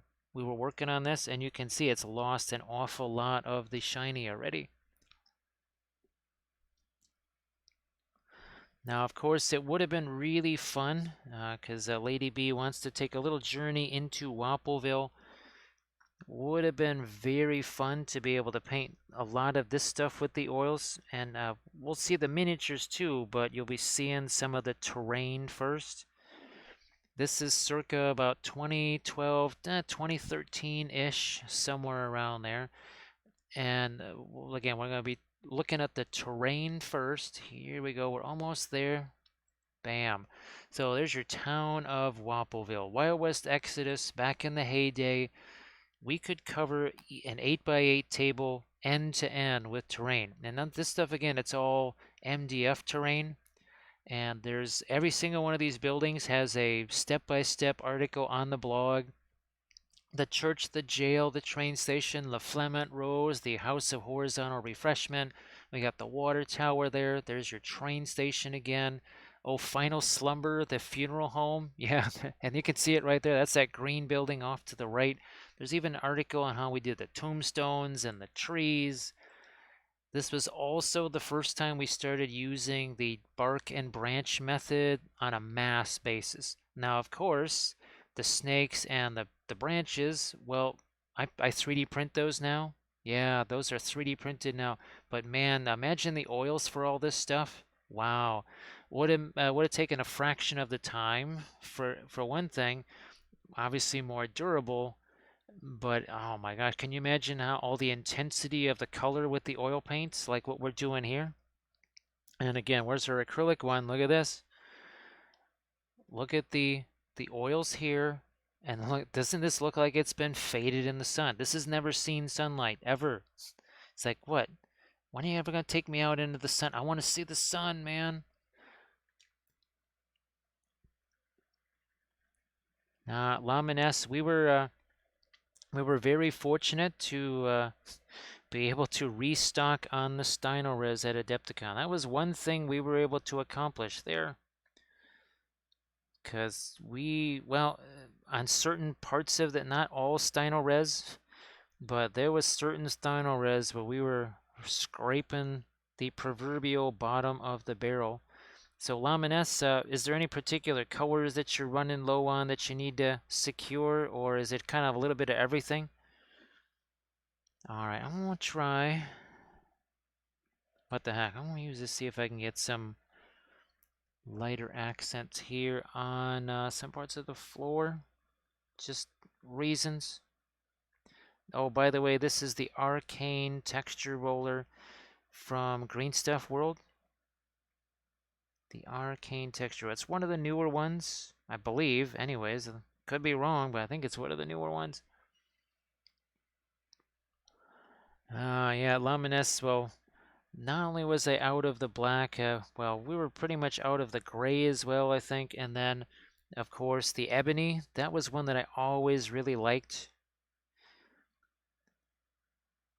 Now, when it comes to some of the terrain painting videos, I think we're gonna be hitting that with some of the darker Steino res. Again, that's why I want to get the camera that we were discussing earlier, especially the one with that maybe the wide angle lens might just allow me to more easily film building and painting terrain. Should maybe be able to fit the Proxon on screen with that bigger camera with the wide angle lens.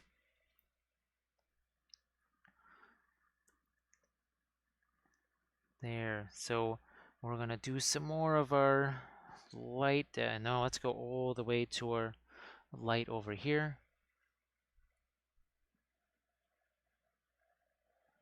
All the way to our light there. You know what? I'm actually gonna drop a little bit of that one little drop of our thinner into the way. That's just gonna break that down. It's just gonna sit there. I don't even have to mix it.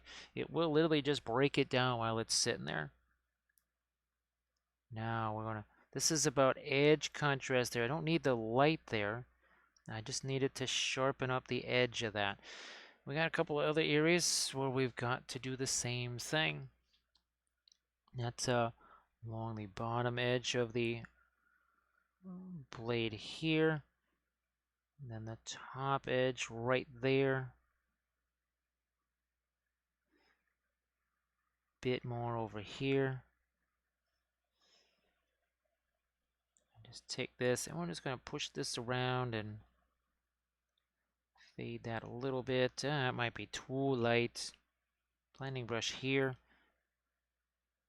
Bam, good enough. Good enough. What's happening over here with this?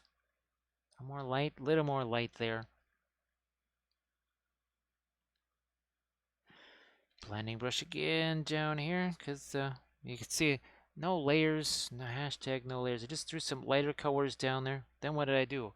Just took a blending brush and smoothed it all out, right? That's all it takes. Seriously, that's all it takes.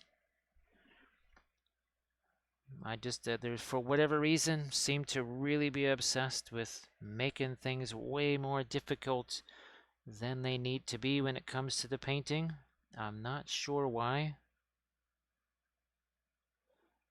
Now, sometimes there's not necessarily an easy way to do things, but sometimes there are. And many times there's an easier way to do things. What's happening up here? You know what? I might a little bit less of the yellow working its way in there. Let's go back to our essentially the white mixed with a little bit of the fluorescent green. There, that never did get any lighter there, did it? Now, that's more like it. That's more like it. Here's some more light down in there. Bam. And this little skelly friend here on the... Huh, there's your Book of Wapple right there.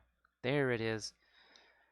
Good grief. At some point, look, I'm still trying to maybe one day get a chance to take all of the chapters of the Book of Wapple and make those into at least stickers or something like that. Because then you can put them all over your house, all over your place of work, at your school, books, whatever, right? You bring them back to the library with all the Book of Wapple stickers, of course, positioned over all the nonsense, whatever nonsense was in that book that you at first, got from the library. It'll have some of the actual Book of Wapple knowledge in it. So that's how we'll spread it around to libraries across the world. I think that's a very good plan, especially one that I don't have to be involved in. So Sarge, the ones that they used at Adepticon, I do have one of those, and I have used it. Actually, I used it at Gen Con a couple years ago.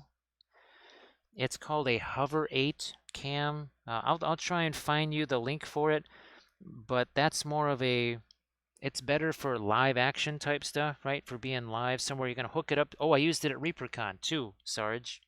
Used it at ReaperCon years ago. Actually, Reaper uses those too. The camera that we're talking about, it's I'll have to send you the link. I'll just shoot you a message with the link in it. And there's three different versions. There's a telephoto version. There is a basically a wide angle type, and then there's a third one. Not sure what the specialty of the third one is, but there are three different types. And actually, the guy at Adepticon that was doing the charity stream, he was using at least one of those, maybe two. And that's where Kathy heard about it, and she asked him, and he said, "Oh, it's just this." So I will try and get you some of those links there, Sarge. Or Lethal Shadow's gonna do it, because there's Lethal Shadow coming in like a champ, and putting in those links for you. So go and check those out. Like I said, I would get those immediately now. If the funds existed, I would already have two of those, if not maybe three, on the way here. Two telephotos and one wide angle. So that is my goal, is to try and have at least one each. Well, one for Kathy, of course, so that Kathy can do her thing, and then obviously one for me, so I can do my thing here. As we get some stuff over here, that light color there.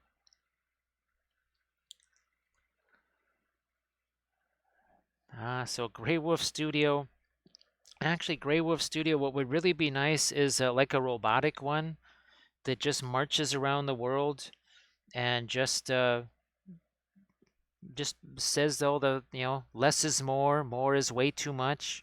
It's just literally a flying one too, like a Wappellious drone that just flies around the world telling people, because that wouldn't governments wouldn't be a bit perturbed with one of those kind of flying into their territory, spouting the Book of Wapple and such things. What do we got here? We got ourselves. There's a dragon. This is a demon, but there's a dragon in the house. That's a Flagger dragon. Everybody, please give Leaguer Dragon a follow. So V, are you and Slade going to be doing the Iron Sworn thing again this Sunday? Because Big Jim, actually, I think you were the one that almost died because I think some of your rolls went a little bit less well than might be expected, because there was an awful lot of face down after I roll. Oh, now I'm dead. Also, not this week. Thank you so much, V. And everybody, please give Fleeger Dragon that follow, V, if you want to shout yourself out there in the chat. Oh, are you going to be doing a piano stream this Monday? Oh, that's right. It's Easter. Never mind. Sorry. When you do what we do, it's like, oh, there's these things called holidays. What are those? So yeah, maybe perhaps a piano stream. Now you're gonna be playing Undertale on your stream.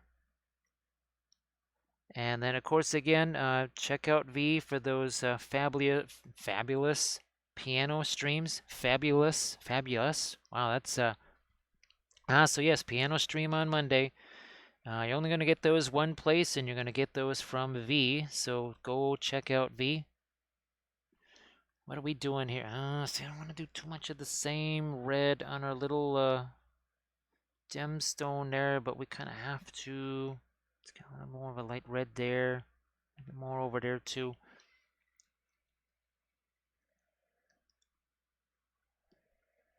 Oh yeah, a piano emote. Well, no, I was just thinking a little bit of Schroeder with the piano, but then some entity might get all bent out of shape and spoil all the fun. Now, of course, Gandalf, he's like, oh, yeah, I know what Gandalf's afraid of. It's like, yeah. Let's show him. Show him what's in Moria. Yeah. It's like, are you ready for this? Are you all ready for this? Because this is what Peleus, he's gonna just say like, so yeah, Moria. You think a Balrog is scary? You do, huh? You think a Balrog is scary? You think a whole bunch of dead dwarves? Maybe a little bit scary? Nah. This is gonna be real scary.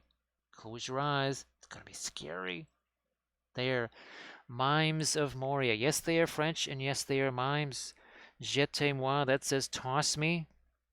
And of course, the other side says we love the mimes. And yes, the French word for mimes is lutin, and that was a lutin nation. Oh, look, chef's hats, top hats. For whatever reason, the chef holding the baguette, the very warm baguette, I would think, not using the oven mitt. So the mimes, maybe they're not the smartest critters in all of Middle Earth, but, well, guess what? Yeah, they are. There's Francois and Pierre. They thought they were the stars of the team. Blocking and tackling and all that rough stuff, yeah, that wasn't their vibe. That was not their thing. You give them like a fine Chablis, a Pinot Noir, something like that. Yeah, they were all over that. Right there, you see it's right there in his hand. Right there in his hand. So, 2006, long before there were things like plastic goblins, there were metal Blood Bowl goblins, which those of us that wanted to do something like this had to chop them apart and then take green stuff and do a whole lot of resculpting. Now look at, oh, there's Poirot with the judge's wig on him there. Yeah, that's Poirot. Oh, that was a very fun team. They actually went to the playoffs twice. Oh, let me see. So Red Smurf. You know what? I think you might not be too bad off with Cruel Seas. Ah, there we go. There's my barbershop navy. I actually have several painting tutorials on Cruel Seas ships. So that's my Regia Marina right there. It's nice. You can have there's terrain rules with it.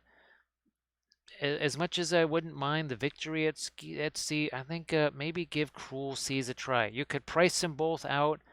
Something tells me that maybe Cruel Seas is also less pricey. I could be wrong, but you might want to look at Cruel Seas.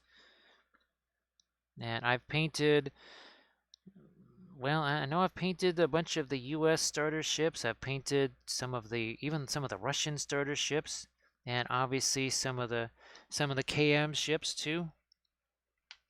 Hey Hugh, how are you doing? So Hugh, thank you so much for joining us here on our wee little Streamiverssary.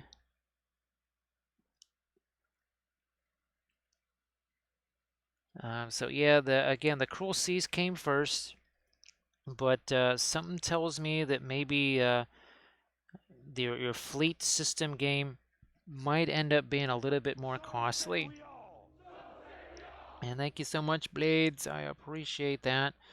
I wish I had something to toast you with, but if we want to do that, we got to restock because, oof, look at that. There's just a little drop left. That's all that's left is just a little drop. So thank you very much, Blades. I appreciate that. Thank you so much. Yeah, I never would have expected that 2 years ago. I think when I actually did my first stream, there was 11 followers or something like that. 11, 12, somewhere in that range. And now, well, we've added 6,510 since then. No, 6,512 since then. So I want to thank everybody that has followed over the last 2 years because that's kind of built this up sort of quick. Red Smurf, to me, it was kind of fun to also paint the Cruel Sea ships because they were pretty small, but there was enough detail there, and of course, to me, it would almost be a little bit easier to sort of tie in a bolt action game to Cruel Seas as opposed to the big fleet action stuff. So that was another reason why I thought Cruel Seas perhaps. Thank you so much, Blades. Appreciate that. And everybody, please also give Blades that follow too, because Blades also does the streaming. Let's not forget that. Also, too, you want to follow Nessie, because Nessie's going to be doing lots of conquest content. So go do that. And of course, I will give Drax a follow, because Drax was one of the I think Drax was the first person to ever raid the stream 2 years ago. Yeah, Drax was the first person to raid the stream all those years ago. Way back, all the way back to the year 2020. Yeah, Nessie, oh gosh, I haven't seen anything besides sort of a semi-grainy picture of the cataphracts. That's something that I've kind of got my eye on, so maybe that is something that we could maybe get him to send this way, is some cataphracts for Old Dominion. That's what that is, Nessie, right? Old Dominion. And 100 Kingdoms, sort of your empire type thing. I don't remember what these sort of elves were called. kind of forgot that. Huge surprise, I know. I forgot the name of something. That never happens. So they are Cav for Old Dominion. Okay. Actually, Blades, I thought I put in I could swear I put in an IG request. Oh, maybe it never went through. Because, yeah, instead of just following, you had to put in a request to follow. Oh, maybe that's why, because I thought I had done that, but that's what it is. Okay. I think sort of like with Dick Blick, if you want to order something there, there's like one last step, and if you don't hit that last step, yeah, your order doesn't happen. Just ask Drax. I think Drax has run afoul of that more than I have. I know it happened to me once, I think, but I think to Drax it's happened a few times. Especially if you're paying by maybe PayPal or something.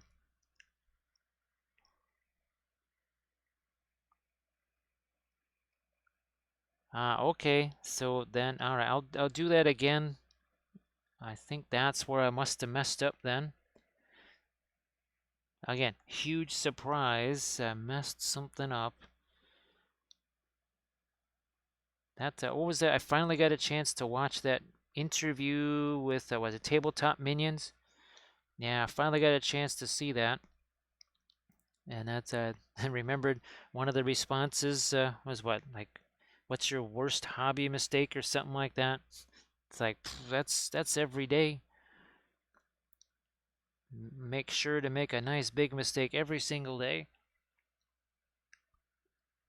Oh, there you go. A follow from Laminas. I'm going to try and get... boy. Well, what the heck? What the heck? We'll just do it. Just do that. Get a little bit of our opaque light in there. So you can see that there's, again, in the shadow areas, you got that violet color.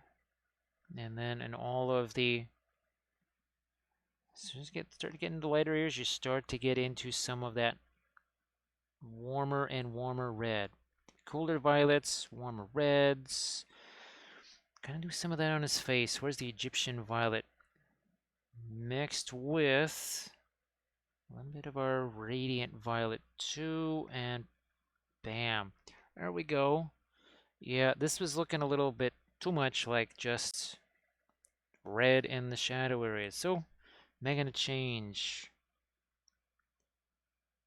And by the way, essentially just a little over 4 hours into this.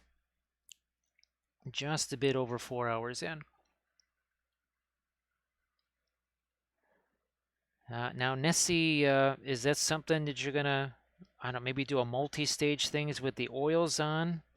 Or is it gonna be all pretty much all straight up acrylics there? Because I wasn't sure how you were gonna go about doing your conquest stuff. And again, everybody, please give Nessie a follow, not just on Twitch, but also check out Nessie's YouTube channel, right, Nessie? I think you put a link to your Twitch. I don't know if you put a link to your YouTube channel in the chat there. So might want to do that. Unless you already did, and I just spaced on it, which is very likely. This thing here. No reflected light there. No reflected light. Also, need to stoke in some dark right here. So, indigo, Van Dyke Brown, together. First, under here. Might even do that as a pin line. Boom, done. Now, up here, a lot easier to create reflected light. Oh, look at this. There was a sad, deplorable state of no darks there. No wonder. Wow. Okay, that helps. Now, ooh. This is going to be fun. Did I do that on the... Well, sort of did it there, but we're really going to do that here. We're going to reflect some of Cad's color onto the armor here. Fanchon red. Boom, in there. Also,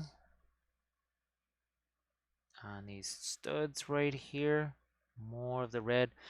Metal reflects its surroundings. Yes, yes, it does. It can reflect all kinds of surroundings, like, oh, I don't know, like a cityscape. Yeah, I can reflect that there too. Well, Nessie, I mean, there's a couple of ways of making your metallic oils there. And then, well, you could use, well, actually, probably Radiant green and Perline black. Yes. Yes. I'm looking around for one of my Zangors. No, that's not a Zangor. One of my army painting series. I don't see one around here. Sadly, I would show you, but my I think it was Army Painting Series 27, right? That has some patina in oils. A little bit. That's the cadmium scarlet there. So there, look at that, a little bit of red, right, from cad reflecting onto the armor, because reasons. Here, let's go back to our blending brush here. Fade some of these edges here. Just kind of merging some of this stuff together. That's all. Merging some of that together. What's going on up here? We either got to get more darks in there. I don't know. We got to get more something in there. Let's see what I got possibly to toss in there, like Van Dyke Brown, maybe. Maybe like Van Dyke Brown in here. Oh yeah, okay. How's about right over here on this side of the backpack? Oh yes, because now it looks like it's got object source lighting. You must have dark to show the light. When in doubt, make things darker. What did we just do? We just made things darker. Poof. There you go. As I'm looking at this, as you got the fancy backpack right here. That might be the one thing that's not quite like true Wappellious Spellbrush, because what does he do? He brings this stuff around in a bunch of shopping bags. Oh boy, never forget that ReaperCon when everybody sees me coming in there and they're all excited. They're like, oh, what kind of cool painting stuff does Jim have? And I dumped out about a half a dozen shopping bags. There's paint rolling around on the table. There's just brushes laying there, miniatures falling out, basing supplies. Yeah, that was they had such a sad look on their face. It was they had a very sad expression on their face when they saw pretty much the homeless painter show up, because that's what it looked like. You know what? I should probably get some lights over here. Yeah. This is, by the way, the Arcane Texture Roller from Green Stuff World. The Arcane Texture Roller. That looks like, well, some kind of runes or symbols here. Not signs of the zodiac, I know that. Just a little bit of the light get on the end of this here. Blending brush again. Yeah, blending brush again. Tone some of this down. Tone some of it down. That's better.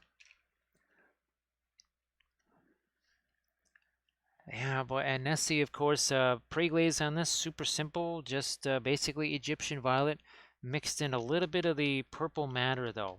That's a little bit of a change pace, the purple matter. Doesn't really have much of a staining property, so had to make sure we had that Egyptian violet in there to give it that little extra oomph.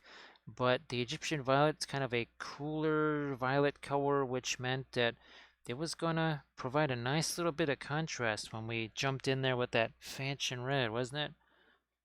Look at this. I mean, come on. Does it get any easier than that? Just like, okay, yeah. No, I'm not even looking at this right now. I'm just looking at the screen. And I'm just gonna look at the screen and do this. Boom. It's that easy.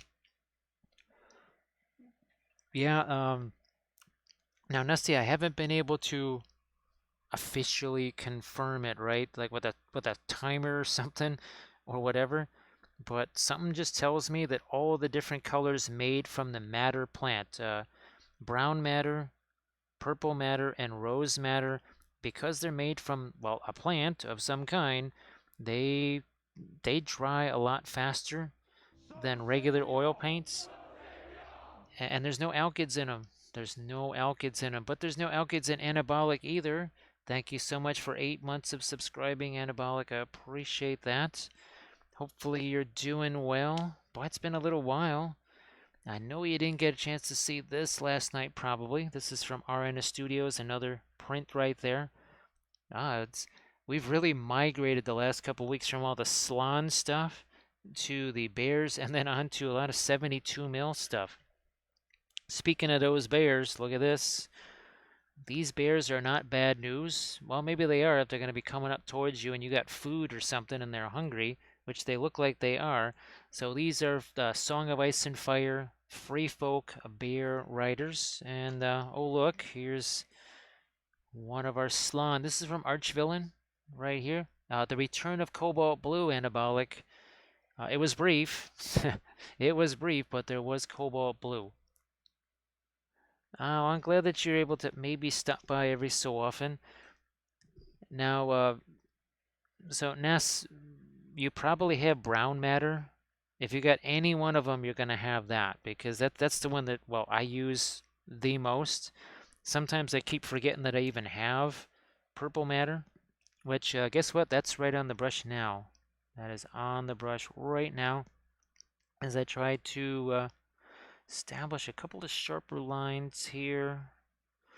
You know what? I might try to turn that to gold. I might just do that here. Where's there we go. There we are. That's the too much red still. Too much red. More of the there we go. Some Indian yellow. Ooh, look at this. Looky here. Get that out of there. Little piece of fuzz on the end of the brush. Now it's going to turn a little bit more towards our gold. So it is brown matter. I thought so. Something told me that's what you might have. So Anabolic, hopefully, I know, well, everybody's schedule has been insane, super busy. Hopefully you've had a chance to maybe get a little miniature painting in here and there.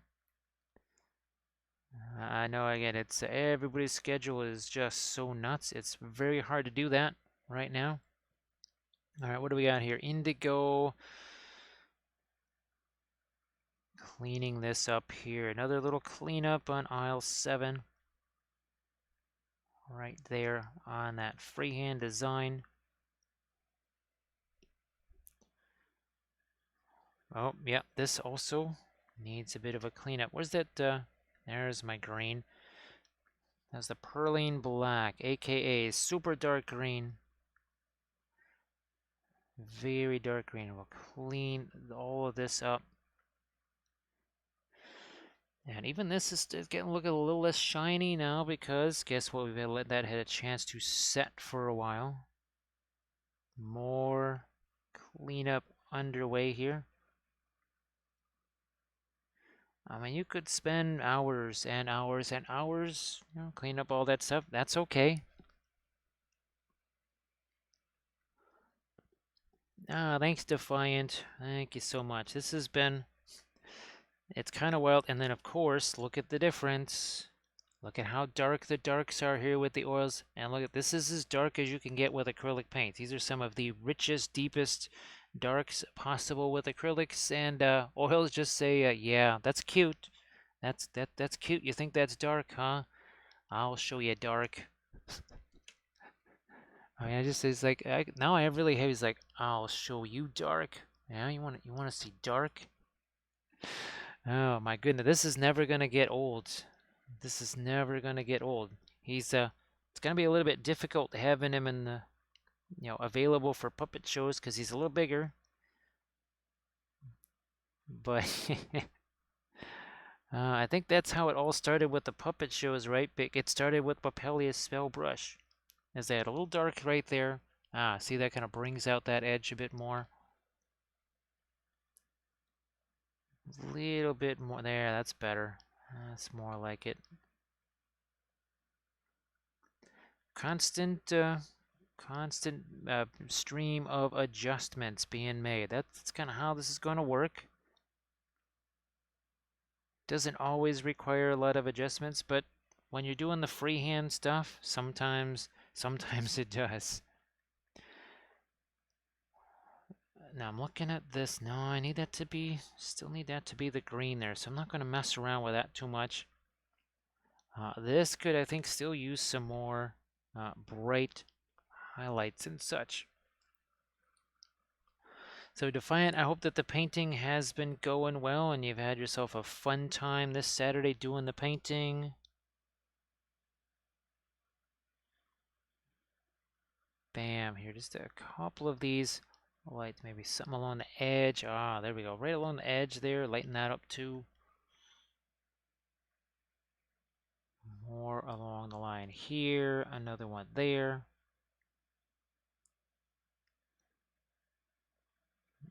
This is another area right here.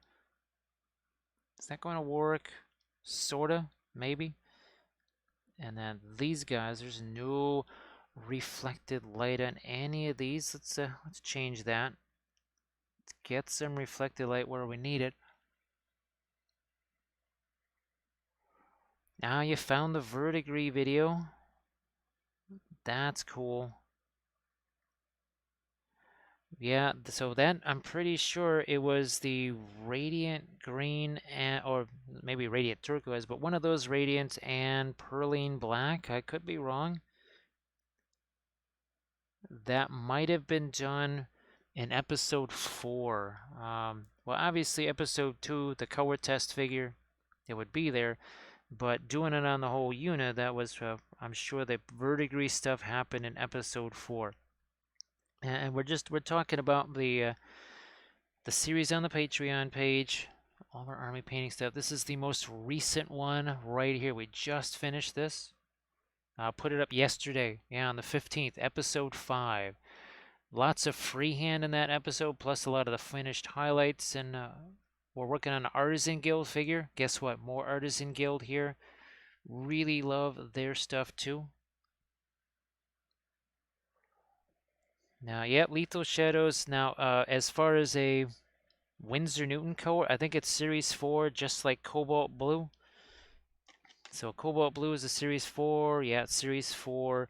Can I even find that cerulean blue? I don't even know if I can find that. It's probably buried somewhere here. Now there's my interference blue. That I want. But yeah, I don't know where the cerulean blue is. It's been a long time. Ah, there it is. There's cerulean blue. Yeah, it's a 4. Now, of course, I thought I was on my scene. Not that. There we go. That's better.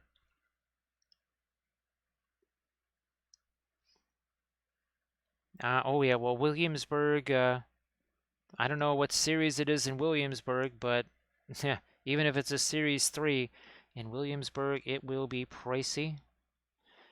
To me, I loved it as a watercolor. It was a fantastic watercolor. As an oil paint, didn't love it. Did not like it as an oil paint. It's the last time I remember using it was on that Kara Kalila bus that I showed you a long time ago at the early portion of the stream there. That is the last time I can remember using the cerulean blue. Again, it's Prussian blue does what that does better for less than half the price, which means that a lot of folks that are obviously looking to purchase this stuff, they don't have to quite outlay so much. So it's not like it's a terrible color or anything like that. It's just too pricey when there's other alternatives that are close enough and that also do not cost so much. So I'm always at least trying to anyway as we add a little more. That's another thing we needed right there is some light. Boom. There we go. So that gives it a little bit of sparkle right there. Gotta have that.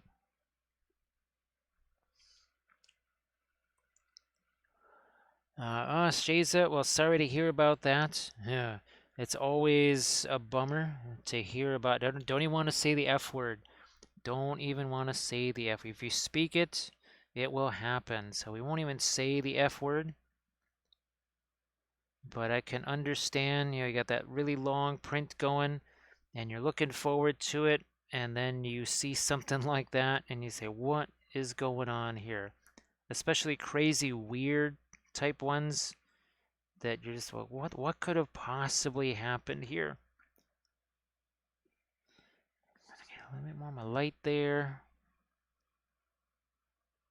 Like so.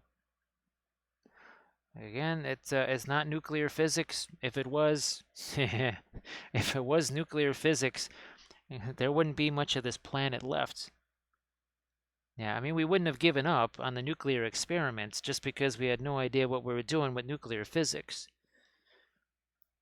You know, you basically judge your success or failure by the size of the explosions, which means, you know, the greatest failure could also be a success. Now we're going to get some of our darks back into this.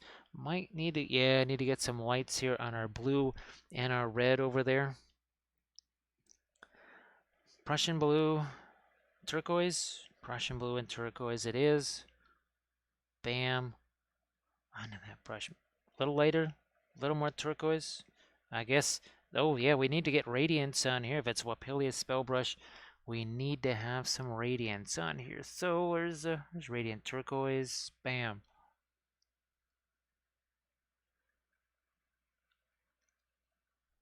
Yeah, just like Laminus was saying, I have lots of horsies that maybe had a leg that didn't print well or something, or just broke or whatever, because and especially if it broke, I'll just keep that piece, and then it could be a casualty, right? Underneath maybe an Oliphant or something like that. Some Rohan horsies under poor little Rohan horsey underneath an Oliphant, all smushed, all smushed.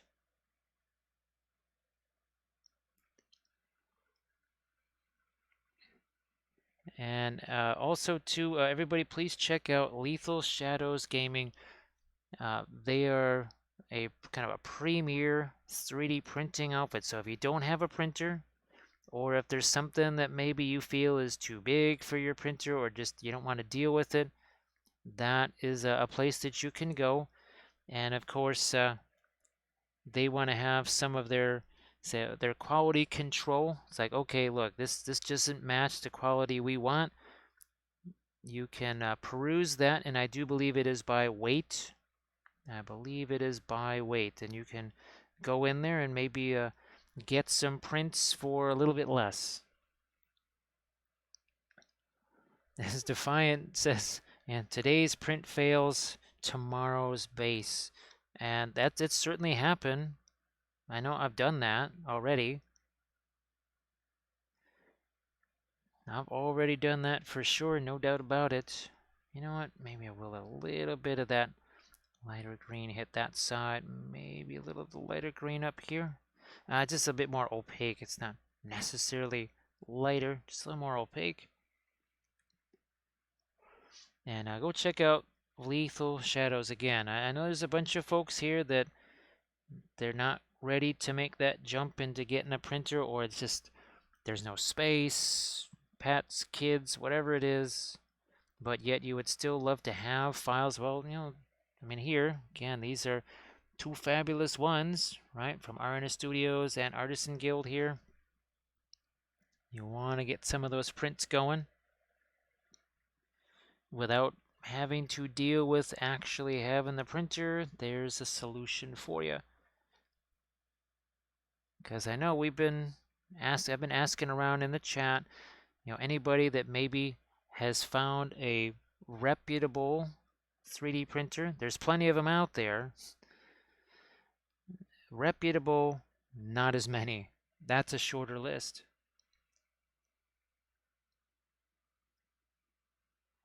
Yeah, Laminessa. I think right now, boy. Again, really got to get those Adepticon funds in, because I think the Soraya Simple right now is $33 on Amazon. I have no idea how it dropped down to, well, I mean, all of $3, but it is less than it had been. It had been 36 or more for quite some time. So I'm hoping maybe at some point Adepticon might choose to actually send the money for the classes. And then we can get some of these things that we so desperately need, like freehand over here. See how we just transition right into that? We're gonna extend this over. I think I can see that. You can see it. Not too much though. Haha, there. Okay. Oh, these go all the way down here. I don't think we did that on our. No, we didn't do that on this one. Nope, didn't do that. There, we'll do it on this one. Why not? Let's do it on this one here.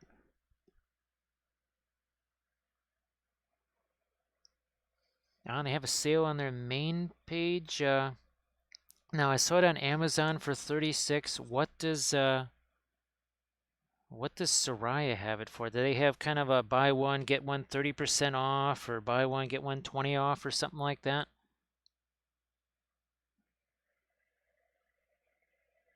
Because well, I'm on my last jar of Smoky Black. It just started on it last night, but I I just did a, what was it? Oh, one of the Fell Beasts from Printing Goes Ever On. So yeah, that was a big one right there. That took up a little bit of our stuff, and of course I have even more basing bits that I have to print out. Okay, see, we're gonna complete the free-handiness of the cloak here. We didn't do that on our acrylic one. We'll do that here. Clean up some of them edges right there.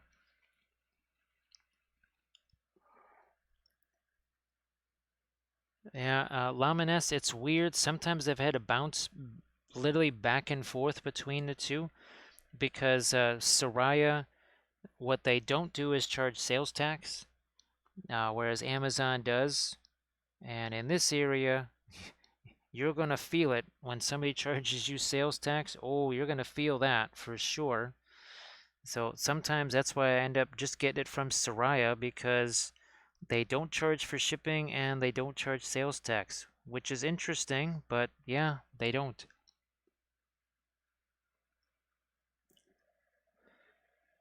So I'm pretty, yeah. Now the downside is, of course, that I think on the Sorayas I can't use my PayPal or anything like that, which is a little bit of a bummer. I would prefer that. Not sure why you can't use PayPal on the, but you just can't. Is that too late? Won't do anything more there, but you can tell that kind of extends down this way. And ooh, what we need to do, I know, I'm just gonna grab some of the Van Dyke Brown, Indigo, mix them together. Shadow time. I knew there was something here. Shadow time. Shadow, right? How in the world have we not got a shadow? It's open object source lighting. Let's do some of that. Do some of that here. Now we've darkened that down. I probably want to lighten that up too a little bit. Hey Bitron, how you doing?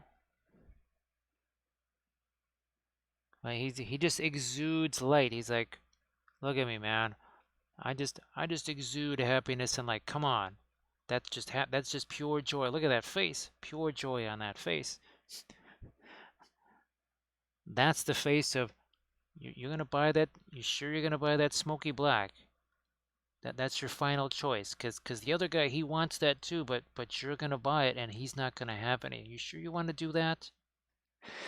Oh, this is gonna be way too much fun. I I am gonna have way too much fun with this on stream from now on. Yeah, this, I don't know, I'm gonna have to start printing out more Lord of the Rings things at 72 mil. Where's our Schmaladriel? This could be really funny too. Here, let's do this. He's like, yeah, I'm gonna be. It's like, oh, you're gonna be dark and terrible, huh? Right, well, as long as you're painted with oils, your darks will be dark enough. It's like, wait a minute. What do you mean I'm a painting? But I'm dark and terrible. I'm Dark Queen Galadriel. It's like, oh, so you found that thing in all of the lambus bread leavings, so to speak? She's like, yeah, man, that was terrible. That was a mess. Well, sorry, Bithron. Yeah, I had to deal with the same thing here last night. Yeah, that was not handy. It's just, I hate updates, and yet sometimes they'll have us do what, 2, 3 of them in a month. Absolutely despise the updates. Yeah, so that's again, this is from the Printing Goes Ever On right here. Absolutely love that one. That is fantastic. All right, there, we're going to drop that right down in there. Yes, he's a dark and as terrible as the sea. All will love me in despair. He's like, the one who has to despair is the guy that had to clean up Khazad-dûm after like 20 loaves of lambus bread and a cave troll. Not a good combination. That did not end well at all for somebody. Some poor Gobbo ended up with quite the cleaning job, didn't he? You know, we never really did get anything over here on the boot there, so just going to chuck that over there. Push that around, that's all it takes. Well, Bithron, glad you're able to finish off some scattered terrain, and of course, Bithron, you want to chuck your pictures of your bank there, your Instagram stuff on the bank. Fabulous piece of terrain, which is it's getting to be in its closing stages, that's for sure. Nearing completion. Also here, what we didn't do, let's add a little light in there. Did I mix up some kind of special color? No. Or I just took the same stuff I was putting somewhere else, took a blending brush, and then, yeah, boom, that's enough. That's all it took. That's all that it takes. Oh, and by the way, this is less than 5 hours in, and we might have done a little bit of freehand here and there, just a bit. Not much, just a little bit. Actually, I'm going to make a change here. We're going to change something. Well, I want to see if it's something that I want to do. Yeah, that makes a bit more sense, I think. Just a little bit of a change right here. I'm going to see, that's got a little bit of thinner in it. That works. Now here, gotta get that same little design in there. Even though Cad's wing is sort of in the way. And thank you so much, Bithron. Yeah, Bithron, you might be seeing this Wappellious in one or two puppet shows from now on. Again, he's kind of on the larger size, but we'll have to find a spot for him where he's easy to get to and keep him in the puppet shows. Yeah, he's got that look on his face, which I think makes for a great puppet show. Okay, there we go. I needed to finish off that shape. Not gonna mess with that stuff down there. Not gonna mess with that too much. I'll let that fade off there. Fade on. It's the same here, except get some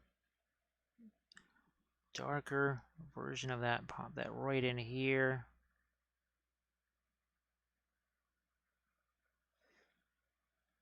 More cleanup's gonna have to happen down in there too. I see that.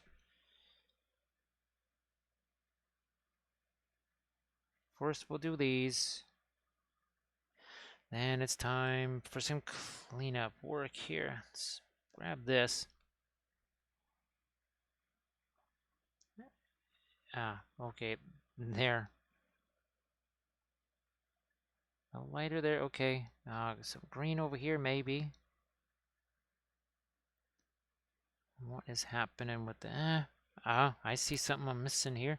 I see something that I'm missing. That is over here because that's our object source lighting, yet it's not casting any light on this staff. How'd that happen? That's no good.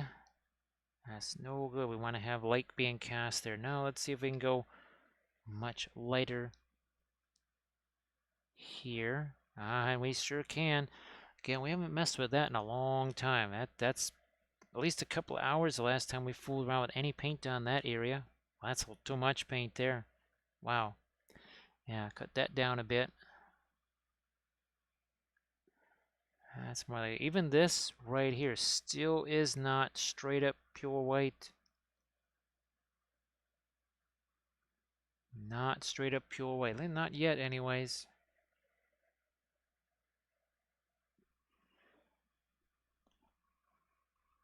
Do I need to lighten this up a bit more? I could. Oh, here. Yeah.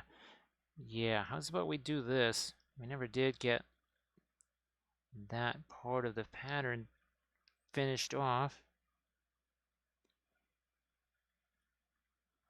Try some more of our lightest light right there. And then we'll come back in. Come back in with some of our darker stuff, especially down in there. We got to do some cleanup areas. Some cleanup. It happens. You could spend as long as you want. You could spend 20 hours painting freehand if you want. If it's, painting contest, whatever, and you feel like you want to invest that sort of time, it's all you. It's your miniature, your way. Always is. Now I need to get. I've been waiting for this to, again, not dry but set ever so slightly, so I can get in here and put those little subtleties of that 1919 White Sox logo down into the, right here, there's the O that goes there, and then there is the X that goes down here. Over here too. We got that. Oh, we didn't get this one yet. Filling those in. There we go. So all of this starting to get filled in. Now I'm going to see something here. This might not be a good idea, or is it?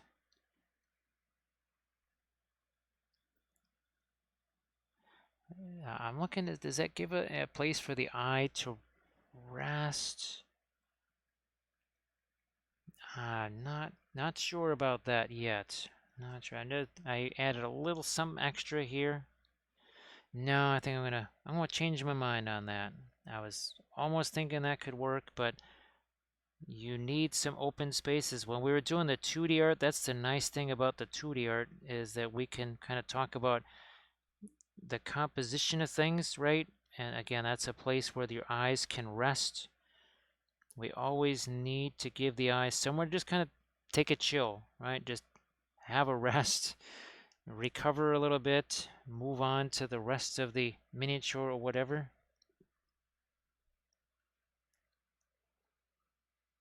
Well, let's see. So Nessie, there's no bronze interference powder. There's just red, green, violet, and blue. There are well. Is this nope? That's gold. Is that that's copper? I know that. Oh, here it is. So there is this. You could. Oh, asphaltum, brown matter. Heck, you could almost mix Egyptian violet in there. Wow, that would make that a really deep, rich color, wouldn't it? My goodness.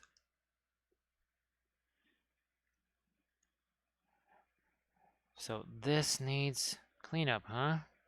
That needs some cleanup. I'm gonna grab that Perlene black. And let's try and get in there, really work on some of these. You know, actually I need to make it darker. Indigo with some of the Van Dyke brown might just do the trick. It's this part of the pattern right here that I'm looking at. Bam. Like so. And again, all of this stuff, the lighting, the freehand, everything, that's all been done in the last 5 hours. Yeah, basically 5 hours. You could do it too.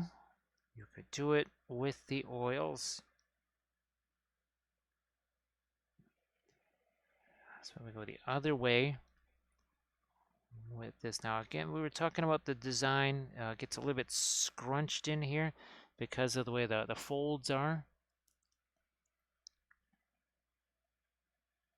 Because of the way those folds are. Let's do our... Yeah, so let's see the... Now, if you wanted to make that out of the interference, you could take, I don't know, the interference green and mix that with probably something like a brown matter. And that might get you to something that's almost a little bit kind of bronzy there. When it's when you're doing the metallics, right, you have to, it's got just a little different mindset. And of course, well, we did that. Now these, that was definitely a focus more on the the golds right there, but we'll be doing a lot more.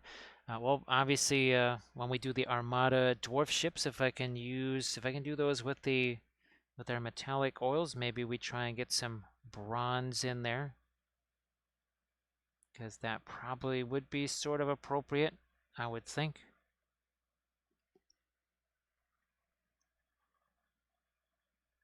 A little bit more of our dark on the wings. Yeah, let's do a little dark on the wings. That's a touch of the Egyptian violet.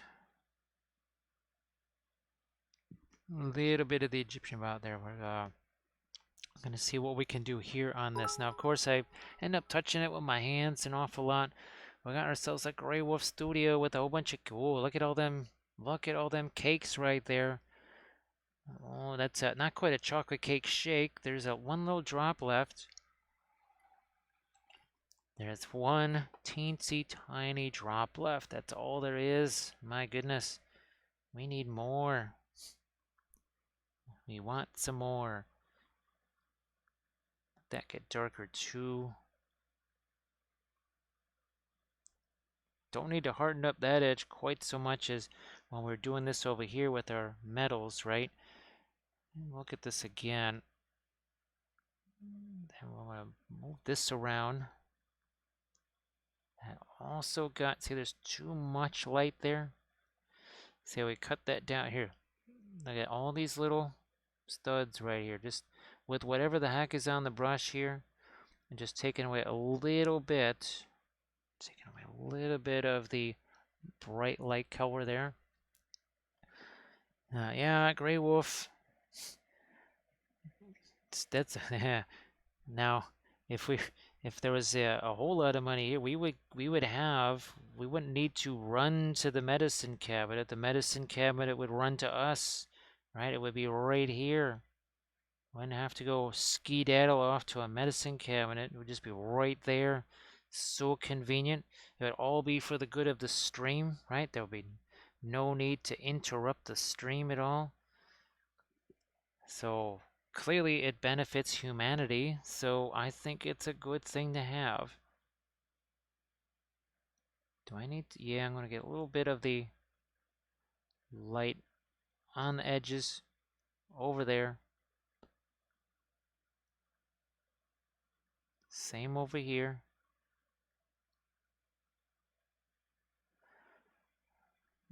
Yeah, you know what? I'm going to add a little light to the hair. I'm going to do that with Radiant Violet of all things. No, maybe I'll just Brilliant Yellow Pale again and some of the Van Dyke Brown to make that crazy warm-ish gray. Because here, I don't want these to be too much of a highlight, because again, our object source light kind of look like object source shading. It'll creep up on you real fast. And thanks again, Greywood Studio, for the bitses. Appreciate that. What are we doing here? Yeah, this. Another little line of some of our lighter color there on the metal. Got a magenta here. We got the green casting down on that. Look at that green, fluorescent magenta, both hitting the same part. What could possibly go wrong? Nothing could possibly go wrong there. I'm going to take a little bit of our white there, combine that with our radiant turquoise. Now that brush stands out a little bit. One thing, I don't know if I did, it wouldn't be me if I didn't have paint spattered on me. So, how's about we get some paint spattered on me maybe, because anyone that's ever seen me knows that most of the time what I'm wearing is going to be maybe not completely covered in paint, but there will be some paint on there. So we're going to do that now. We're going to get some paint scattered out onto here because, well, reasons. Big old blob, and then some smaller ones around it. Now, one might say the only thing still holding the clothes together is the big old blobs of paint, because, yeah, we're big on buying clothes. I just can't wait to buy me new clothes all the time. That's something that just, yeah, can't get enough of new clothes.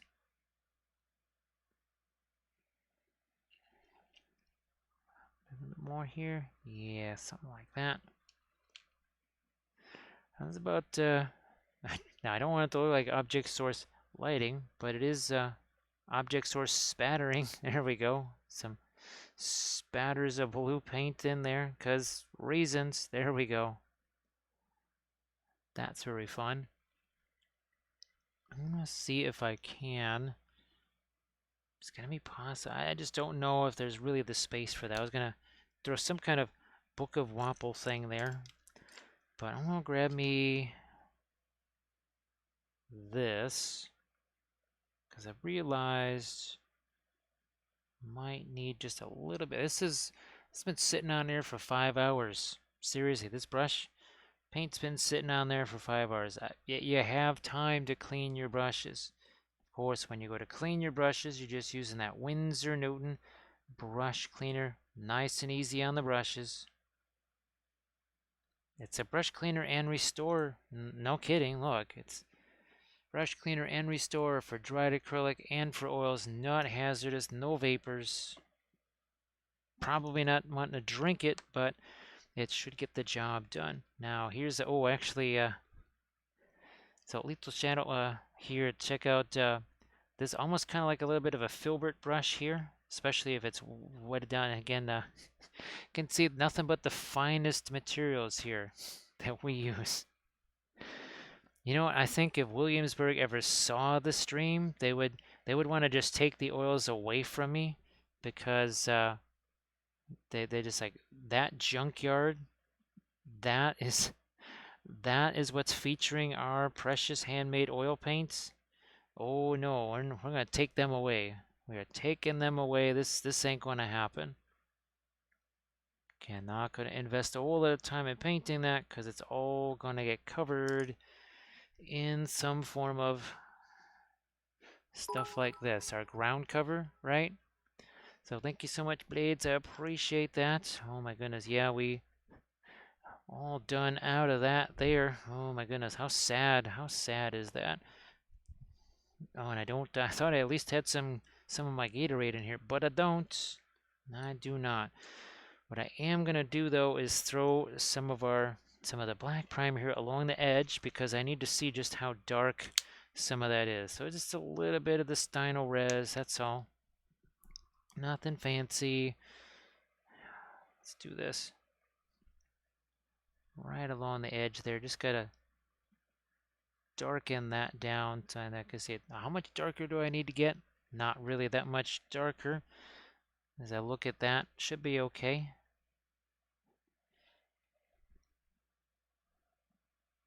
Continuing this along here. Yeah. So I don't think I need to really go too much darker on the actual base itself then. That's good. Because when we get into all of the flock and everything, it's going to not just add some color there, also should add some texture. Never a bad thing to have on a base, right? More texture, more better.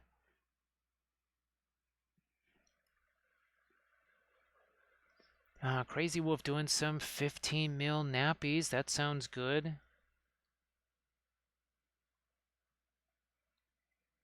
Well, that's well, Crazy Wolf. I hope that's all done by birthday time. You can celebrate. You can celebrate that birthday with a whole bunch of nappies. I know I painted. I think they were Curiousers. Curiouser. I think I painted some of the Curious guys. They were the old Perry brothers. Basically, 28 mil French. I think they ended up being, gosh, were they 1818 era? I thought they were 1813 or 1815, but I guess they were 1818, which seemed a little bit weird, but such as it is.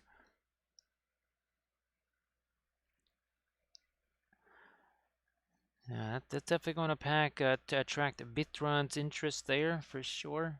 Hey, Landrast. Look at, remember the difference with the oils and the acrylic? Look at how not dark this is and how dark this is. This is crazy, man.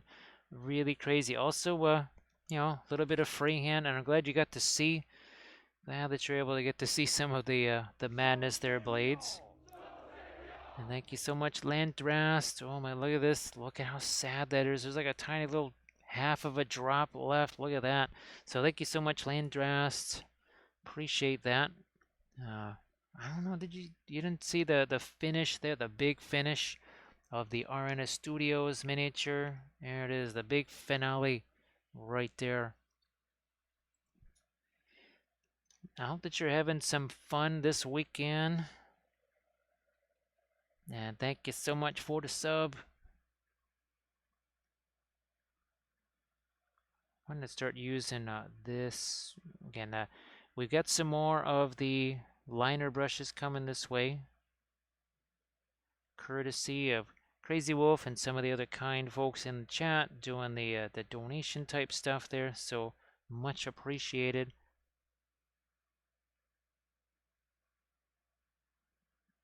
That we tried to at least get an emergency restock a little bit of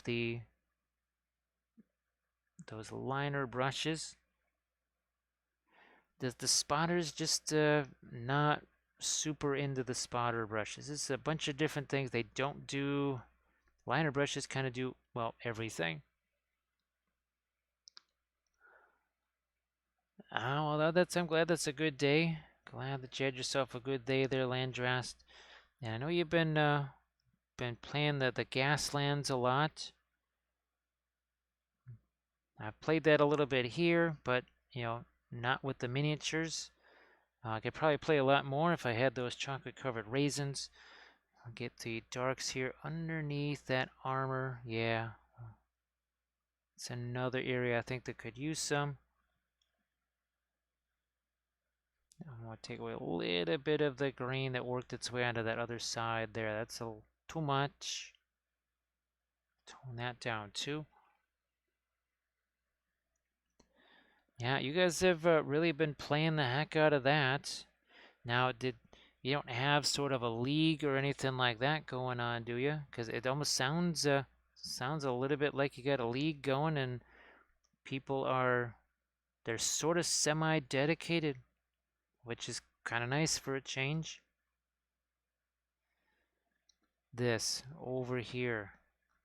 Normally, I try to sneak in a little bit of Fanchon Red in the On the back of the hand, just a little bit like that. I don't know, something along those lines.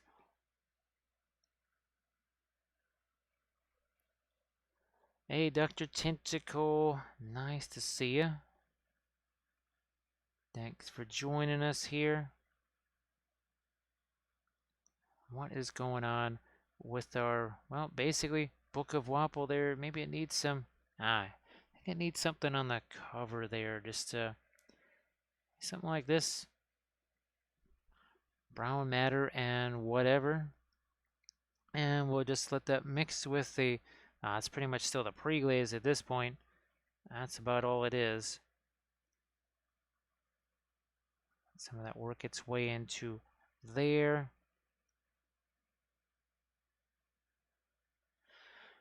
What about Mr. Skelly friend here? I think I need to, well, almost like give him some of his eyes back there. Yeah, the lights get a little too light, too fast on that. Hey, Comp Native, how are you doing?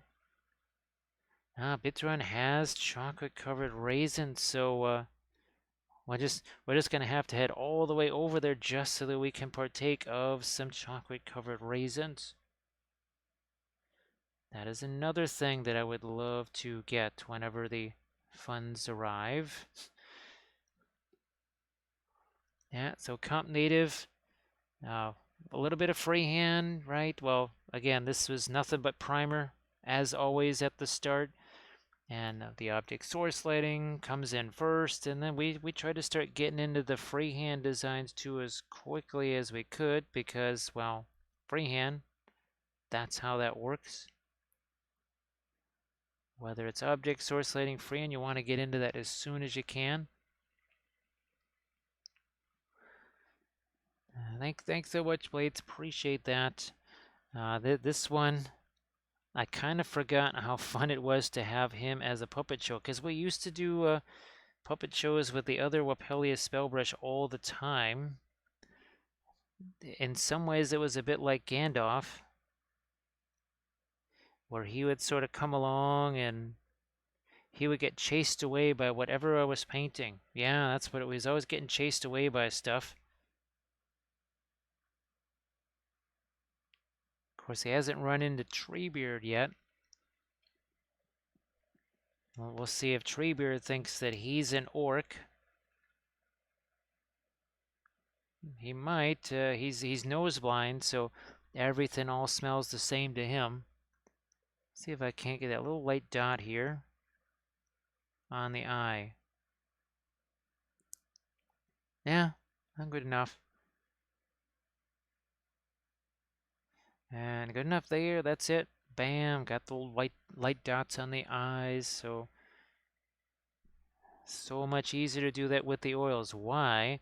Well, this is the other reason why, well, A, I like the liner brushes, B, why the oils make it easier to do stuff like all the freehand things, because I get that little tiny dot of paint sitting on the end of that brush, and I can just sit here all day. I am in no rush whatsoever.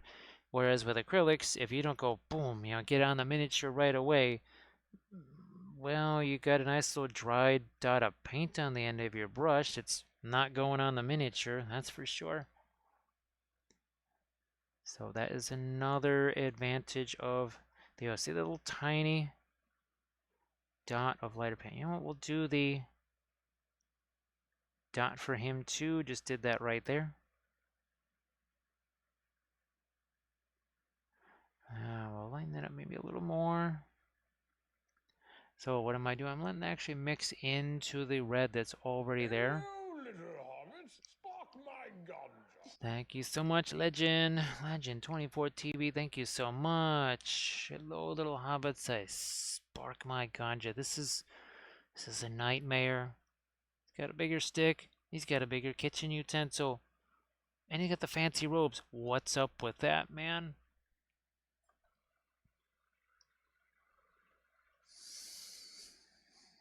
So yeah, the I guess if you put some Claritin in Treebeard's medicine, so to speak, that might work.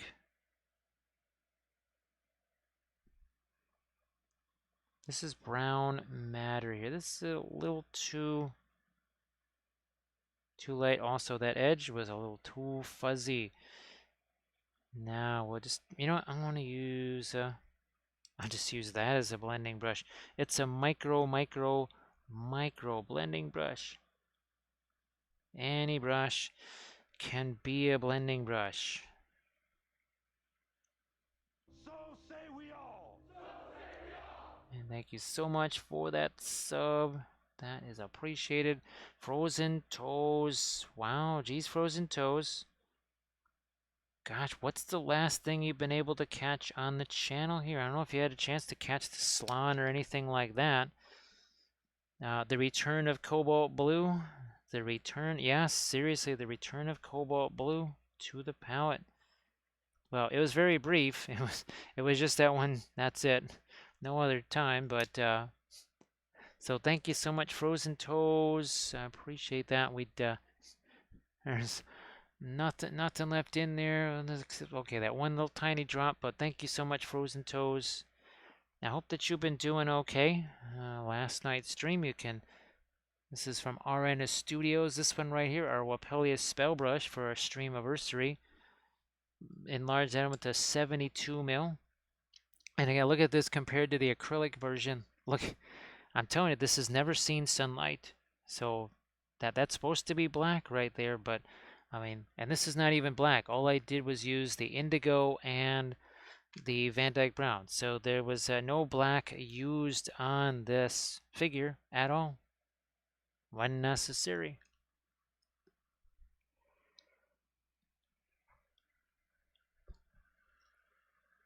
I'm glad that you're able to every so often there, Frozen Toes. Glad that you can every so often.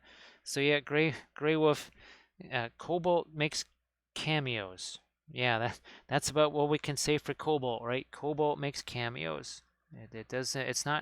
Well, it's not really a permanent part of the palette for sure. Just every so often, it kind of just it shows up, makes a little bit of a flash, and is gone again just as quickly. All right, you know what I'm going to do? I'm going to take this stuff over here. And I am going to, it's a little bit of reflected light right here. Because that also is going to sharpen up that edge just a smidge. There we go. See, it sharpens up that edge. And oh, thanks Frozen Toes for some bits is there. Thank you so much. Yeah, Frozen Toes, 72 mil. 72 mil on this thing. Now, if I want to go any bigger, pretty much gonna have to get the Anycubic going, the large format printer. If we want to print one much bigger than this, I can maybe get away with a little bit bigger, maybe 80 mil or something like that. But yeah, past that, we're going to need to go a little bit bigger. And thank you so much for that follow, D-Jam. Thank you so much. Of course, Gandalf appreciates that too. Yeah, no, not all Gandalfs are small, but some Gandalfs also have no arms. Yep. That's what happens when you fight a Balrog. Yeah, dude, maybe you should let my little demon keep you company there. It's like, no, this guy smells bad, man.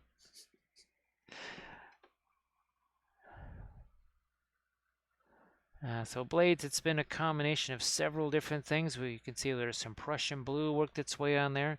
We even got some of our, little bit of the magenta, courtesy of some of the purple matter and the radiant magenta. So we combined those two together.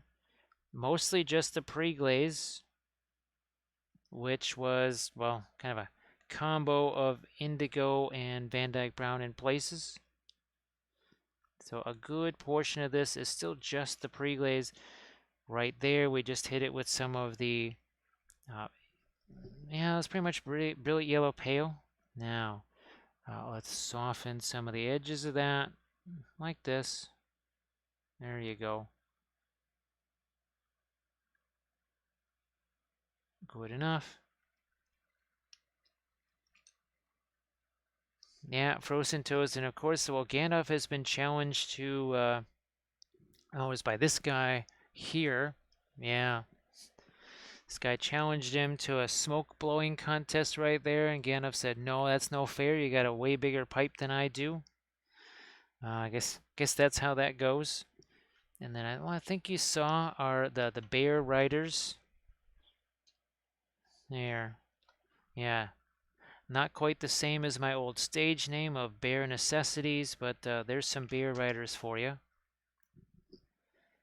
So hopefully we don't have to return to that profession. Hopefully we can manage it doing the miniature painting and not quite like the old days.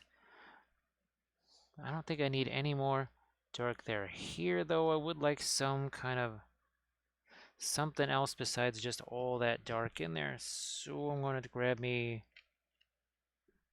this one. That's what I'm looking for. We'll grab this. Maybe some Terra Rosa mixed with whatever. Essentially going to be almost like a dry brush down in here. It's almost like what we did at the very start. That's pretty much like what we did at the very start, except our filbert brush is shrunk. We've got a shrunk filbert brush, just a bit there. Now blending brush time.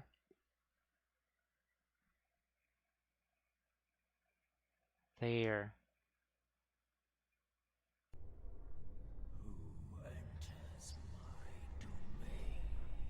Well, look at this. We got some fresh reinforcements. Fresh reinforcements have arrived. They're coming from Monster Den Minis, so everybody please give Monster Den Minis that follow. Hey, Pinbot and Edward Sugar Maple, nice to see you too. And everybody please give Monster Den Minis that follow. And thank you so much for that raid. Of course, Monster Den, if you want to post anything into the chat there, some of your Instagram/Discord post, whatever, so people can see what you've been maybe working on lately. Well, you know, you've been around here enough to know that that is just fine. And guess what? Streamiverssary time. Guess what this is right there? That's Wappellious Spellbrush. 2 years ago, we painted up this version. Then we last year for a Streamiversary, we did a 54. Well, now look at this here. We got ourselves a 72 mil version. That's a big one. Also, too, look at this, how dark the oils are and how not dark the acrylics are. It's hilarious. I mean, this thing almost looks like it's been faded in the sun by comparison. Thanks, Edward. I appreciate that. Now, last night, here was another 72 mil. So we painted this one in about 5-ish hours, right? About 5-ish hours. This is from RN Studios. Also got a little bit of lighting on there. Also did a little bit of freehand up there, just funsies, right? Whatever, just some funsies. And of course, we're just showing off our bear riders here. This is last Saturday. We did this unit. Yeah, the entire unit, what, a 7.5 hour stream? 7.5 hours, something like that. And then, of course, well, you saw these guys. We did a whole unit of these with our fun shields, maybe a bit of freehand here and there. You know, we kind of like that a little bit. And thank you so much, Ninjan. I appreciate that. So you can see a little bit of freehand here. And, you know, we're going to do a little more cleanup on the Wappellious there. Then we've got this freehand on the back, some White Sox 1919 logos in there, right? So yeah, that was so there was again the previous version, and then here is here's the new version with just a wee bit of freehand on it. Just a bit more. And let's speaking of the freehander, I'm gonna get after that little E right there, and we'll get some green into that. So Monster Den. What were you painting on stream? And again, you want to share that in the chat, of course. Feel free to share that into the chat. And again, here's our, these are the lizards, the slan. Again, the cameo appearance of Cobalt. Yeah, a cameo of Cobalt there. Yeah, we're trying to get this E more to our lake. That's got to be bigger. That's right. It's we gotta remember our training in our lettering here. So we gotta make that E just taller because it's a little bit of a visual effect there. Even though it might be exactly the same height, when you're doing round letters like this, O's, C's, whatever, you've got to make them actually taller than the letters that just are like L's and A's and stuff, because it's just an optical delusion right there. Your eye says, oh, that E is shorter. It's not, it's the same height, but it appears shorter. We also got Riot Sister, how you doing? And so thank you so much for that raid, and thanks for joining us, everybody. Of course, we're using the oil paints, like always, using our oil paints, having a blast because the oils are mellow. They're mellow, they're very chill, don't have to work super hard. The oils make it easier to do the freehand because you can have a little tiny dot of paint on the end of this brush here and go, whatever, not gonna dry. At least not in 2 seconds like the acrylic stuff does. So you can just kind of, here, I'll take that and spread that along. That little dot of paint was put on there probably 3 hours ago. And of course, well, here's a little bit more freehand on this guy. You can check out this Twitch session from about 3-ish weeks ago, I think. And I'm going to actually I broke out a little bit of this into a YouTube video that I'm going to post probably next week, where we pretty much focus on the freehand stuff right there. So love us some freehand. It's fun. Looks like Kathy is doing the pumpkin thing. Thank you so much, Edward Sugar Maple, for that follow.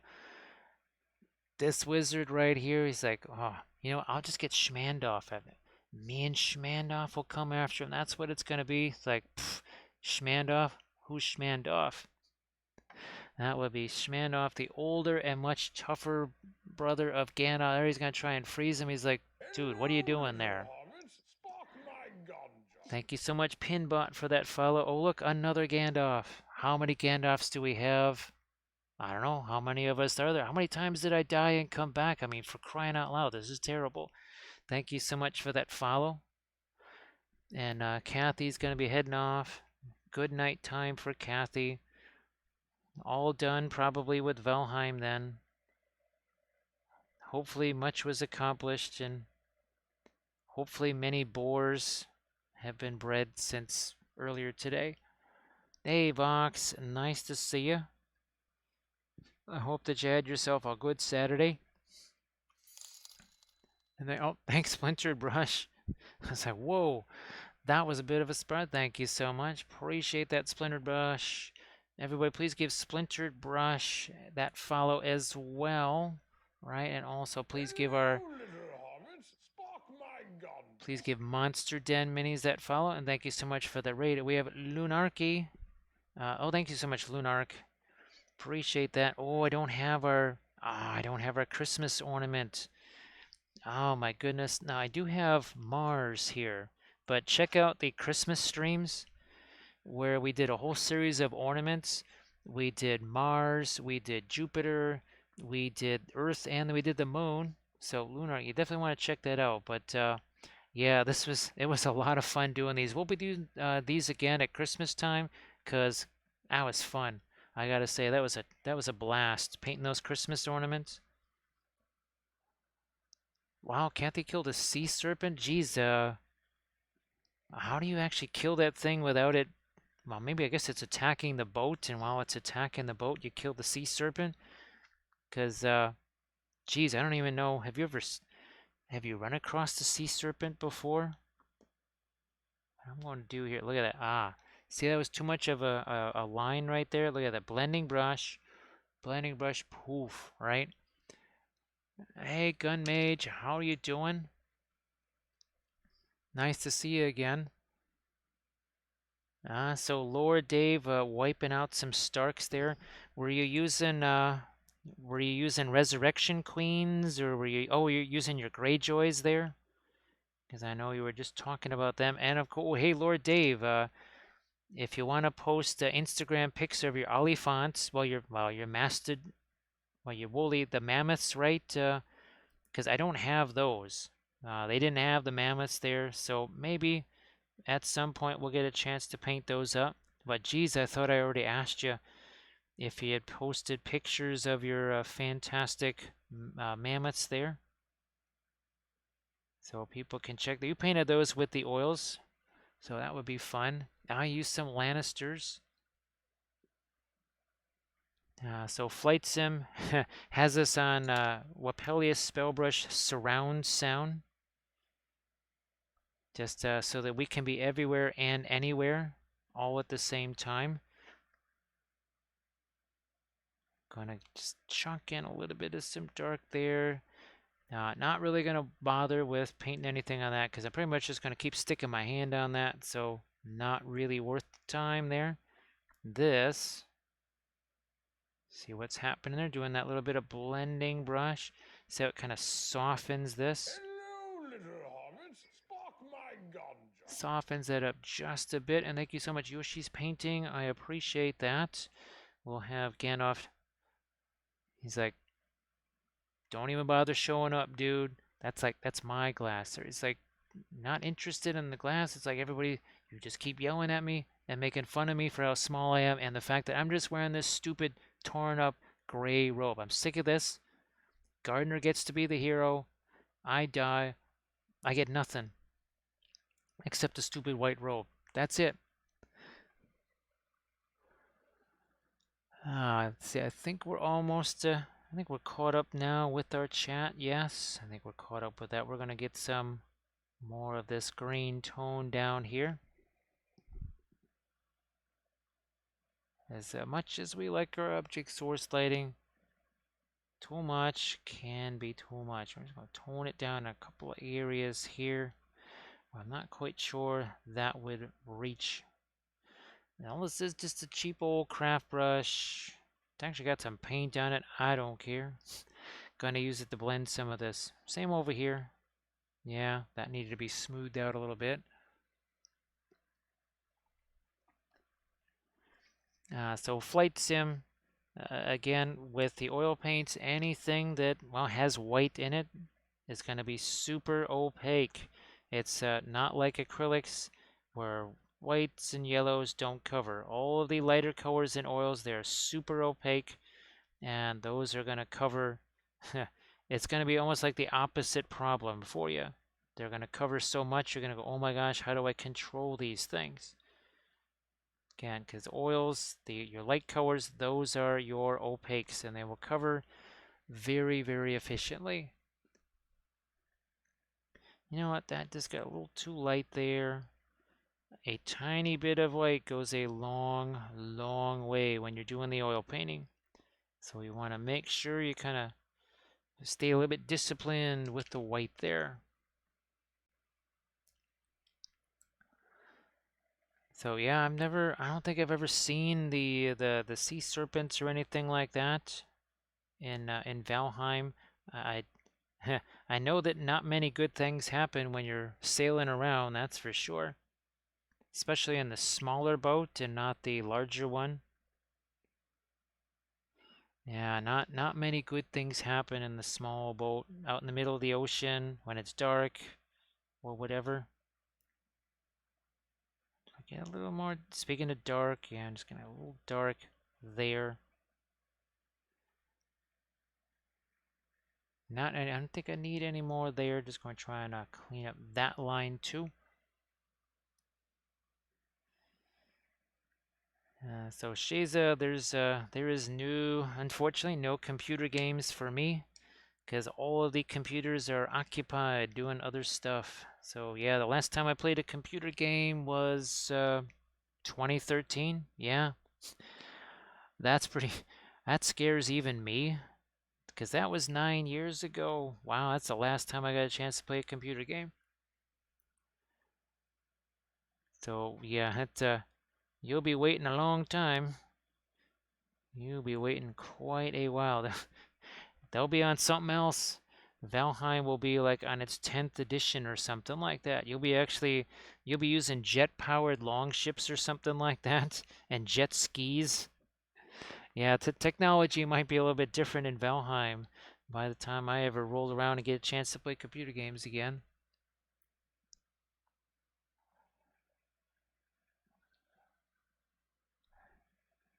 Yeah, that's get into a little bit more of a dark right there, and he's like, "Oh, so just because I look like this, you're just gonna say because I don't play computer games I look like this? Is that what you're saying? Is it?" Ah, that's oh, that is hilarious. This is never gonna get old, Lamines. This is never gonna get. Oh, I just absolutely love it. I mean, it's there's he has an expression here, but this right here, he's like, dude, man, who's that little guy, man? Ah, I got myself a new favorite puppet here. Poor Gandalf. He's gonna be set aside for another wizard. Yeah, Gandalf just lost his job to another wizard. Should not gonna get any more out there, but this possibly, yeah, get a little more of our green out there too. Nothing there. We're all good. Ooh, there's a spot. We'll get some of our lighter green down in there. Why don't we? Oh, some pyromancers and oils. Oh boy. Wow, Lord Dave. That was one of the early, what would you say, early supplemental units that they made, the pyromancers. I did paint those guys up. Yeah, those were really fun. Lamines, actually, I painted a bunch of bigger scale stuff. Well, actually, ironically enough, Artisan Guild, here you go. Look at this. There's our Artisan Guild. Actually, it was all painted with the contrast paints, believe it or not. And then, of course, well, here's our, right there. That's from the printing goes ever on. You can catch that session. Oh, let's not forget this one here. Boom, there she is. Artisan Guild. Oh, yeah. Tattoos right there. That was very fun. Kind of that nice angular design there. And then we actually did this on stream too, I think. Yeah, we did all of the ivy leaves or whatever, the dead leaves, did all that too. That was very fun. And well, and then of course, this one, yep. It's like not dark and terrible, but yeah, who was that other lady, man? She's kind of weird. She's so wacky. That's what a ring's gonna do to you.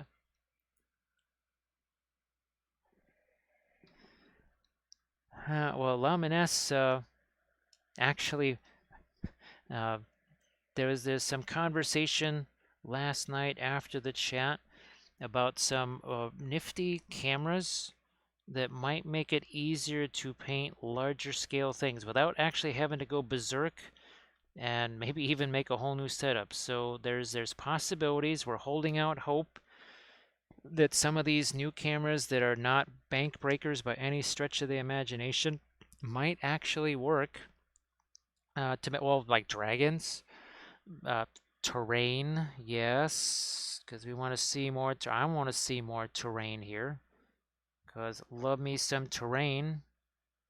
Hello, gonna get me some terrain happening here.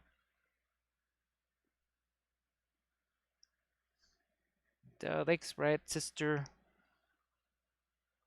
I think we're all caught up. Yeah, so where's some of our lovely terrain picture? Nope, that's not it. That's not it. All of our lovely terrain, right? That we built and painted on stream. Easterling buildings, look at this. The watchtower and the blacksmith.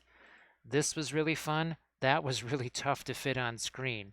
Oh my gosh. And that actually does move. And then the archery range, remember all that fun stuff? And then, of course, the not so great Hall of Erkenbrand. So, yes, terrain, baby. Lamines, we did have some hype trains earlier. Yeah, we had hype trains We got up to, like 106% of a level 5, which was cool. Oh, you know what? I'm going to do this. I'm going to do this. Let's see if this will work. Okay, well, look, a little cadmium red maybe. Right here. I don't know if we're going to be able to do this. This could be interesting. This could be interesting. What we got here? What have we here? We got this, well, not much left of it. That is the Radiant Yellow. Yeah, Radiant Yellow, not Radiant Lemon. Thin this down as much as we can without making it into a pinline wash. Let's see what happens. Something that we always would do on our purity seals. Okay, there we go. Little box right there. Let's see if we can get a letter into that. So yes, we love our terrain. I want to make a ton of Moria-themed terrain. Osgiliath, of course, because Osgiliath. Maybe even Minas Morgul. We're going to make some Harad terrain, because terrain. That's better.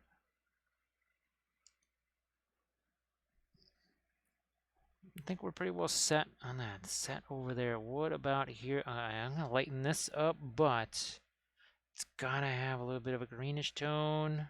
Perline black. Is that too much? Nah, that's not too much. It's not too much. And we're going to extend that all the way up over here, because believe me, these days don't get a chance to shave all the time. So there's significant 5 o'clock shadow, as in a lot of it. Again, this is from Artisan Guild right here. We love the Artisan Guild stuff. And actually, here is one. Oh yeah, this is from our Patreon series right there. A little bit of Artisan Guild. Lord Dave, well, as you know, I always have I have the mirror on the ceiling, mirrors on the walls, mirrors on the floor. So that way, because when I look in the mirror, I say, you know what I could use? I could use a little bit more of me. Yep, that's what I need.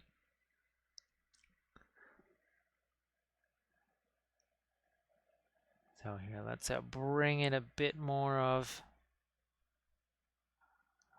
our green. Yeah, a little bit more here. And also, believe it or not, gonna have to throw a little touch of something here that's lighter over the top of our magenta of all things. Maybe something up there too. Yeah.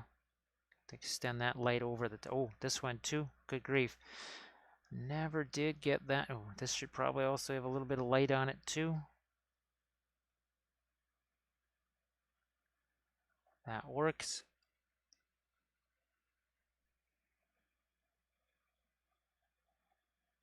Yeah, Lord Dave, we have a whole collection of mirrors here. Because again, when you see me in the mirror, what you say is you just I need more of that, man. I don't have enough of that in my life. I need some more of that.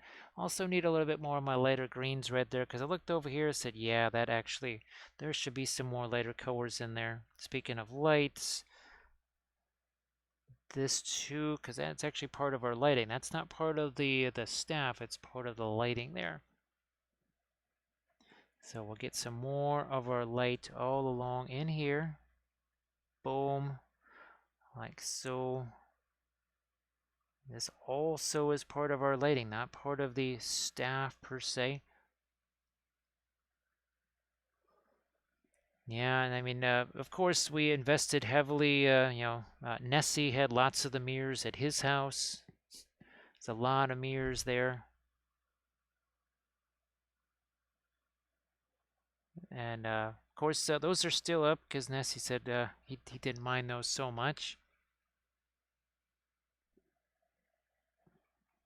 And oh, there's the Kathy. She just walked by. So I get dark in there. I didn't see the Kathy walk by. She waves goodbye in a very tired fashion as we get a little bit more of our light down in there. Actually, I can go a little Hello, lighter, little maybe. hobbits. Spark my guns. Thank you so much, BBC Gaming, for that follow. That is appreciated. Thank you so much. Of course, Gandalf appreciates that. He loves all of his little hobbitses. He loves all his... He would appreciate some mirrors so they wouldn't bash his head on the ceilings. And he'd say, huh, Gandalf, the fool, right? He's like, yep, yep. It's like, hey, what happened to your evil tower? It's like, what do you mean? What happened to my evil tower? It's like, well, you know, there's a bunch of these trees walking around. He's like, wait, the trees were walking around? It's like, yeah, man, it was kind of weird. Never saw that before. And they were heading over to your house. It's like, ooh, this is bad. That is most unexpected. Right, Bithron? You weren't expecting that, I think. Yeah. Nobody expects the Ent invasion. Where is our... Where the heck is Treebeard at? He's around here somewheres. Oh, no, he's a little too hard to grab. He's looking for hobbits. He's looking for orcs to step on. Little baby orcs. So there we go. Look at a little sneaky bit of freehand on there. Just, I don't know, reasons. Just some reasons. I'm gonna lighten this up a little bit more. I might, on the chompers here, I might actually go in the opposite direction. I'm gonna take brown matter somewhere over here, maybe. And then some of the Indian yellow, if I can. I'm going to try and darken down on the teeth here. Probably going to do this almost a little bit like a pin line wash. Not quite, but this one here, the chompers there, too much light up here. Take a little bit of that away. Okay, that helps. Now we're going to take all of that light away, just some of it. Much better, much better. Marty Mar, this is like a level 20 god right here. Yeah, you can refer to me as God, Sir God, or you could refer to me as, oh, say the Galactic Overlord, maybe. Yeah, I'll go for that, Galactic Overlord. Of course, that's just like a starting point right there. It's kind of like, you get to be like a local representative or something like that. Then you sort of move up the chain a little bit more. So let's start with Galactic Overlord, I think. Just, a nice, easy, something small, something light to start with. And then work up from there, probably. Work up from that.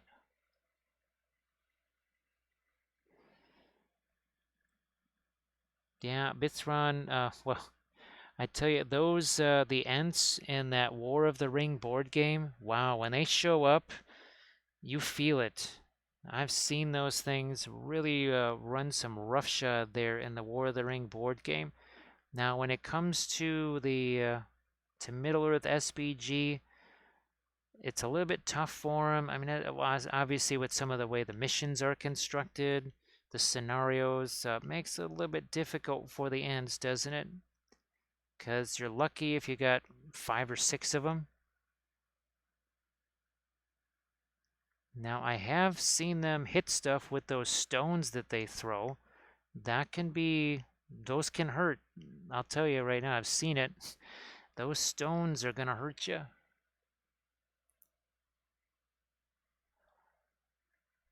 Oh, thanks, Marty Moore. Now, Marty Moore, I don't know if you had a chance to see the end, the dramatic conclusion of this one right here, our Arna Studios figure, also a 72 mil. Really fun, right, to be able to get this light, then the dark, and then the light here, but then the lights are two very different chromas there. You got your warm light there, Very much a cooler light over here. I mean, look at your axe there. Very different on the two sides of that, for sure. Lord Dave, typically, for whatever reason, the character that I play most, well, I don't play D&D very often, very, very seldom. But when I do, it's typically a bard. Yeah, I think I told you the whole story of the dual bard party that we had with the big and rich. So usually it is a bard. Just happens to be that way. The latest bard that I would sometimes play is oh, that's right. Yeah. Randall Snodgrass, the bluegrass bard with the +1 mastercrafted washboard.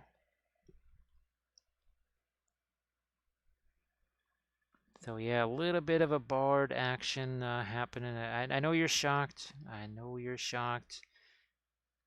And of course, Randall likes both kinds of music. He likes bluegrass and bluegrass, because I mean, there's nothing else besides bluegrass, right? So that's Randall Snodgrass.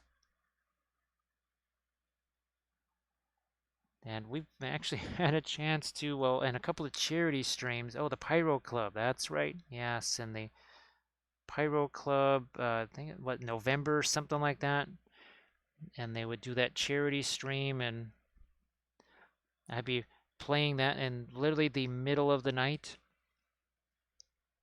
So, Marty Mar, hope that you're doing well. Hope you had a good Saturday. I don't know if we need to lighten that up anymore, but this needs to be lightened up. Also, a little bit of cleanup work here. It's kind of how the freehand goes. You block it in, and then you come back, and then you clean it up later. So say we all. Oh, thanks, Squeeze. Sorry that you don't get a chance to take revenge on your enemies tomorrow or today. Either way, I keep forgetting that it's the Easter thing there. Again, holidays, when you do this kind of stuff, you're just like, wait, what? It's not just Sunday? So thank you so much, Queez. I appreciate that, because that's 2 years worth. Um, well, is there any drop? Oh, nope, nope. No, not even a drop left. Thank you so much, Queez. Appreciate that. Yeah, Lord Dave. There was also, oh, Deadlands. Yes, that was actually my favorite. Deadlands was by far my favorite. And then there was the Psychotic Preacher that I played. That was really fun, because I know it's a huge stretch to think of the person who preaches the Gospels of the oil paints as playing a psychotic preacher in a role-playing game. I know that's also a massive stretch, right? How can you possibly make that stretch? Well, we could do it this way with some brown matter, a little bit of the Egyptian violet, and we're going to drop that over here on this part of the backpack. And then we're not going to sit there and layer that. No, we're not. We're going to take our blending brush here. We're going to just push that over this way. That's enough. Now that was, well, of course, given the fact that I did the Civil War reenacting and such, the fact that that's kind of the setting, that was way more in my wheelhouse there than, well, the fantasy stuff, which again, never read any fantasy books or anything like that. So that universe is always a bit more of a challenge for me. Ooh, look at that. See what we did there? A little bit of warmer reflected light on that side. Oh, we just finished a campaign that you've been playing for 4 years. Well, yeah. So did everybody end up kind of retiring off into that level 20 sunset or something like that? Or did a couple of people get scratched along the way? Because you never know how those things go. Could go either way. Could go either way. Now, what has to happen here, we need first some dark, then we got to come back with lights. How's about, oh, we never really get a chance to do this very often. Purple matter mixed with Indian yellow. That's going to go here. It's also going to go there on our little skelly friend. It's going to go here on our Book of Wapple. Like that. And then we'll see if I can't get some really light lights. We might actually have to hit this again with a little drop of our thinner. But for now, here, let me see what happens with, there we go. There's some stronger lights. That's what we're missing. So we'll do more. We'll do more because we can. We'll do more over here. Yep. Now the little lights, all of that gets a little bit more of a metallic sparkle to it, doesn't it? By adding this one little bit of extreme light. And when we were doing that one army painting series, you can bet that we were trying to take advantage of these same little bright highlights like this. It adds just that extra little bit of reflectivity, a little bit of sparkle, because reasons. And that was, you can see it here especially. Look at all along there. See, getting that extra little bit of bright sparkle. Same thing on the sword. Oh, and on this back, right? Again, with the horizon lines and such. Back to our latest light here. And I might even throw some of that still on our freehand design here. Because there's a couple of places where it's almost looking a little bit dark when you think that there's this light cascading down onto it.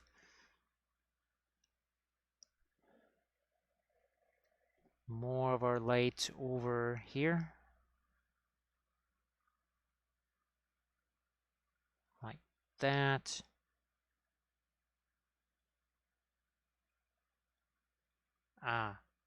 Ooh, yes, that's important right there. That's going to give us that turn. So remember how dark this was? Seriously, this color here, that's what it was everywhere, and we've kind of taken it, lightened it up in some places, not so much in other areas. Lightened it up here and there, but not all over the place. Get a bit more of our light there. Maybe on the lower edge of the book cover. What's going on here? It's kind of in shadow anyways, so I'm gonna come back with the dark here. Do again a little bit of cleanup here. It's the perline black, that dark green. Right there to clean that up. Easy as could be. We're gonna do that down here too.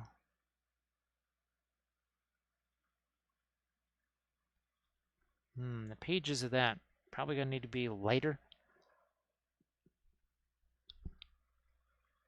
Like so. Much better. There we go. Yeah, I was like, what's going on in there? All right, well, Lord Dave, thanks for hanging out. I appreciate that. Appreciate that a bunch. And well, we'll try and get some more song stuff prepped. I know I've got some song stuff that I just prepped for an army painting series. I'll try and get maybe one of those lion tamers ready to paint. That way we could do maybe more of a desert theme base for it too. Where's that Indian yellow? Do we have enough of that on here? Also, we don't have much of an edge right here. We gotta make sure we've got one. Mostly doing that from our reflected light there.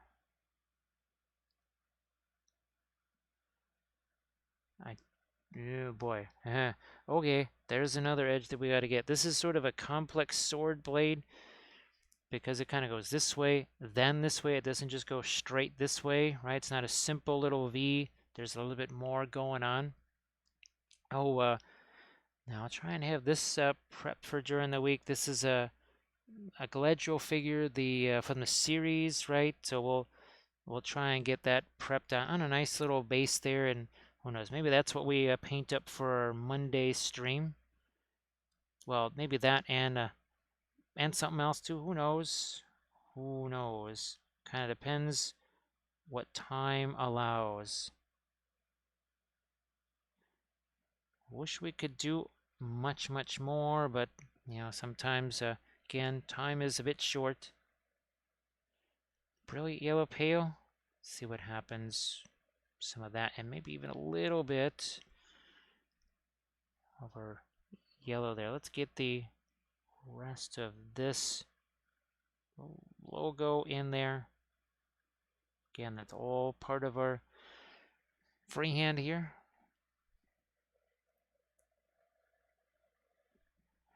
A little more. Oh, yeah, I never did restore this line here. Might be brighter than I wanted it to be, but for now, I'll let that be. Lighten up some of this stuff over here.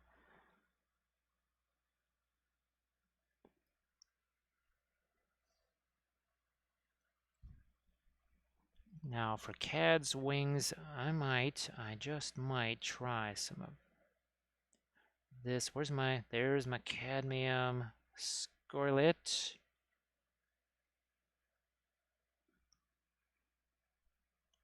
And a couple of areas on the wings here. I'm just gonna try and find one really intense touch of light on his wings. Here and there, not too much. So 4 years, and that only equals a 7-level character progression. Well, and sometimes too, if you're doing maybe a little more role play stuff and a little less of the hack and slash and all that kind of stuff, it's harder to rack up tons of experience points when you're kind of doing more of an RPG type thing and not really going around slaying stuff. So that is understandable too.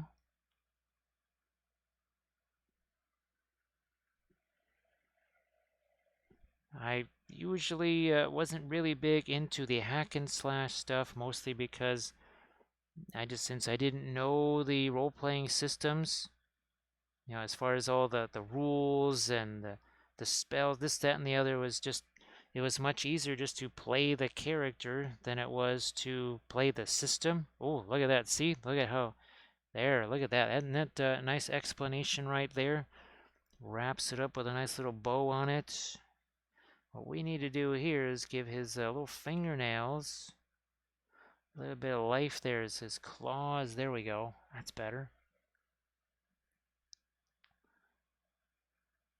So, yeah, and of course, I know some folks, some of them have been playing even before all the fun times started. They've been playing via Discord and such. I guess, those adventuring things, those were able to kind of maintain their regular form a little bit easier than than the in-person stuff, that's for sure.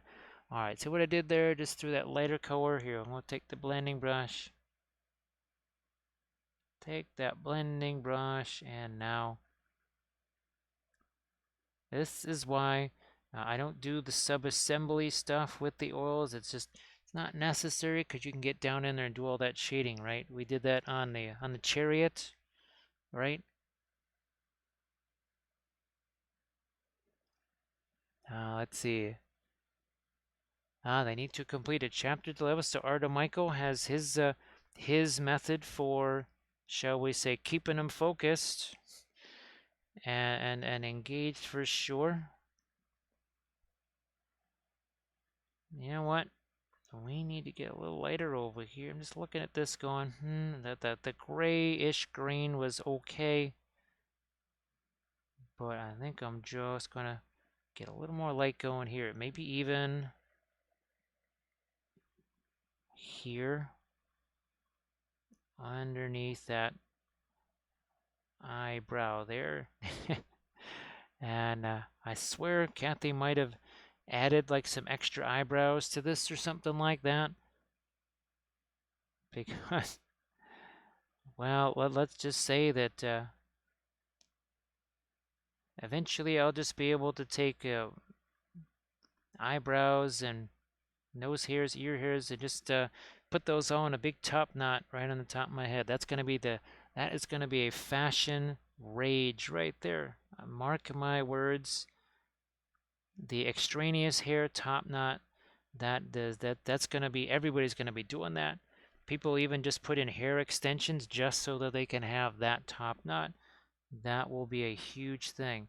What's also a huge thing is getting a little bit of, there we go. Need to get a little bit of the lighter color down in there too.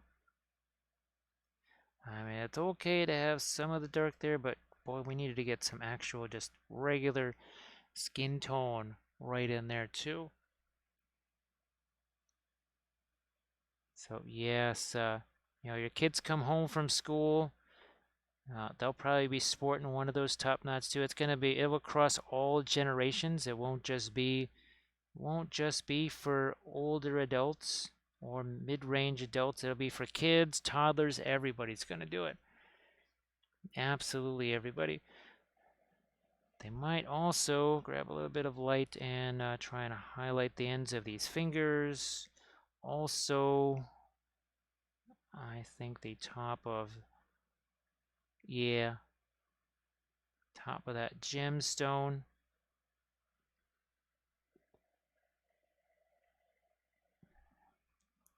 What about, oh, you know what?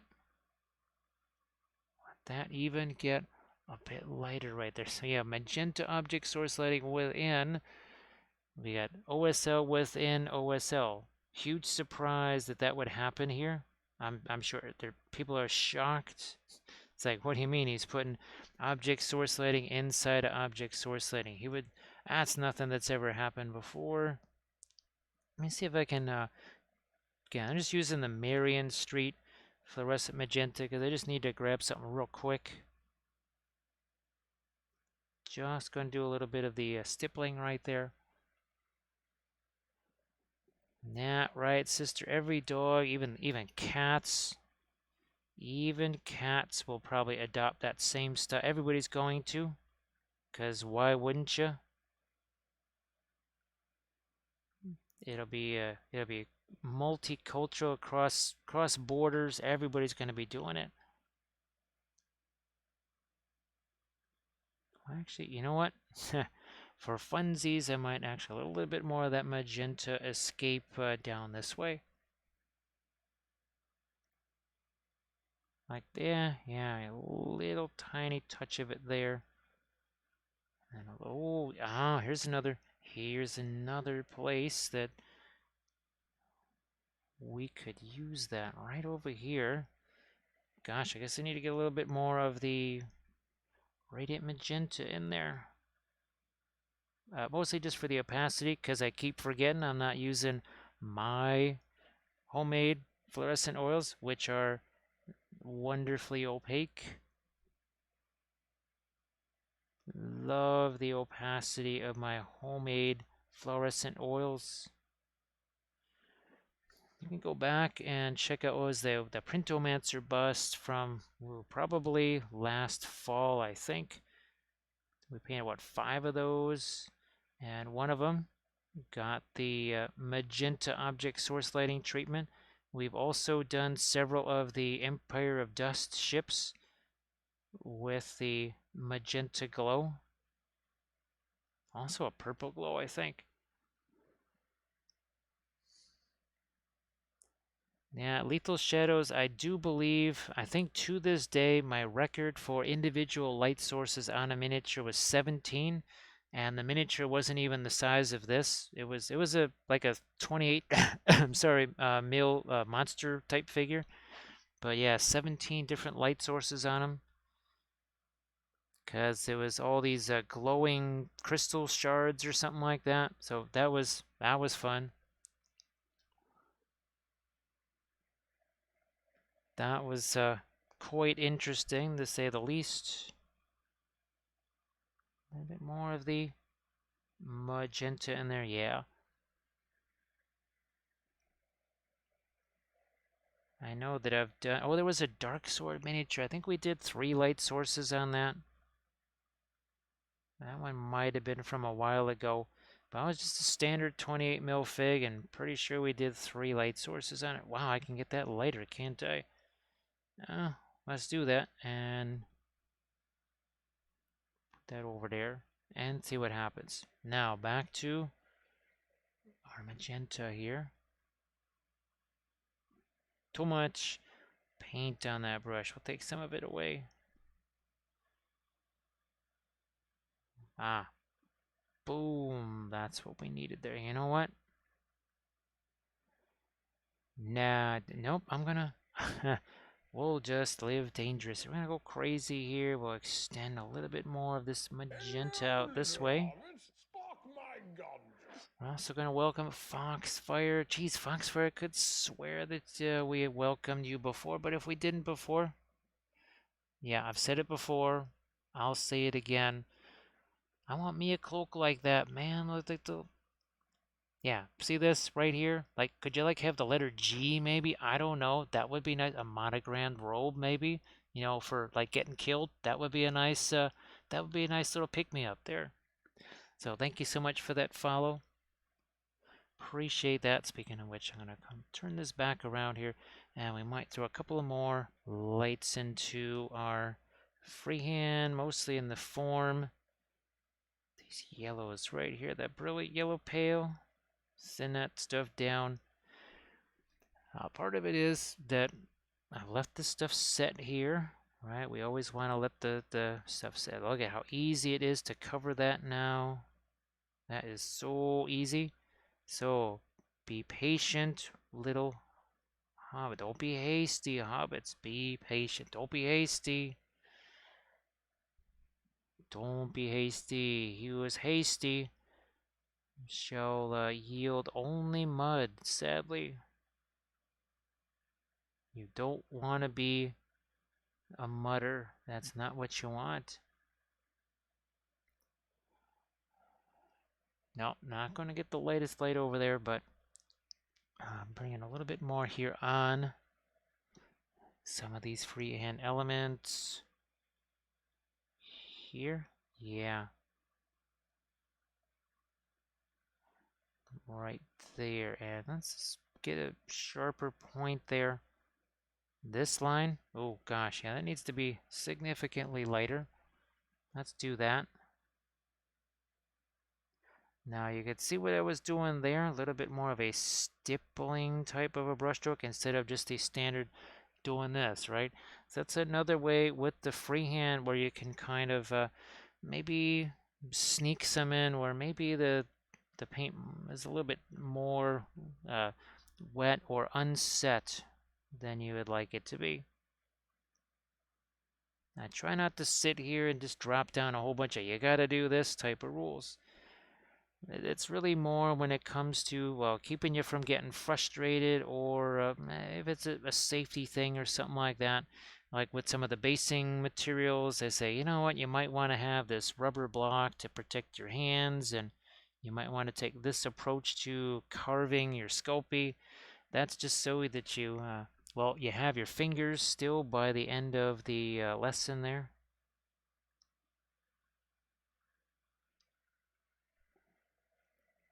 Any more? Yeah. Up there. Still more that we can squeeze in there.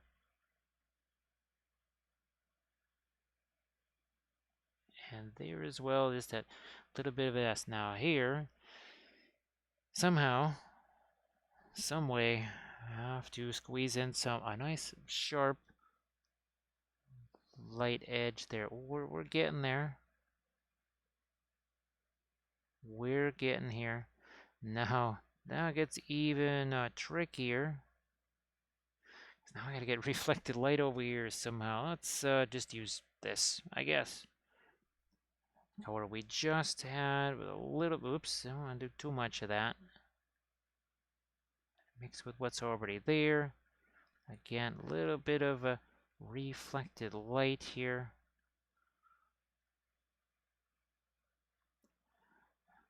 This armor here never really did get some of that lighter tone that I wanted. Another scroll over here. I think we could probably get some of this lighter green onto the backpack. Of course, since we had all that dark there, it made it a bit easier. Yeah, see the impact that that's going to have right there. Not too much. Not too much of it. Also, gonna tone down just a smidge of all of the magenta that's there. Again, we got the glowing little vial of, well, magenta. We got Dr. Gunn in the house. Dr. Gunn, how you doing? So Dr. Gunn, well, it's been object source lighting, kind of a couple of days of streaming here. And object source lighting weekend. This was our stream yesterday. Also some freehand, little light freehand on these two. Just, something to kind of to exercise on a little bit. Nothing too fancy. Just a little something there. I don't know if I really need to have the green reach all the way down to the shoes. Here, possibly a little more than that. And of course, again, big old bright dot of it, right? Well, we're going to grab ourselves a blending brush and it all gets toned down. That is a nice dry blending brush. Not doing this, we're doing this. It's a straight up and down. Stippling, huh? Stippling that. Look at this. People say, can I use the airbrush with the oils? I say, why would you want to waste your time doing that? Don't need to use an airbrush with the oils because we can do this. We can do that. It does make it that easy. Here, I'm going to just, it's not about blending colors. That's just about, I could see a brush stroke in there. People that like brush strokes, guess what? With the oils here, you can wipe them away, can't you? That's wow, huh. Dr. Gun, that's 42 Gammon Artist Oils. Now, did you take advantage of either the Jerry's Artorama sale or Williamsburg, their sale? 'Cause I know Williamsburg's got a big old sale going on right now, but that's very impressive. That's quite a lot of Gamlins there. It sounds like you pretty much got all the colors that and then some that we use here. I don't think that Gamlins make interference colors, but Gamlin makes some good stuff, right? Not shabby with the Gamlin stuff. You know what? I just might see if I can't get a little bit of our lighter green. First, I'm going to do this. Darken it down. You must have dark to show the light. Good. And now this way. There's a little bit of the light coming all the way down to reach this part of our base. Again, this is the Green Stuff World Texture Roller here. Man, there must be 40 of these things by now. I mean, every texture you can possibly imagine, and they're fantastic. Obviously, using them with the Sculpey, the gray, extra firm Sculpey. You bake them on a ceramic tile, not a cookie sheet. Many reasons why you don't want to be using that metal cookie sheet with your Sculpey. Hey, Nocturnal Miniatures, thank you so much. I appreciate that. It's hard to believe that it's been 2 years, and basically every year we paint up another Wappellious. This was from 2 years ago. We painted one that was 54 mil last year, and now 72 mil. Also kind of fun to see the difference between the oil paints and the acrylics. This has never seen the sun, yet it looks like it's faded. There's your oil paint. So the oil paint's just undisputed champions right there, gotta say. the intensity of the oils, the ease of being able to work with these, do all of the freehand and such. Just a pleasure to use. So here we're going to do again a little modification. Even here where maybe I see brush strokes, I can go in there and maybe get rid of some of those. Thank you so much, Foxfire. I appreciate that. The figure here, this is from Artisan Guild. And you can go even more intense with the colors even. I mean, here, there's this was 2 weeks ago. We painted a whole bunch of different slan like this with some really nice bright colors, but you don't only have to do those bright colors, because look at this. This was last Saturday we painted this whole thing, 7-ish hours, 7.5 hours. So much more muted colors, obviously, but also still done with the oil paints. It's all possible, and freehand, right?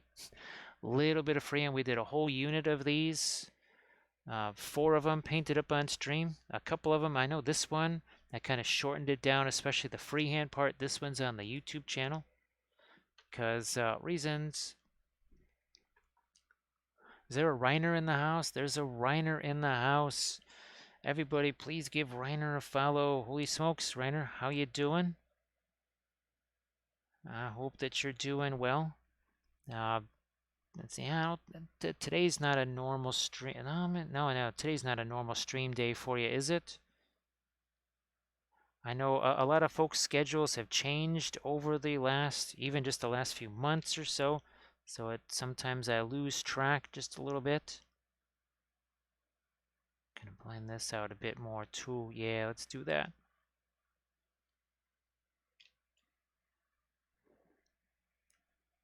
So yeah, this is the 2-year Streamiverssary. Didn't think 2 years ago that it would. Well, now we hit 6,500 the other night. I think it was Thursday. Now we're at 6,531. So thanks for all of the follows, as that keeps on growing there. So thanks to everybody that followed, and of course thanks to everybody for all the bits and such. We had the level 5 hype train and then some, so that was great.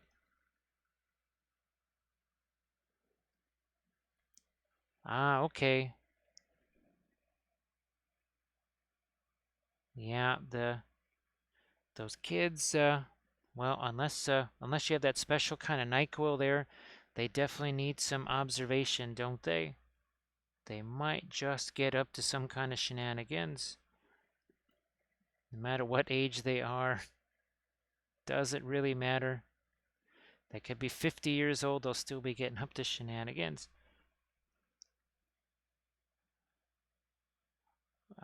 There, that's another thing. We're going to tighten that up just a bit there too.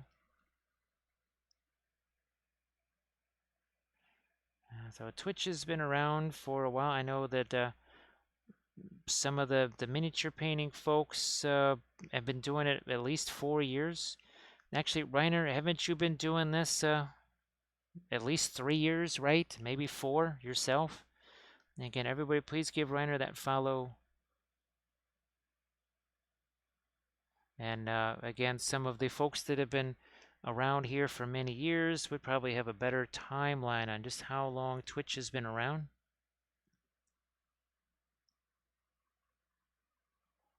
So Reiner's been doing it 5+. And again, everybody please give Reiner that follow. Yeah, now for myself, I only even became aware of it when Kathy started streaming. And I didn't watch any streams until, well, basically right before I started streaming. So I had no idea. No idea. Yeah, so Riot Sister, been doing it for 6 years. But kind of focusing more on the painting of late.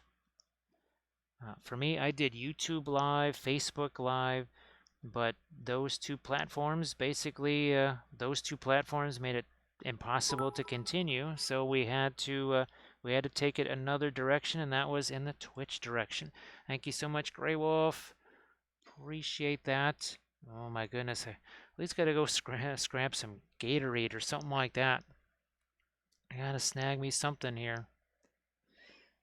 Cause we got no medicines. There's no medicine left.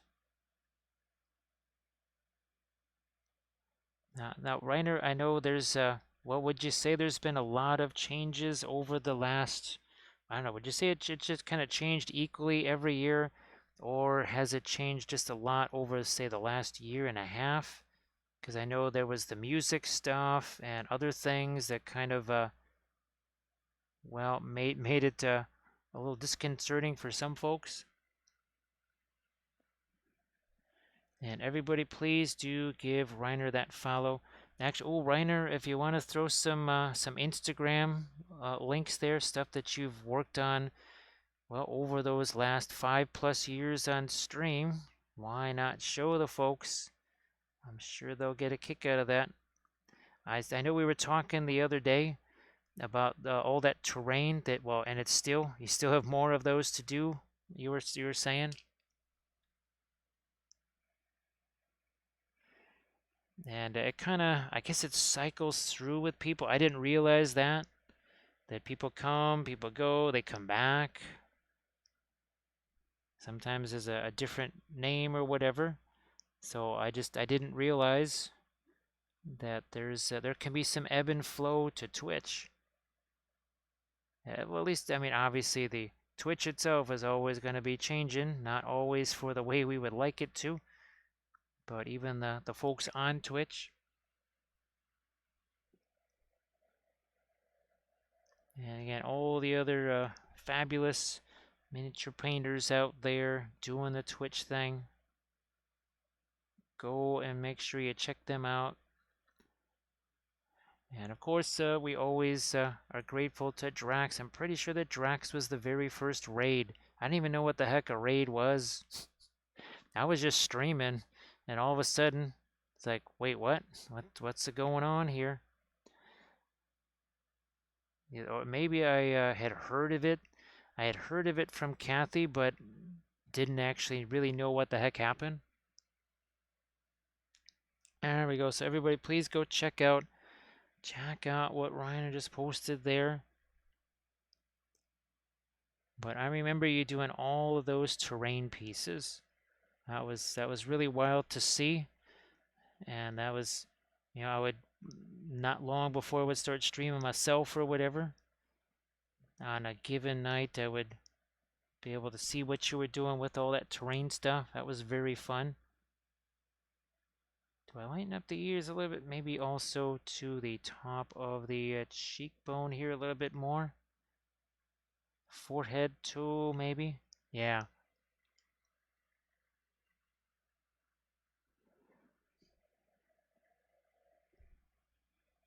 What's happening up there? Yeah, a little lighter too. There's lots of furrows in the brow here, so that's kind of contributing to the you want to mess with me. Serious, that's what you want to do? You want to mess with me?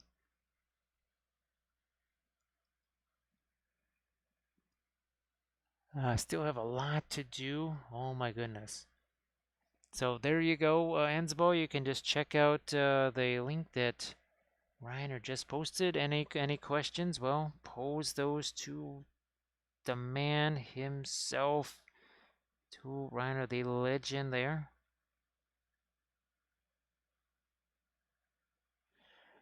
I got a little bit of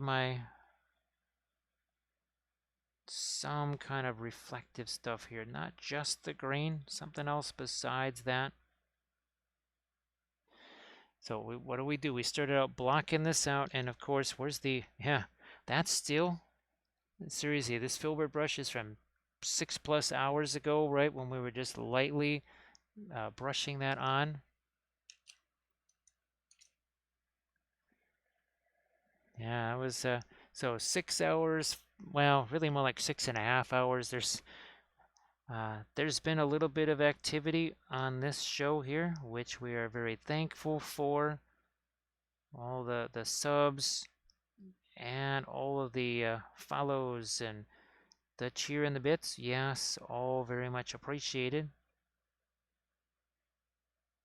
And been some kind donations too, which, well, they'll either be turned into more printable files, or they're gonna be brushed. That's what a lot of the Twitch stuff goes to, is getting more files that I can print out of various types for tutorials, for streams, testing out different brushes, different paint, all that good stuff too.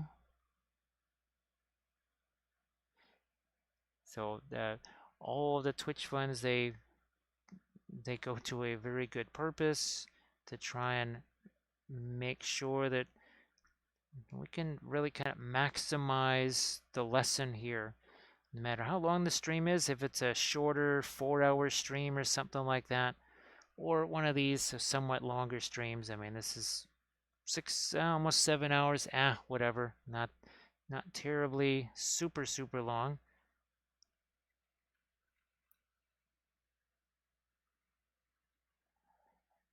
Let's see. Why don't we grab a little more here of our white, maybe? Yeah. And we'll pop some of that right into here. That's just to show the, and boy, see, we're getting this light enough now to where the camera's going, whoa, wait, what you doing over here? What you doing? That's how intense the light is getting here.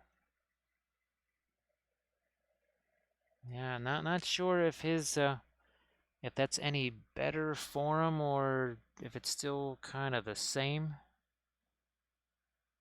We will throw in a little bit more of our light here.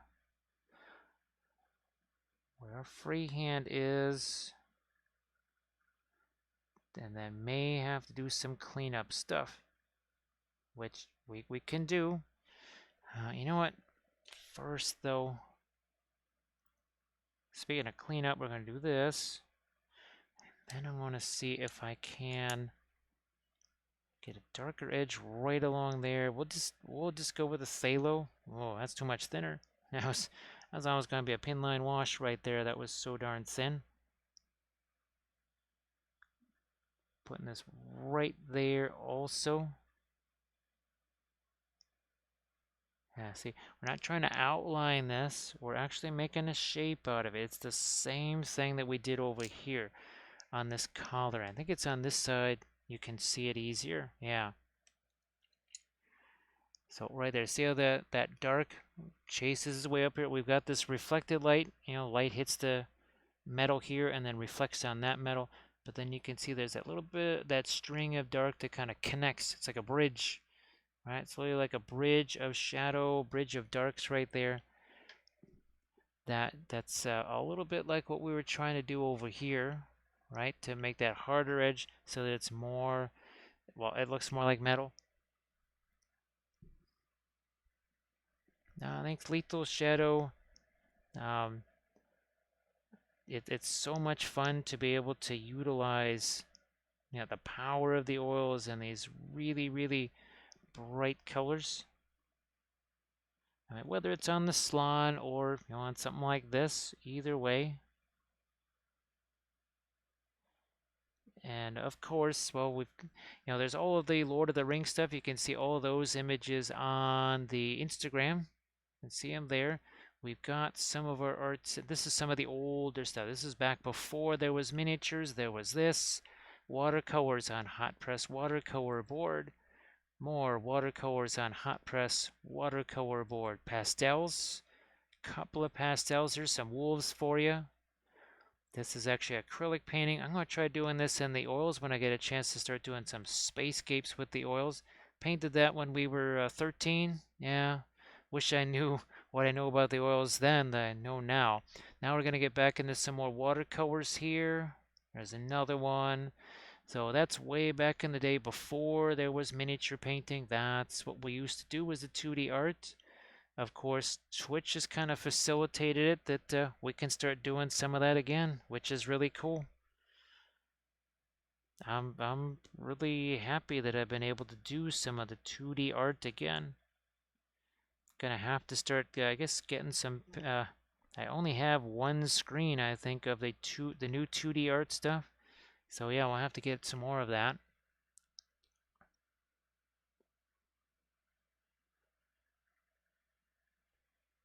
Now, yeah, Bithron, love me some Babylon 5. So Lethal Shadow, no wet palette here. That's very much an acrylic painting kind of a thing. Now, ironically enough, some of the elements are the same as my homemade wet palette, but all it is just a piece of parchment paper that is clipped to a piece of cardboard. Or you could, depending on the type of parchment paper you get, you could just do the glue stick thing, or you just clip it to it because you want that to absorb the extra moisture. When you're done with that palette, you just take it off the cardboard and you chuck it in the garbage and you are done. That's it. No fuss, no muss. So no wet palette. That's not going to work with the oils. It would be really weird. I can only imagine what. I mean, it probably wouldn't really even affect the oils terribly much because they would just bounce off of the oils. But that would be quite the interesting visual, to say the least. Yeah, Bithron, that was always my favorite right there.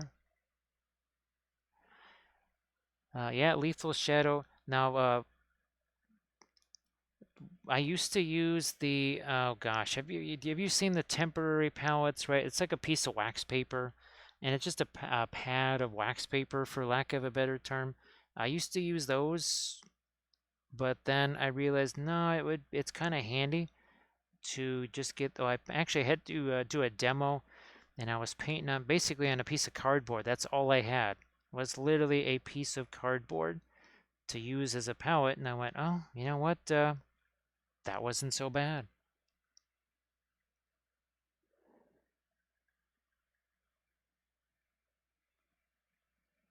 So Dr. Tentacle, we have tons and tons. Maybe let me see. Is there some of the 2D art here? Where is oh, is that over here? No. No, it's further. It must be further down this way where we've got some of the 2D art here at some point. Yeah, not sure where all of my 2D art pictures, well, the newer stuff, right?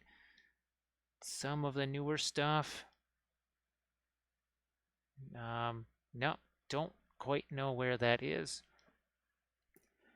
But you can catch all the past streams. Looking 2021, pretty much from mid-June until, I want to say, September-ish, no, maybe October-ish. And lots and lots of 2D art there. And the whole idea behind that was to show people that there is no difference, whether it's a miniature or a painting. The same things that make one work make the other work. Composition, the different forms of contrast, center of interest, all that stuff. Doesn't matter whether it's a miniature or a painting. The very same thing that makes one work is going to make the other one work. And like I said, you can check that out. A few of them are on the YouTube channel as well, but a lot of them are past Twitch sessions. That's what we used to do on our Thursday session. And I'm hoping maybe before the month is out, on one of our Thursday sessions, I think our first scene back is going to be the Hornburg, because it was actually one that I planned on doing before the huge interruption in all of the 2D art. Megan, glad that you're still around. I wasn't sure if, because it's late there. It's getting mighty late there for you and the quees and the cats and the kitties. So thanks for hanging out here. This, again, we'll try and clean that up a little bit more. Maybe we'll use this instead of going back with some more dark. I don't know. Let's just use this, see what happens. On this side, maybe. Not too light. rework that a bit. Oh yeah, this, I'm going to definitely come back in with some darks here. Ironically enough, the little bit of yellow that's in the brush, we'll just let that mix with some indigo, and guess what? Then we have the indigo green. We have that dark green already on the brush. All right, well, Megan, thanks so much for hanging out. Thanks for the bitses and everything, and same thing for Quiz. You guys have yourself a happy Easter there. Happy Easter.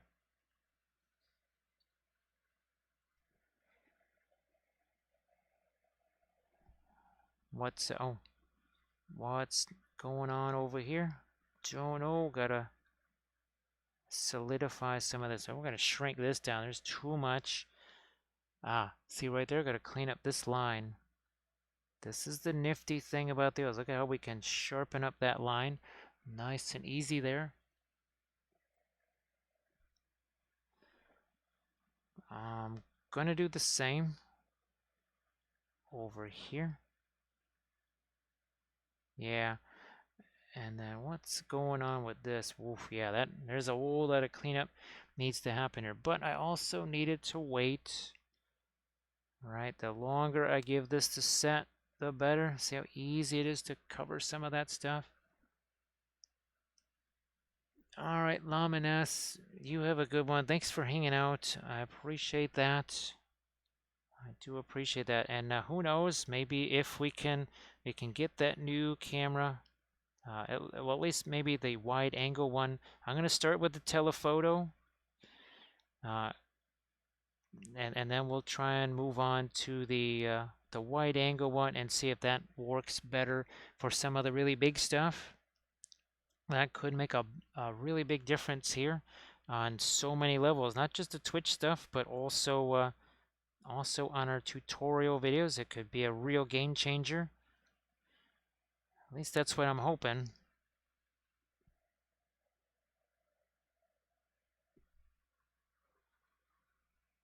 And of course, Reiner, we hope that just like Lamines was saying, that of course, I guess not really fun for. I know oh, that's right. Huh. I had chicken pox over Easter, and yeah, I was in high school too at the time, so that was no bueno. That was no fun when that happened. Yeah, it was not the way to be spending the Easter break away from school. And I knew the person that gave it to me. So, yeah, they were never allowed to forget that. All right, a little bit of dark right there. This blade right here. Did we get the... Yeah, we've got the Prussian blue in there. Oh, here we go. This is... that needs to be brought down this way. Look at this. See that? Again, it sharpens the edge just by pulling it down this way. I get some of that darker color also now mixed in with our Prussian blue, because, yeah, we'll do that.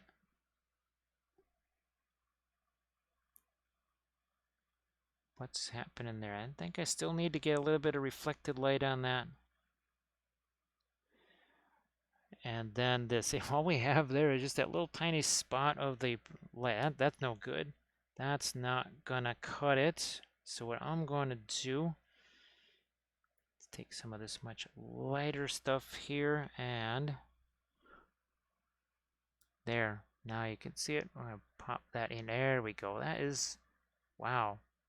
Somehow, we're just kind of floating merrily along and never really saw that that needed some more lights. Well, that's the benefit of the oils, right? Because I saw this here, I can still do all the same kind of blending that I could have done hours ago. So yeah, okay, that's a little lighter. Now I think we shall go for the piece of resistance, otherwise known as piece of resistance. Go some light right there. Boom. Right in that area. And now that's, I think that's where we need it to be. See if we can also do some lights here on the end of this armor. across the spikes here. Something like that. There.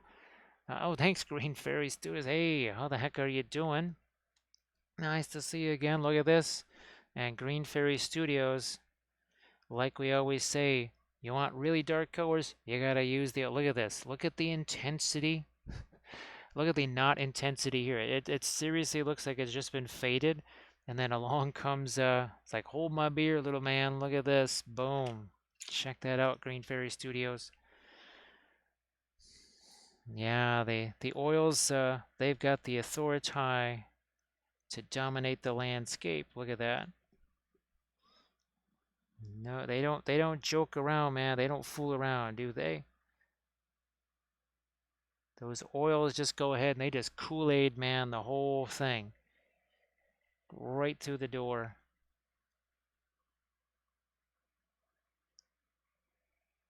So yeah, Green Fairy, I hope that you had some well, I hope there wasn't too much learning involved, like the hard type of learning.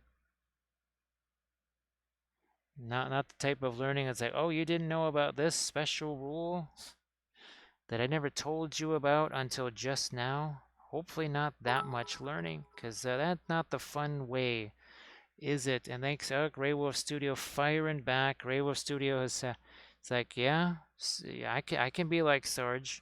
I can be shooting around here, tossing bits around like manhole covers. Thank you so much, Grey Wolf Studio. Thank you so much. Do you want to go lighter there? Yeah, let's do that. What's happening here? A little more light, perhaps, and then I might just go back the other ways with some of our just straight up fluorescent green and see how that works, because it's been a while now. Maybe that's also going to stick a little bit better. Ah, okay. Well, that's no. Thank goodness. I'm kind of glad to hear that, Green Fairy, because man, it's just that was my introduction to 40K. Was, well, basically not playing 40K. It was some made up version of the game that somebody else was doing. Ah, well, there we go. There, Sarge is like, the role of Sarge is going to be played by Sarge. So thank you so much, Sarge. I'd give you a toast, but all I got here is I got this. I got that. There's lots of sharp things sitting in that glass right now. So thanks so much, Sarge. Oh gosh, we gotta get some more of that green down in here. How's about some more this way? I'm gonna keep going with a little bit more of the phthalo green, or sorry, the fluorescent green here in a couple of spots, because now that this has been a few hours, we're gonna be able to have some fun with this. So Sarge, you're gonna be able to hopefully do a little bit of relaxing tomorrow then, not having to drag yourself anywheres. Doji, how are you doing? Welcome back to the Streamiverssary. Told you we might still be here. And look at that big old splash right there. We got to get some splash going in there, don't we? We need some splash there. Need some splash. I might even let a little bit of the fluorescent green here. We're just gonna little bit. Look at this. It's a micro filbert brush. Cause that's hilarious. Why not?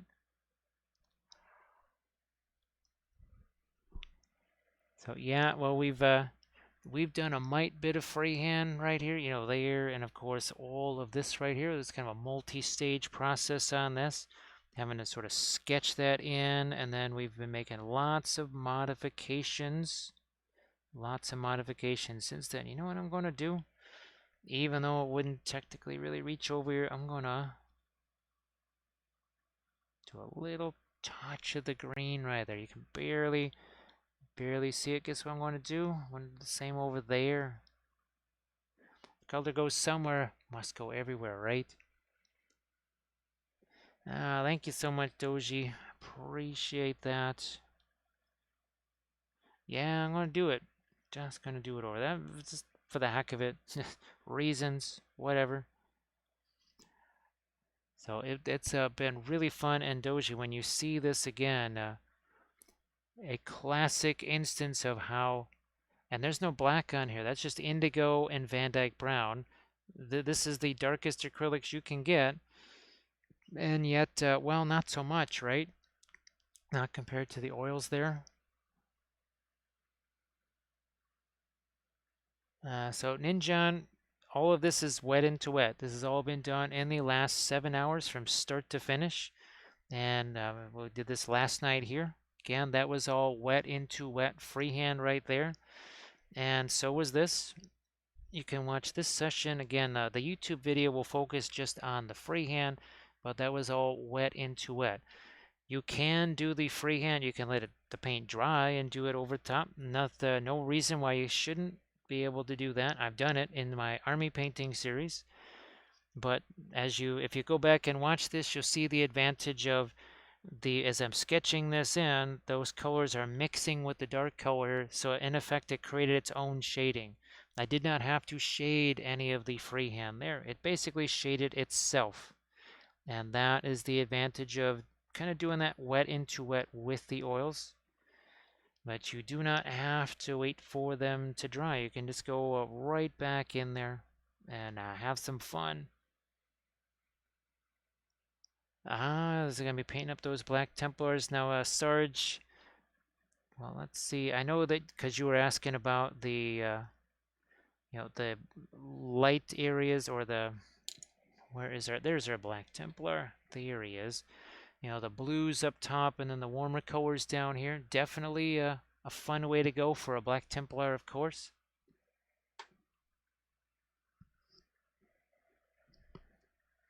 And well, happy Easter well, it's Easter now. It's 12:09. It is after midnight here, so it is now Easter here as well. I know for our Aussie and Euro friends, it's been Easter for a while, but it is now Easter here. I know places further west, not exactly Easter just yet, but eventually we'll be getting to that.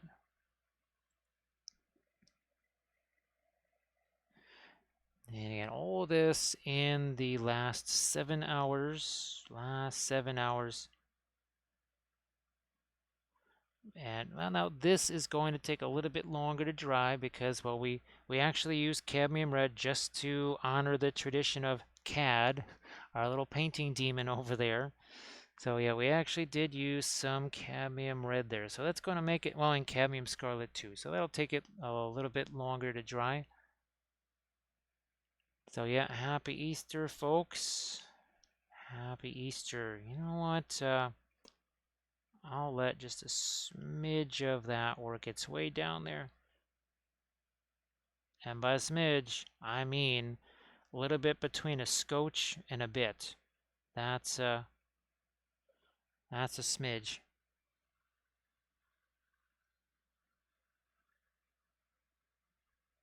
So Ninja, there's the oils are not dry, but it's like we say a lot where we want the paint to set. So none of this is dry. I could wipe it all off with a sponge if I wanted to, but even right here, it would be easier for me to do touch-ups here on some of the darks and the lights of the freehand because this paint is something you would consider set. It's sort of like bread in the proving drawer where you wouldn't mix up some dough or whatever for cookie dough or bread dough and then shove it in the oven. You would let it just have a chance to prove. Let it sit there just a little bit. And we've done that with even here. It was the same thing with these, right? And we did a whole bunch of these. All of the shields, they were all done wet into wet. The St. Michael's, all this stuff was done wet into wet. But what I would do is I would work here, then let that area alone, and go work everywhere else, or on another miniature. The same thing here, work on St. Michael's, then leave that alone, work on the banner side, leave that alone, work on the armor, leave that alone, work on the base, right? So move around the miniature, give it 15, 20 minutes, whatever, Even here, if you look at this one from last night, uh, even out this was, you can see how that's got some sheen to it.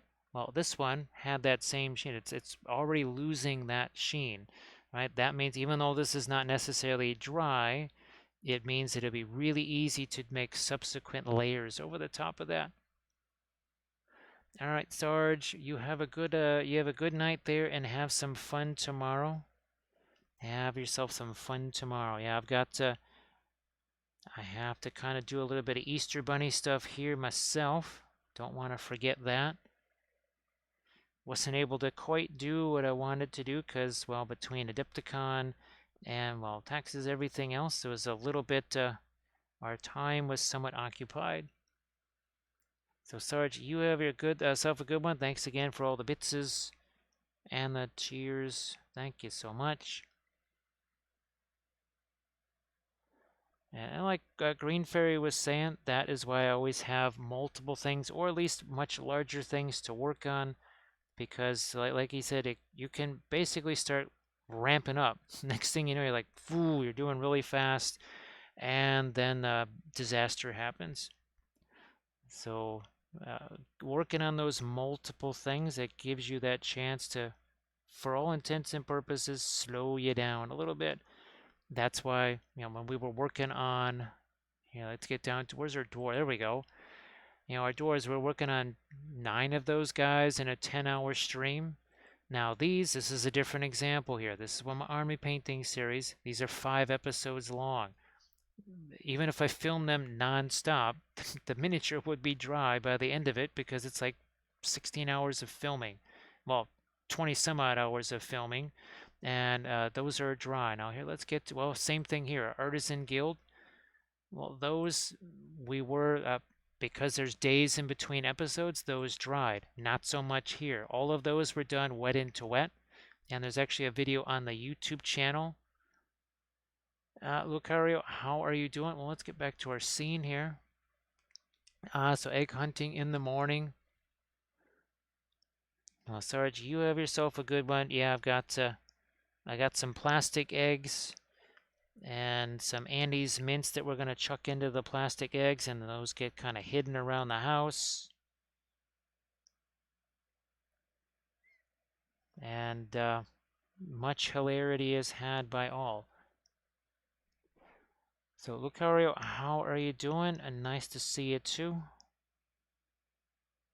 You know what? I'll let some of the floral green get into that. So yeah, Green Fairy, actually we used cadmium red, like actual cadmium red for the first time in, almost 2 years. Almost 2 years. Just a tiny bit of the Gamlin cadmium red. I didn't realize their cadmiums were Series 5. That's a little bit of an owie right there. Glad that you're doing good there, Lucario. Appreciate that. Appreciate you joining us here. Working with our oil paints as we always do on stream. Now this is more about brushstroke management. That's and also too, this is another important thing. So Ninjan, that brushstroke management phase, that is typically usually 3-ish hours in, like right here. So I can easily kind of fade that freehand right there. There's a couple of areas now, see where there's some sharper edges. Maybe I want to tone those down a little bit. If I had done that 3-4 hours ago, much different result. But because we've let that paint have a chance to set, it's all very much wet. It's completely wet. It's still pliable, can push that around, but it's just a little bit firmed up as opposed to freshly applied. So that's why we don't want to be impatient, hasty little hobbitses. We want to be patient, like Treebeard. Don't be hasty. So yeah, Green Fairy, we had to do it. I mean, it's CAD after all, right? Oh, the pre-glaze was interesting. It was Egyptian violet mixed with the, oh gosh, what was it? The purple matter? Yeah. and that made a really interesting pre-glaze for all the warmer reds that went over the top of it. So that was pretty fun. Now here's another, again, we got the reflection, right, of the red here. Using this is when like a little tiny micro filbert slash micro blending brush. All I'm doing here is just taking some of the existing color and moving it in a different location here. I'll take some of that. There, I just grabbed a little paint from here, moved it over there. The miniature is your palette. Do you see a lot of mixing on here? There is not a lot of mixing on here. A lot of this, the big areas there, that's just me doing the pre-glaze stuff. So not a lot of mixing on the palette. This is your palette here. Do the mixing here. That's what the oils are designed for. You want to save yourself some time. Let the oils do what they do. Yeah, let them do their thing. Oh, that's a scabbard right there. Okay, good to know. Good to know. Didn't see that before. Want to have the shadow here, right? Because this shadow here. So yeah, not going to try and pick out a whole lot of lights on that down there. This again is one of the texture rollers. I think this is the Arcane texture roller. That's one of the new ones. Actually, these are both two much newer texture rollers from Green Stuff World. This is the Norse texture roller, and this one is the Arcane. And actually, both this one was in a recent basing video for the Patreon page. Just realized that. Just realized that. Here, let's gonna go back to some of my lightest lights if I can here on some of these elements. Now that we've kind of come back through with a little bit of that floral green.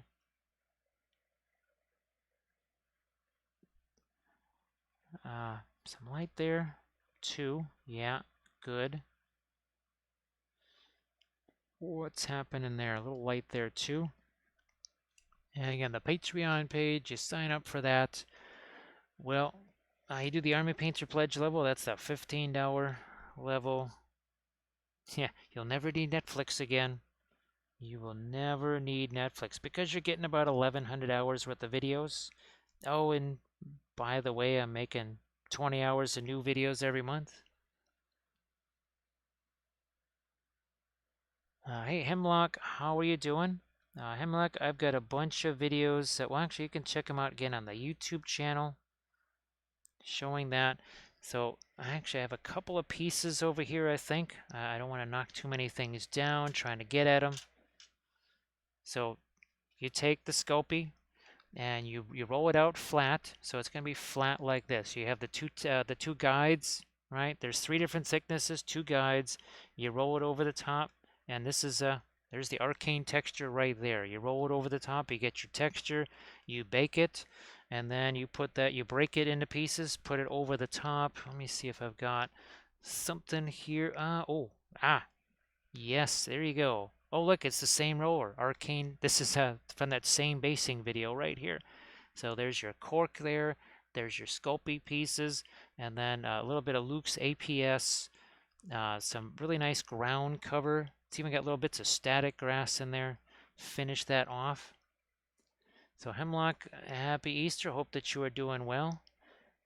Here's another example. This is a bit more of an extreme example. So that same cork, this is the elf texture roller, broken into many pieces.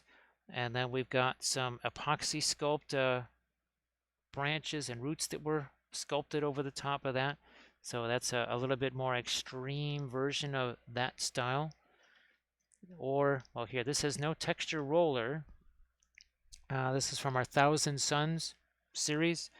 Every one of these bases got some fun little bit of freehand on it. Again, that's the same bulletin board cork, some epoxy sculpt and other fun things, fun elements there.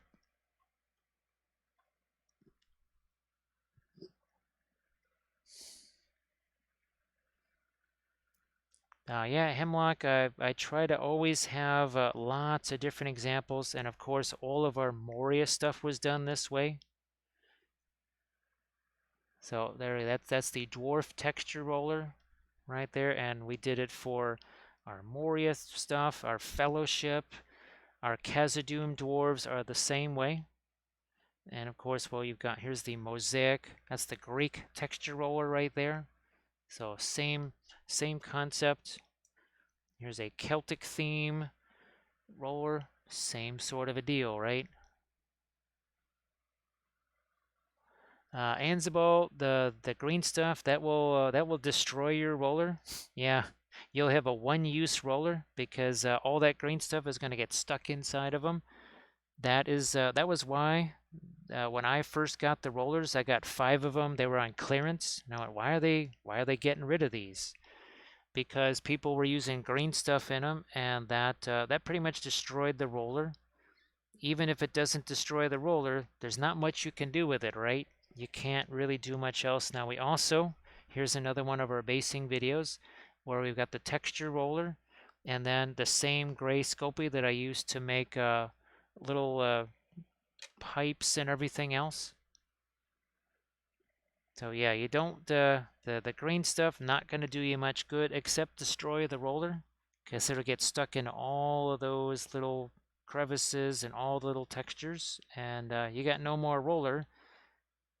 You also don't have any more green stuff. Yeah, you're kind of out on both things.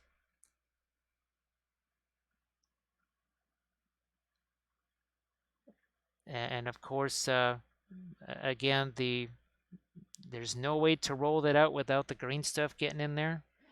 So you just can't use the green stuff with the rollers. That's what the Sculpey is fantastic for. If you look on the Green Stuff World site, I do believe they actually sell the Sculpey because it's hard to get that in Europe.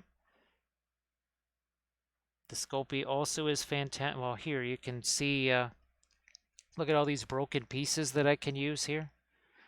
Those would have just been scrap, right? They would have just been leftover junk pieces or whatever. But here, guess what? We can actually utilize those, which is really fantastic. Don't want to waste not, want not. And thank you so much, Armored Wolf. So Armored Wolf, I hope that the class went well. And what was it, 14 people? I think I just barely got a chance to look at your message there before I went live. So hopefully not too many folks there. And yeah, Hemlock, I've got at least 15, I think, different Luke's APS ground covers. The forest floor, the pine forest floor, like those a lot. Yeah, a little bit more of our lights there. Yeah, let's return to the freehand side of things and see if there's any more. Looking at the staff right here. Can't have the object source lighting right there and then have no light right there on the staff itself. So we're going to do some of that over here. There. Riot Sister, it's unbelievable. Especially now with the 3D printed basing bits. So all of these branches right here, all the branches that you see on all these miniatures, those are all 3D printed. And then this, oh, here we go. This is 3D printed. I even have, oh, there they are. Yeah. I have several different versions of these, different sizes, right? Because you can scale them up or down to 72. Actually, you can see, where's the clay cyanide figure? There you go. So that sconce right there, that's also 3D printed, or sorry, that brazier right there. And there's the Green Stuff World texture roller again. And that was also painted on stream. Oh, look, our Nazgul. That's all the Roman themed texture roller from Green Stuff World. A ton of those videos are also on the YouTube channel. And even our, here, let's break out Prinkles here. Well, let me get back up to my scene. There we go. Even this, also a texture roller. There you go. And then this is the regular plain white Sculpey. Oh, look at this. There's the Luke's APS ground cover right there. That's the I think that's the forest floor ground cover that I like so much.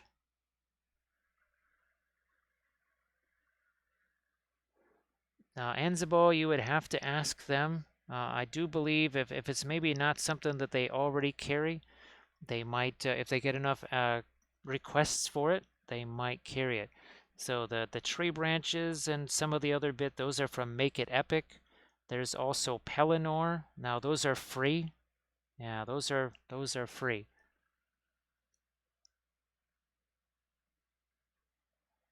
So Doji, the Fimo is sort of like Scopy. The one issue with the Fimo is that it can be sort of rubbery, whereas, here's that gray Scopy, right? It's very easy to break that and to carve it. The Fimo, while it's nice because it's got a little bit of give to it, it could make it a little bit of a hassle there. So that's the one nice thing about the, I was thinking of just getting some Fimo just to test that out. Because, I mean, last time I used Fimo was probably about 2003 or 2004. We just always used the Sculpey instead. So I'll try and grab some of the Fimo there, Doshi, and I'll give it a try, and we'll see if it works the way I think it does, or if it's fine. Who knows? It could be just fine. Maybe they even change the formula on it a little bit. Um, that's not going to happen right away, but I know again it's a little bit tougher to get the Sculpey, especially in Europe. I'm not sure why. I have no idea why, but it seems to be. Now Green Stuff World is able to get it, and they sell it on their store, so clearly you can get it in Europe somehow.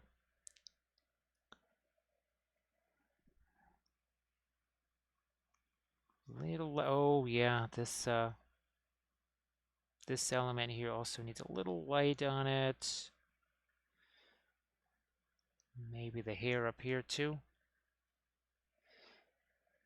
So Armored Wolf, thanks for joining. Again, sorry, I thought for sure that I had sent you a message, well, saying that I wanted to start at 4:30, and then I might have not sent that part of it, or something I did wrong, something I forgot for sure. I tried really quick on the palette. Doji, that, you know what? And that was the Williamsburg, right? The Williamsburg Prussian blue. Yeah, you know what? Well, again, Doji, if I ever get that cash in here, we'll maybe try and get some of the Williamsburg Prussian blue and just give it a shot. I could see that happen. I'm trying to think of how it played out with this one. Where did he go? Here he is. With this one and the indigo, because that was the Williamsburg indigo there. Not sure. I'll have to do that double check there.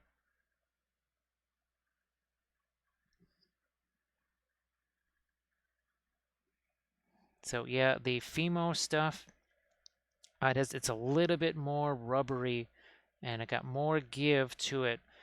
Just like the pink Sculpey, or no, the different colors of Sculpey, what was that called? Super Sculpey or Sculpey 3 or something like that. Yeah, that is also more rubbery. And instead of being able to break and carve the Sculpey, it's going to be more like bend. It's going to be more like a bend the Sculpey kind of thing, or a bend the Fimo kind of thing. All right, okay, yeah, we're going to let a little bit more of the light work its way onto. Ooh, gee whiz, there's no sharp edge there whatsoever, or there. And this also needs to get tightened up too.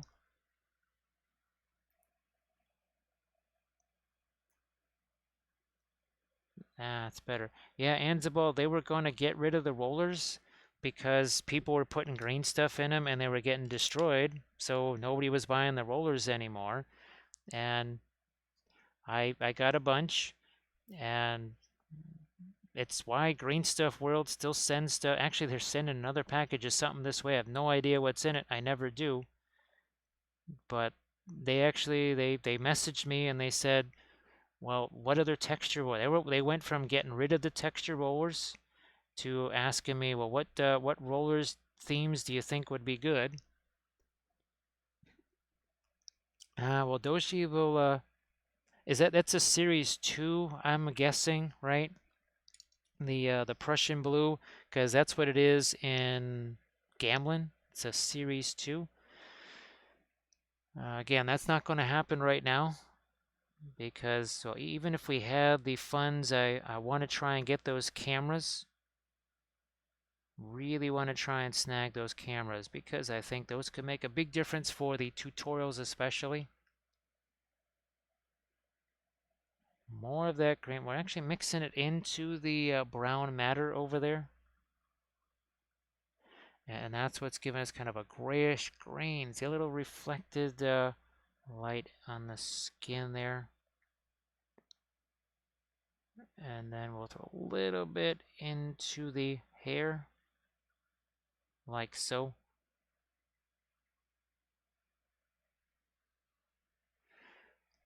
Let's see if I can't take my indigo and the Van Dyke brown. Seriously, no black. Haven't used any black on this. Look at how dark. You can go even darker there. Again, all that is just a little bit of a dry brush there of the indigo and the Van Dyke brown together. And actually, it's the Gamlin Van Dyke brown again. Run it a little bit lower on my Williamsburg Van Dyke brown. So just trying to preserve that till I can get another one and just know I have it.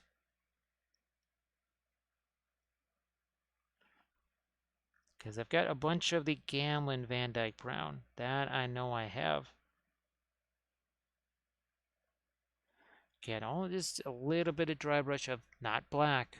That is not black. Gonna fade this a little bit too.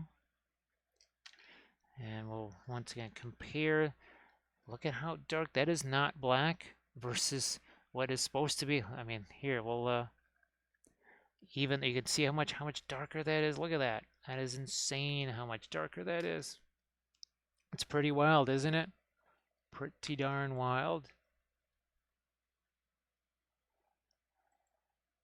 Let me get back to, there we go. got a little bit lost with the mouse right there. Darker green. No, I'm just gonna reorganize this a little bit. A little too much complexity there. Also, this thing. Trying to get a little bit of my green down in there. Okay, that's better. That's better.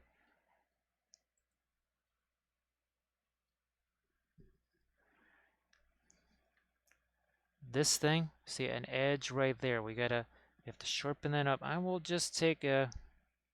Doesn't have to be super dark. This is Van Dyke brown. A little bit of the. That's got a little bit of our yellow in it. Brilliant yellow pale.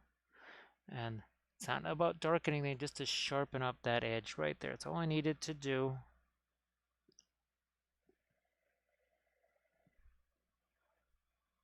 You know what? I'm going to lighten this up so that we can see a little bit more of Cad's hand. Again, that we used actual doji. We did use cadmium red on this. That was the Gamlin cadmium red. The first time I've used that Gamlin cadmium red since I did color charts with it, and then a dark sword figure over 2 years. Well, I don't know about over 2 years ago. Pretty darn close to it. It could have been 2019, but probably very early 2020 maybe.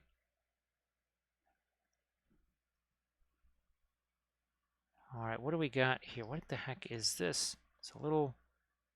Okay. Somehow that got on there. Just wiped it away very easily. Just took a few seconds. And again, so this is a basing video from that Patreon page. It's the same idea. The same materials that went into this, and I just I did this after the stream last night. All of this was prepped while I was on a video call. So it can't be that difficult to do, right? If I could do it while I was on a video call.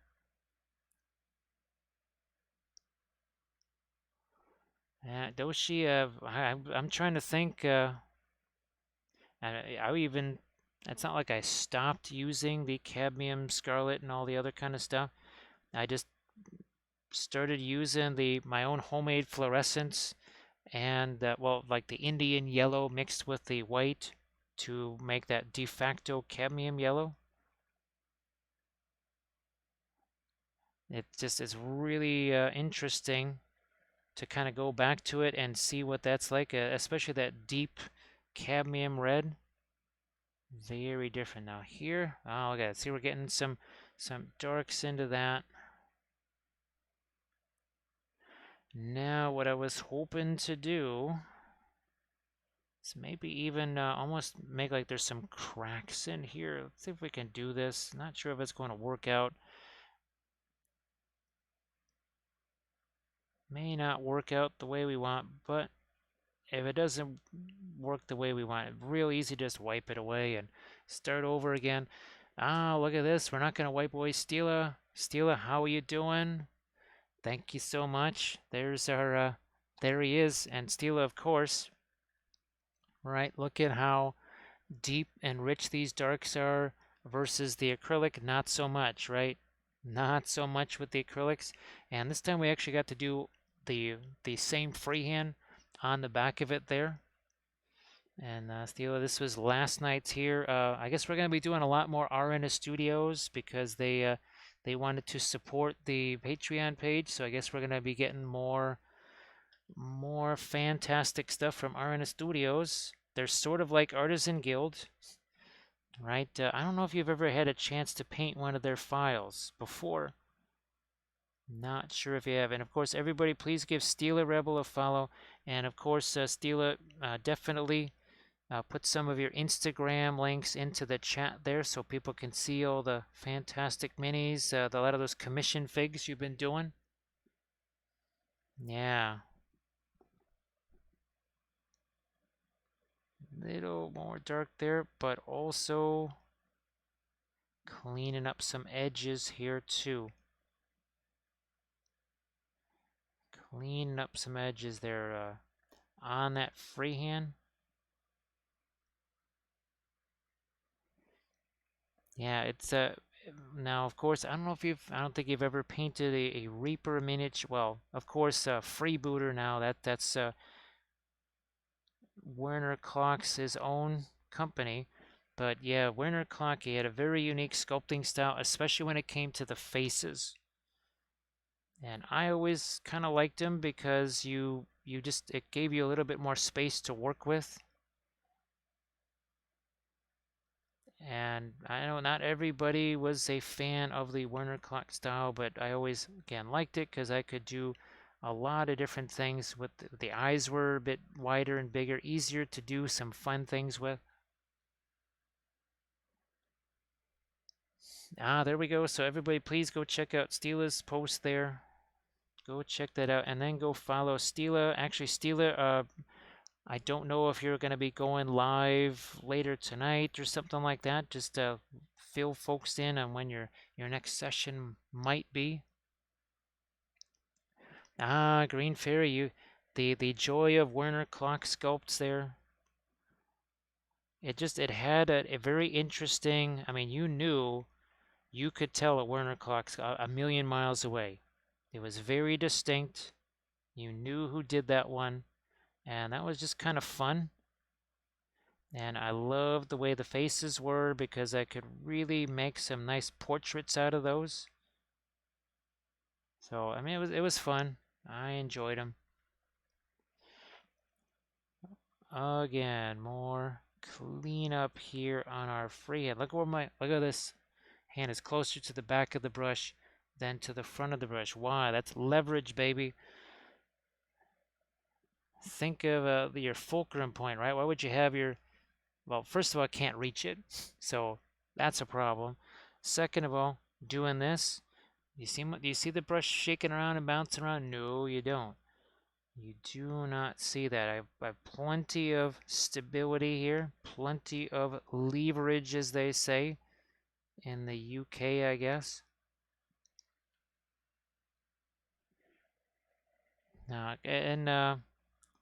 So Green Fairy, I'm guessing that Freebooter is still up and running, still going strong, because that is Werner Clock's company. After he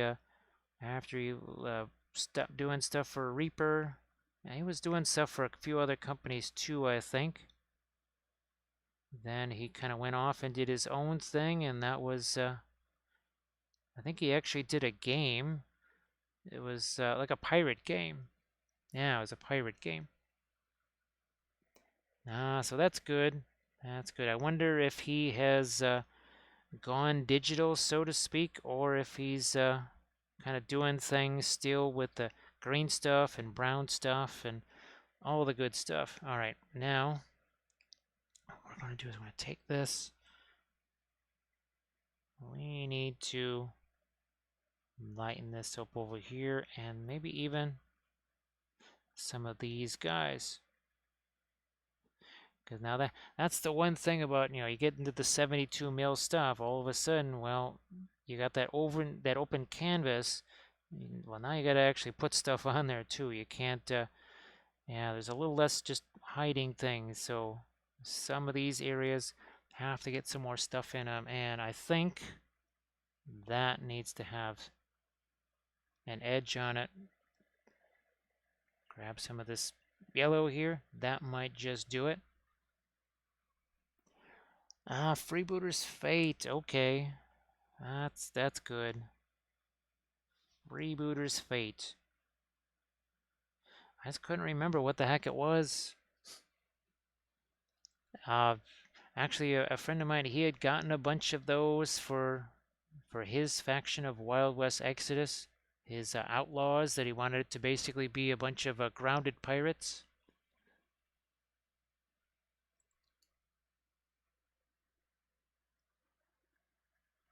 Steel, I only used the Williamsburg Indigo on that one video. That's it. Only on the one video.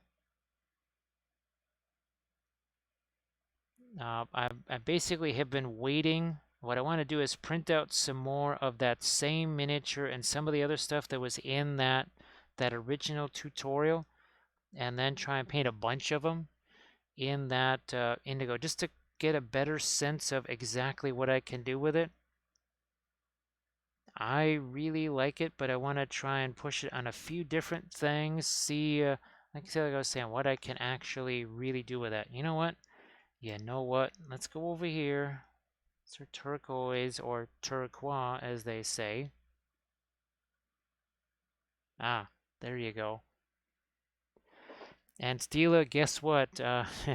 Apparently, I don't know if it's on Amazon or whatever, but the guy that plays Don Mateo, he does a bunch of westerns in English. It's basically like Don Mateo in Arizona. It's like Don Mateo in the Wild West. The music is the same. He gives the same kind of speeches. He does very much Don Mateo-esque type stuff, but it's all set in the American Wild West.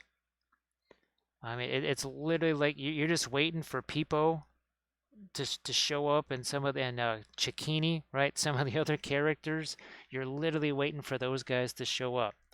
So there was the sheriff in this town was pretty much just like Cicchini. So yep, Stila, Don Mateo, he conquered the Wild West. Don Mateo conquers the Wild West. It was unbelievable. Nobody was more shocked than me to go and actually hear it well. I mean, not exactly English. It was a heavy accent, and his speech was very he wasn't saying a lot. It was kind of like just little one-liners. So clearly he must have practiced those lines a lot.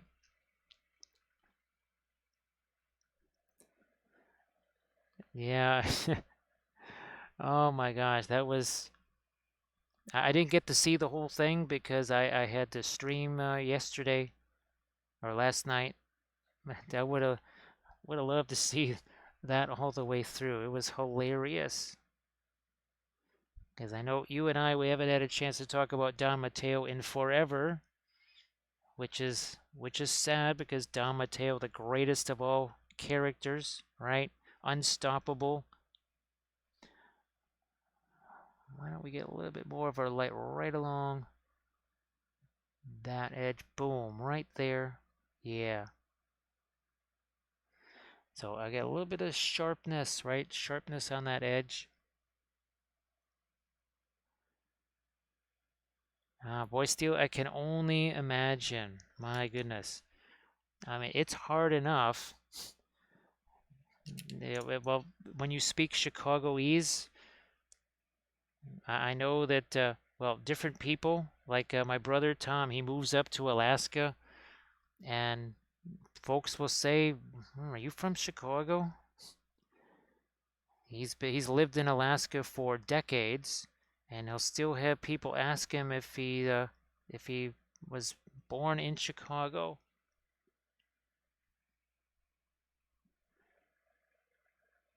It's very tough to lose that Chicagoese. You have to really fight it.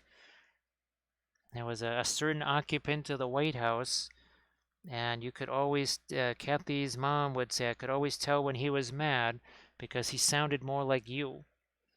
So that when he got mad or whatever, he kind of dropped the artificial stuff and went back to Chicagoese. Little touches of light there. Now again, this took longer to set. This right here, not so long, right? But the cadmium colors, those are going to take longer to set. And here you can see that nifty little bit of purple-ish down there on the underside. A little bit of purplish down there. I might just do a little more light right here on the shoulder. Maybe some on his chin there.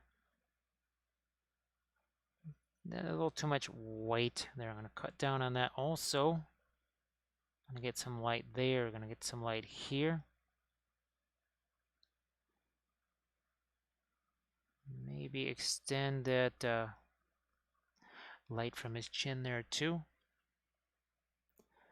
So Vitalish, it should be pretty darn interesting, right? Because that when that red goes away, there'll still be some shading. It's not like the shading is gone, but boy, all of a sudden, especially I think over here too. Wow, the red goes. Look at the red almost.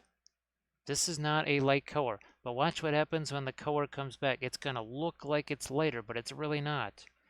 Now, obviously here, you got some decent lights up in the object source lighting there, but look at this as we bring this back. Doesn't that look lighter?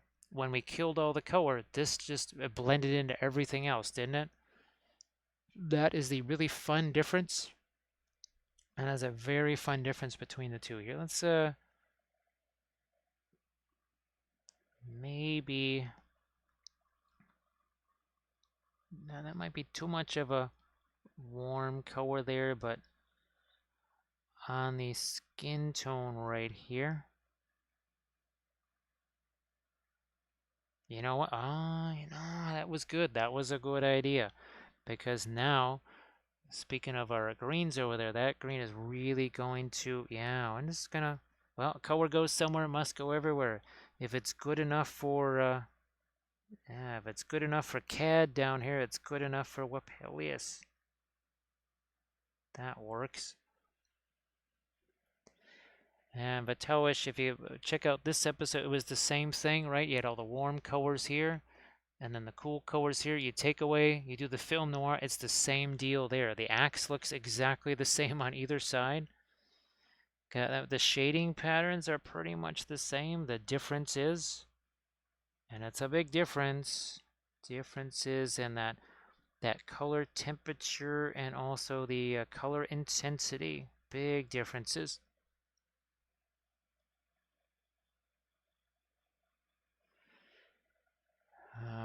A bit more of our light right there. Perhaps on the end of the nose, good enough. I don't want to lighten that up too much, because again, it's going to kill our object source lighting that we got going on over here, isn't it? So let's not overdo that. Stila, oh gosh. Now, I had checked it a few days afterwards. I have to say that the part of the shield where the Prussian blue was, it wasn't dry, but it didn't feel quite so wet. Anything where the white was, oh my gosh, it was completely wet. So I just haven't had a chance to check it in the last few days, but I'm just going to try and check that tomorrow, and I'll see, is it really dry or is it still wet? Now, Stila, I think you saw that, well, potentially, for folks that have a hard time getting these overseas, this aerialide yellow, there it is, this aerialide yellow that's in this, it's the same stuff, and this is their, what, vermilion or something, but that, if you look at the video, right, they put that aerialide yellow in like a million different colors. So Stila, think of them like those Richardson paints. Remember when I was using those, and I know that Grimm uses those all the time. Those are going to be super shiny. They have a ton of linseed oil in them. So, like this here that's got the cadmium seal, that's got a little bit of shiny to it. The entire miniature is just even worse than that. So it's like here, even some of these areas, there's very little sheen. And of course, this one, we were still painting this one at, I don't know, 2, 3 in the morning or 2 o'clock in the morning, something like that. And you can see there's really no shininess to that anymore. Oh my gosh. The flow one, 2 days later, it still was super, super shiny. So that's the aerialide yellow. I'll have to, I got to look at Dick Blick and look at their little history of the pigments and all that kind of stuff. Oh yeah, Stila. The other thing too is that Williamsburg, no, not William, Dick Blick has a big sale going on. It's their, ironically enough, their anniversary sale. So yeah, I'm hoping to be able to. I got some replacements for these, but there was some paints that I was hoping to get, like the Williamsburg Prussian blue, just to see what that could possibly be like. But yeah, they have a big monster sale going on right now.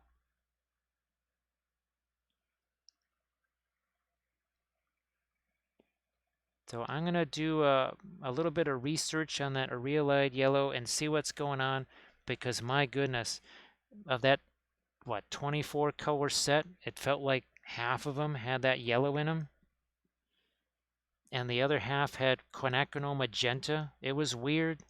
It was really weird. All right.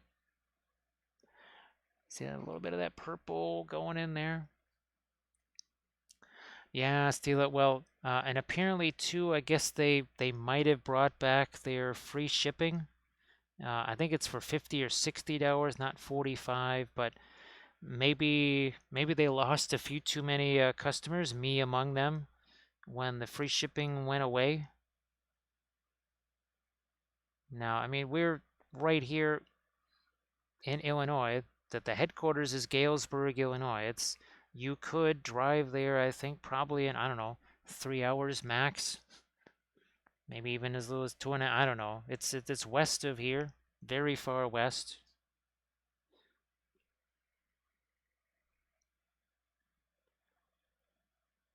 Again, a little bit of the violet works its way into there, and that's it. I'm gonna try and get some of that up here. Color goes somewhere. Well, it's got to go. Oh, yeah. Let's get some of that violet onto the sword blade, because this is a really weird shape.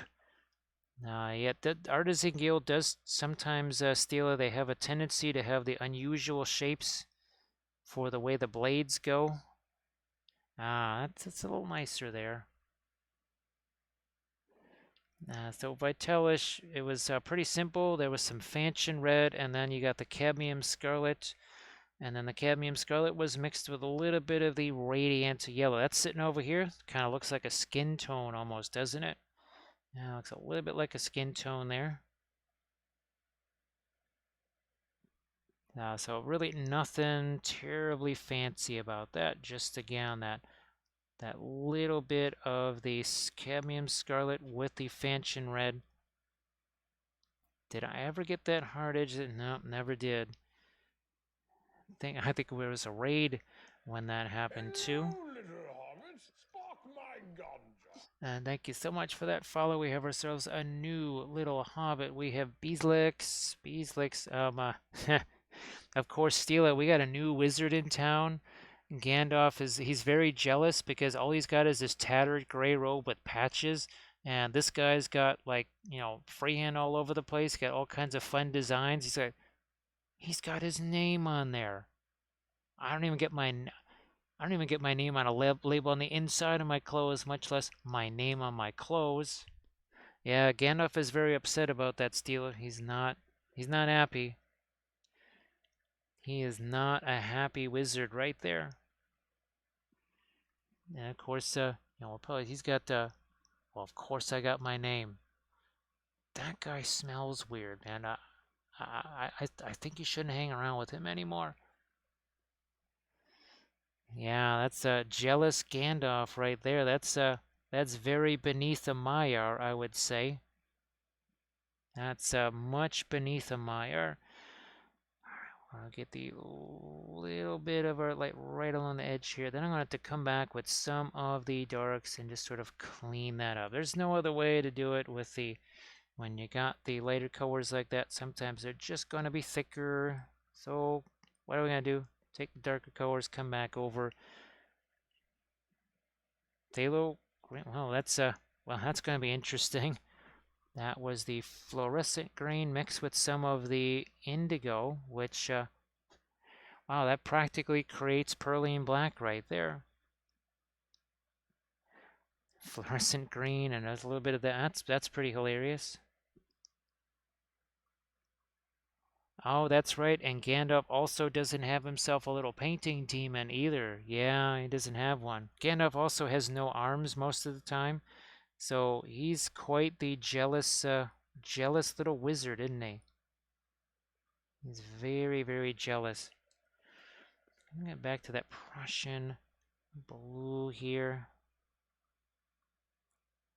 There we go. So again, that's all about capturing some of these edges. It's almost a little bit like glass here. That's what I wanted. Kind of had that look of almost like it's glass. I thought that could be fun. You know what? I need to get we'll try this. This is the radiant blue here. Is this light enough? Only one way to find out.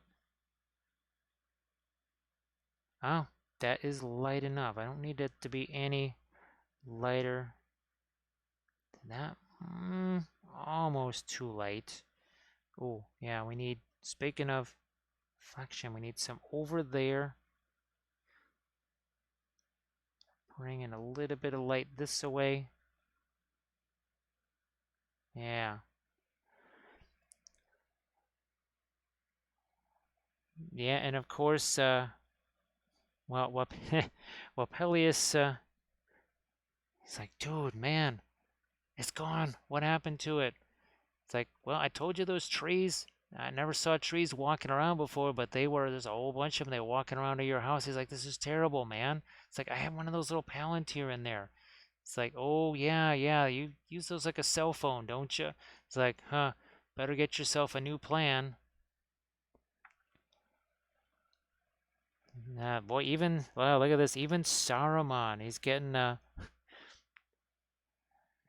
yes, those wizards, they cannot withstand Wappellious Spellbrush. They cannot withstand the power of the Spellbrush. He's too powerful for him.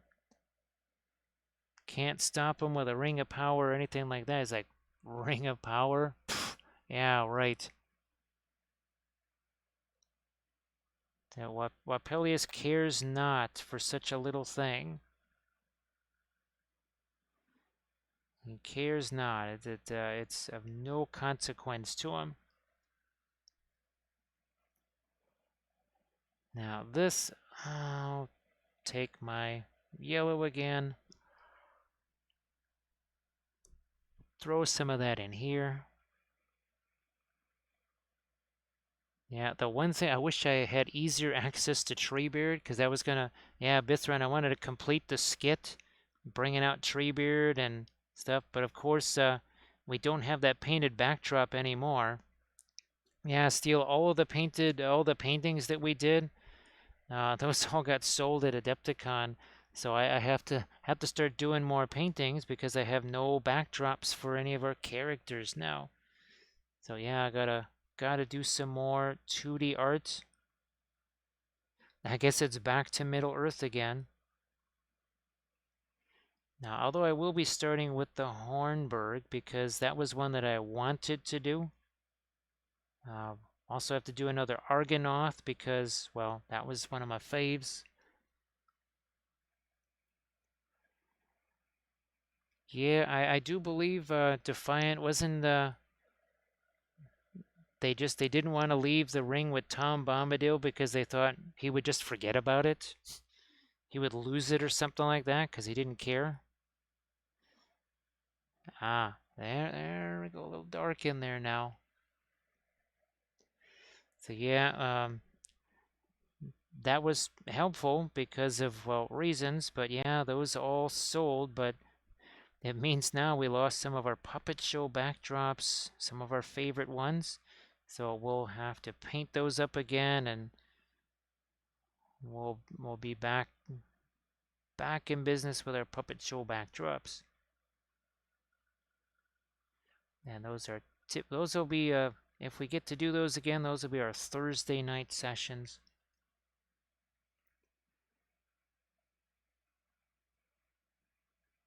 Yeah, that's kind of what I keep hearing. Yeah, Divine, when you watch all the different the lore videos and stuff, they say, well, why didn't they just give it to him? I said, yeah, he would just forget about it.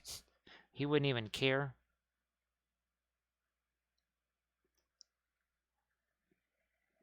He would just be like, ah, it's a nice little ring there. Stick it in his pocket, maybe, and just forget about it.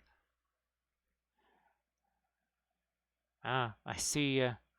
Still gotta get the end of that finger over there. Somehow we forgot that. It doesn't have to be super late, but we never did anything on that. That's better. Maybe a little later here, just a smidge later. And that might just do it for his finger there. Don't need to do any more. Green can't reach this way. Blocked here, right, by the flow of the cloak. And here I'm going to also maybe grab this. And I'm going to dry brush in some dark here because I just feel like the green carried over a little too far. We'll go with this.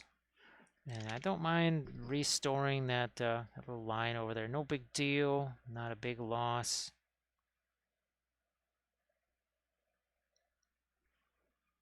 We'll redraw this. No problem. So again, we have that none of that is dry. However, it's had a chance to set for hours.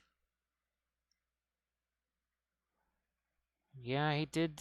He liked his little songs, didn't he? He really liked those.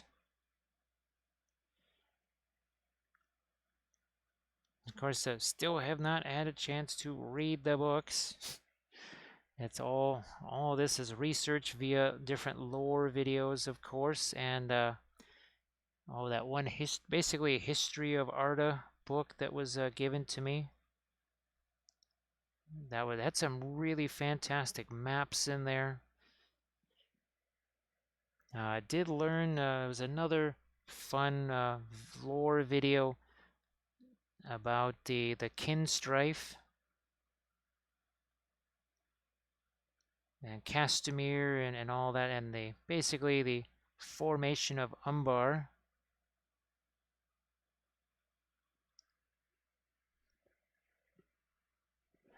Now, since it is after 1 o'clock here, I do think we are going to find ourselves a raiding partner here. Probably Steep T, actually. Yeah, we haven't had a chance to raid Steep in forever. I think Steep is sculpting too, so we might head over Steep's way. Because, well, we've also been doing this for 8 hours now. And there's still a bunch of things that I have to do. But I do want to say thanks to everybody for, I mean, we had that level 5 hype train, and then people were still chucking down bitses and cheers and subs and all that good stuff. So I really appreciate that. And thanks Bitron for doing all the clips there. I really appreciate that. And it's been quite the 2 years on Twitch. Hard to believe it's been 2 years. Thanks also for all the follows, because yeah, we reached what, 6,500 the other night, and now we added a whole bunch more tonight, so that is appreciated. Also, all the folks that raided, there was some really nice raids that came through. The next stream that I'm planning to do is most likely next Monday night, and that it'll most likely be another one of our 3D printed pieces. It could even be this. Well, this could be one of them anyway. This is the Galadriel from the TV show that has not aired yet. And thank you so much, Enzabal, and thanks, Stila. I'm really glad that you could join me here. Again, I would love to just keep going forever. That would be really cool, because it really, the whole Twitch thing has meant a lot. I mean, not just from one standpoint, but just being able to hang out with everybody and think of all of the advancements made with the oil paints, right, Stila? It wasn't, you and Grim and Ponix, all the folks working with the oils and experimenting like crazy. So that has meant a huge, huge amount in the development of, well, this crazy thing that we call oil painting, right? Now, yeah, Bitron, this was after all the stuff in March and April and stuff. This was I really needed something like this. So this was a blast. I was looking forward to it, of course. Really looking forward to it. So I'm gonna start our raid over here to get that countdown underway. Get that countdown underway here. Also want to try and get me some chow, because awful hungry.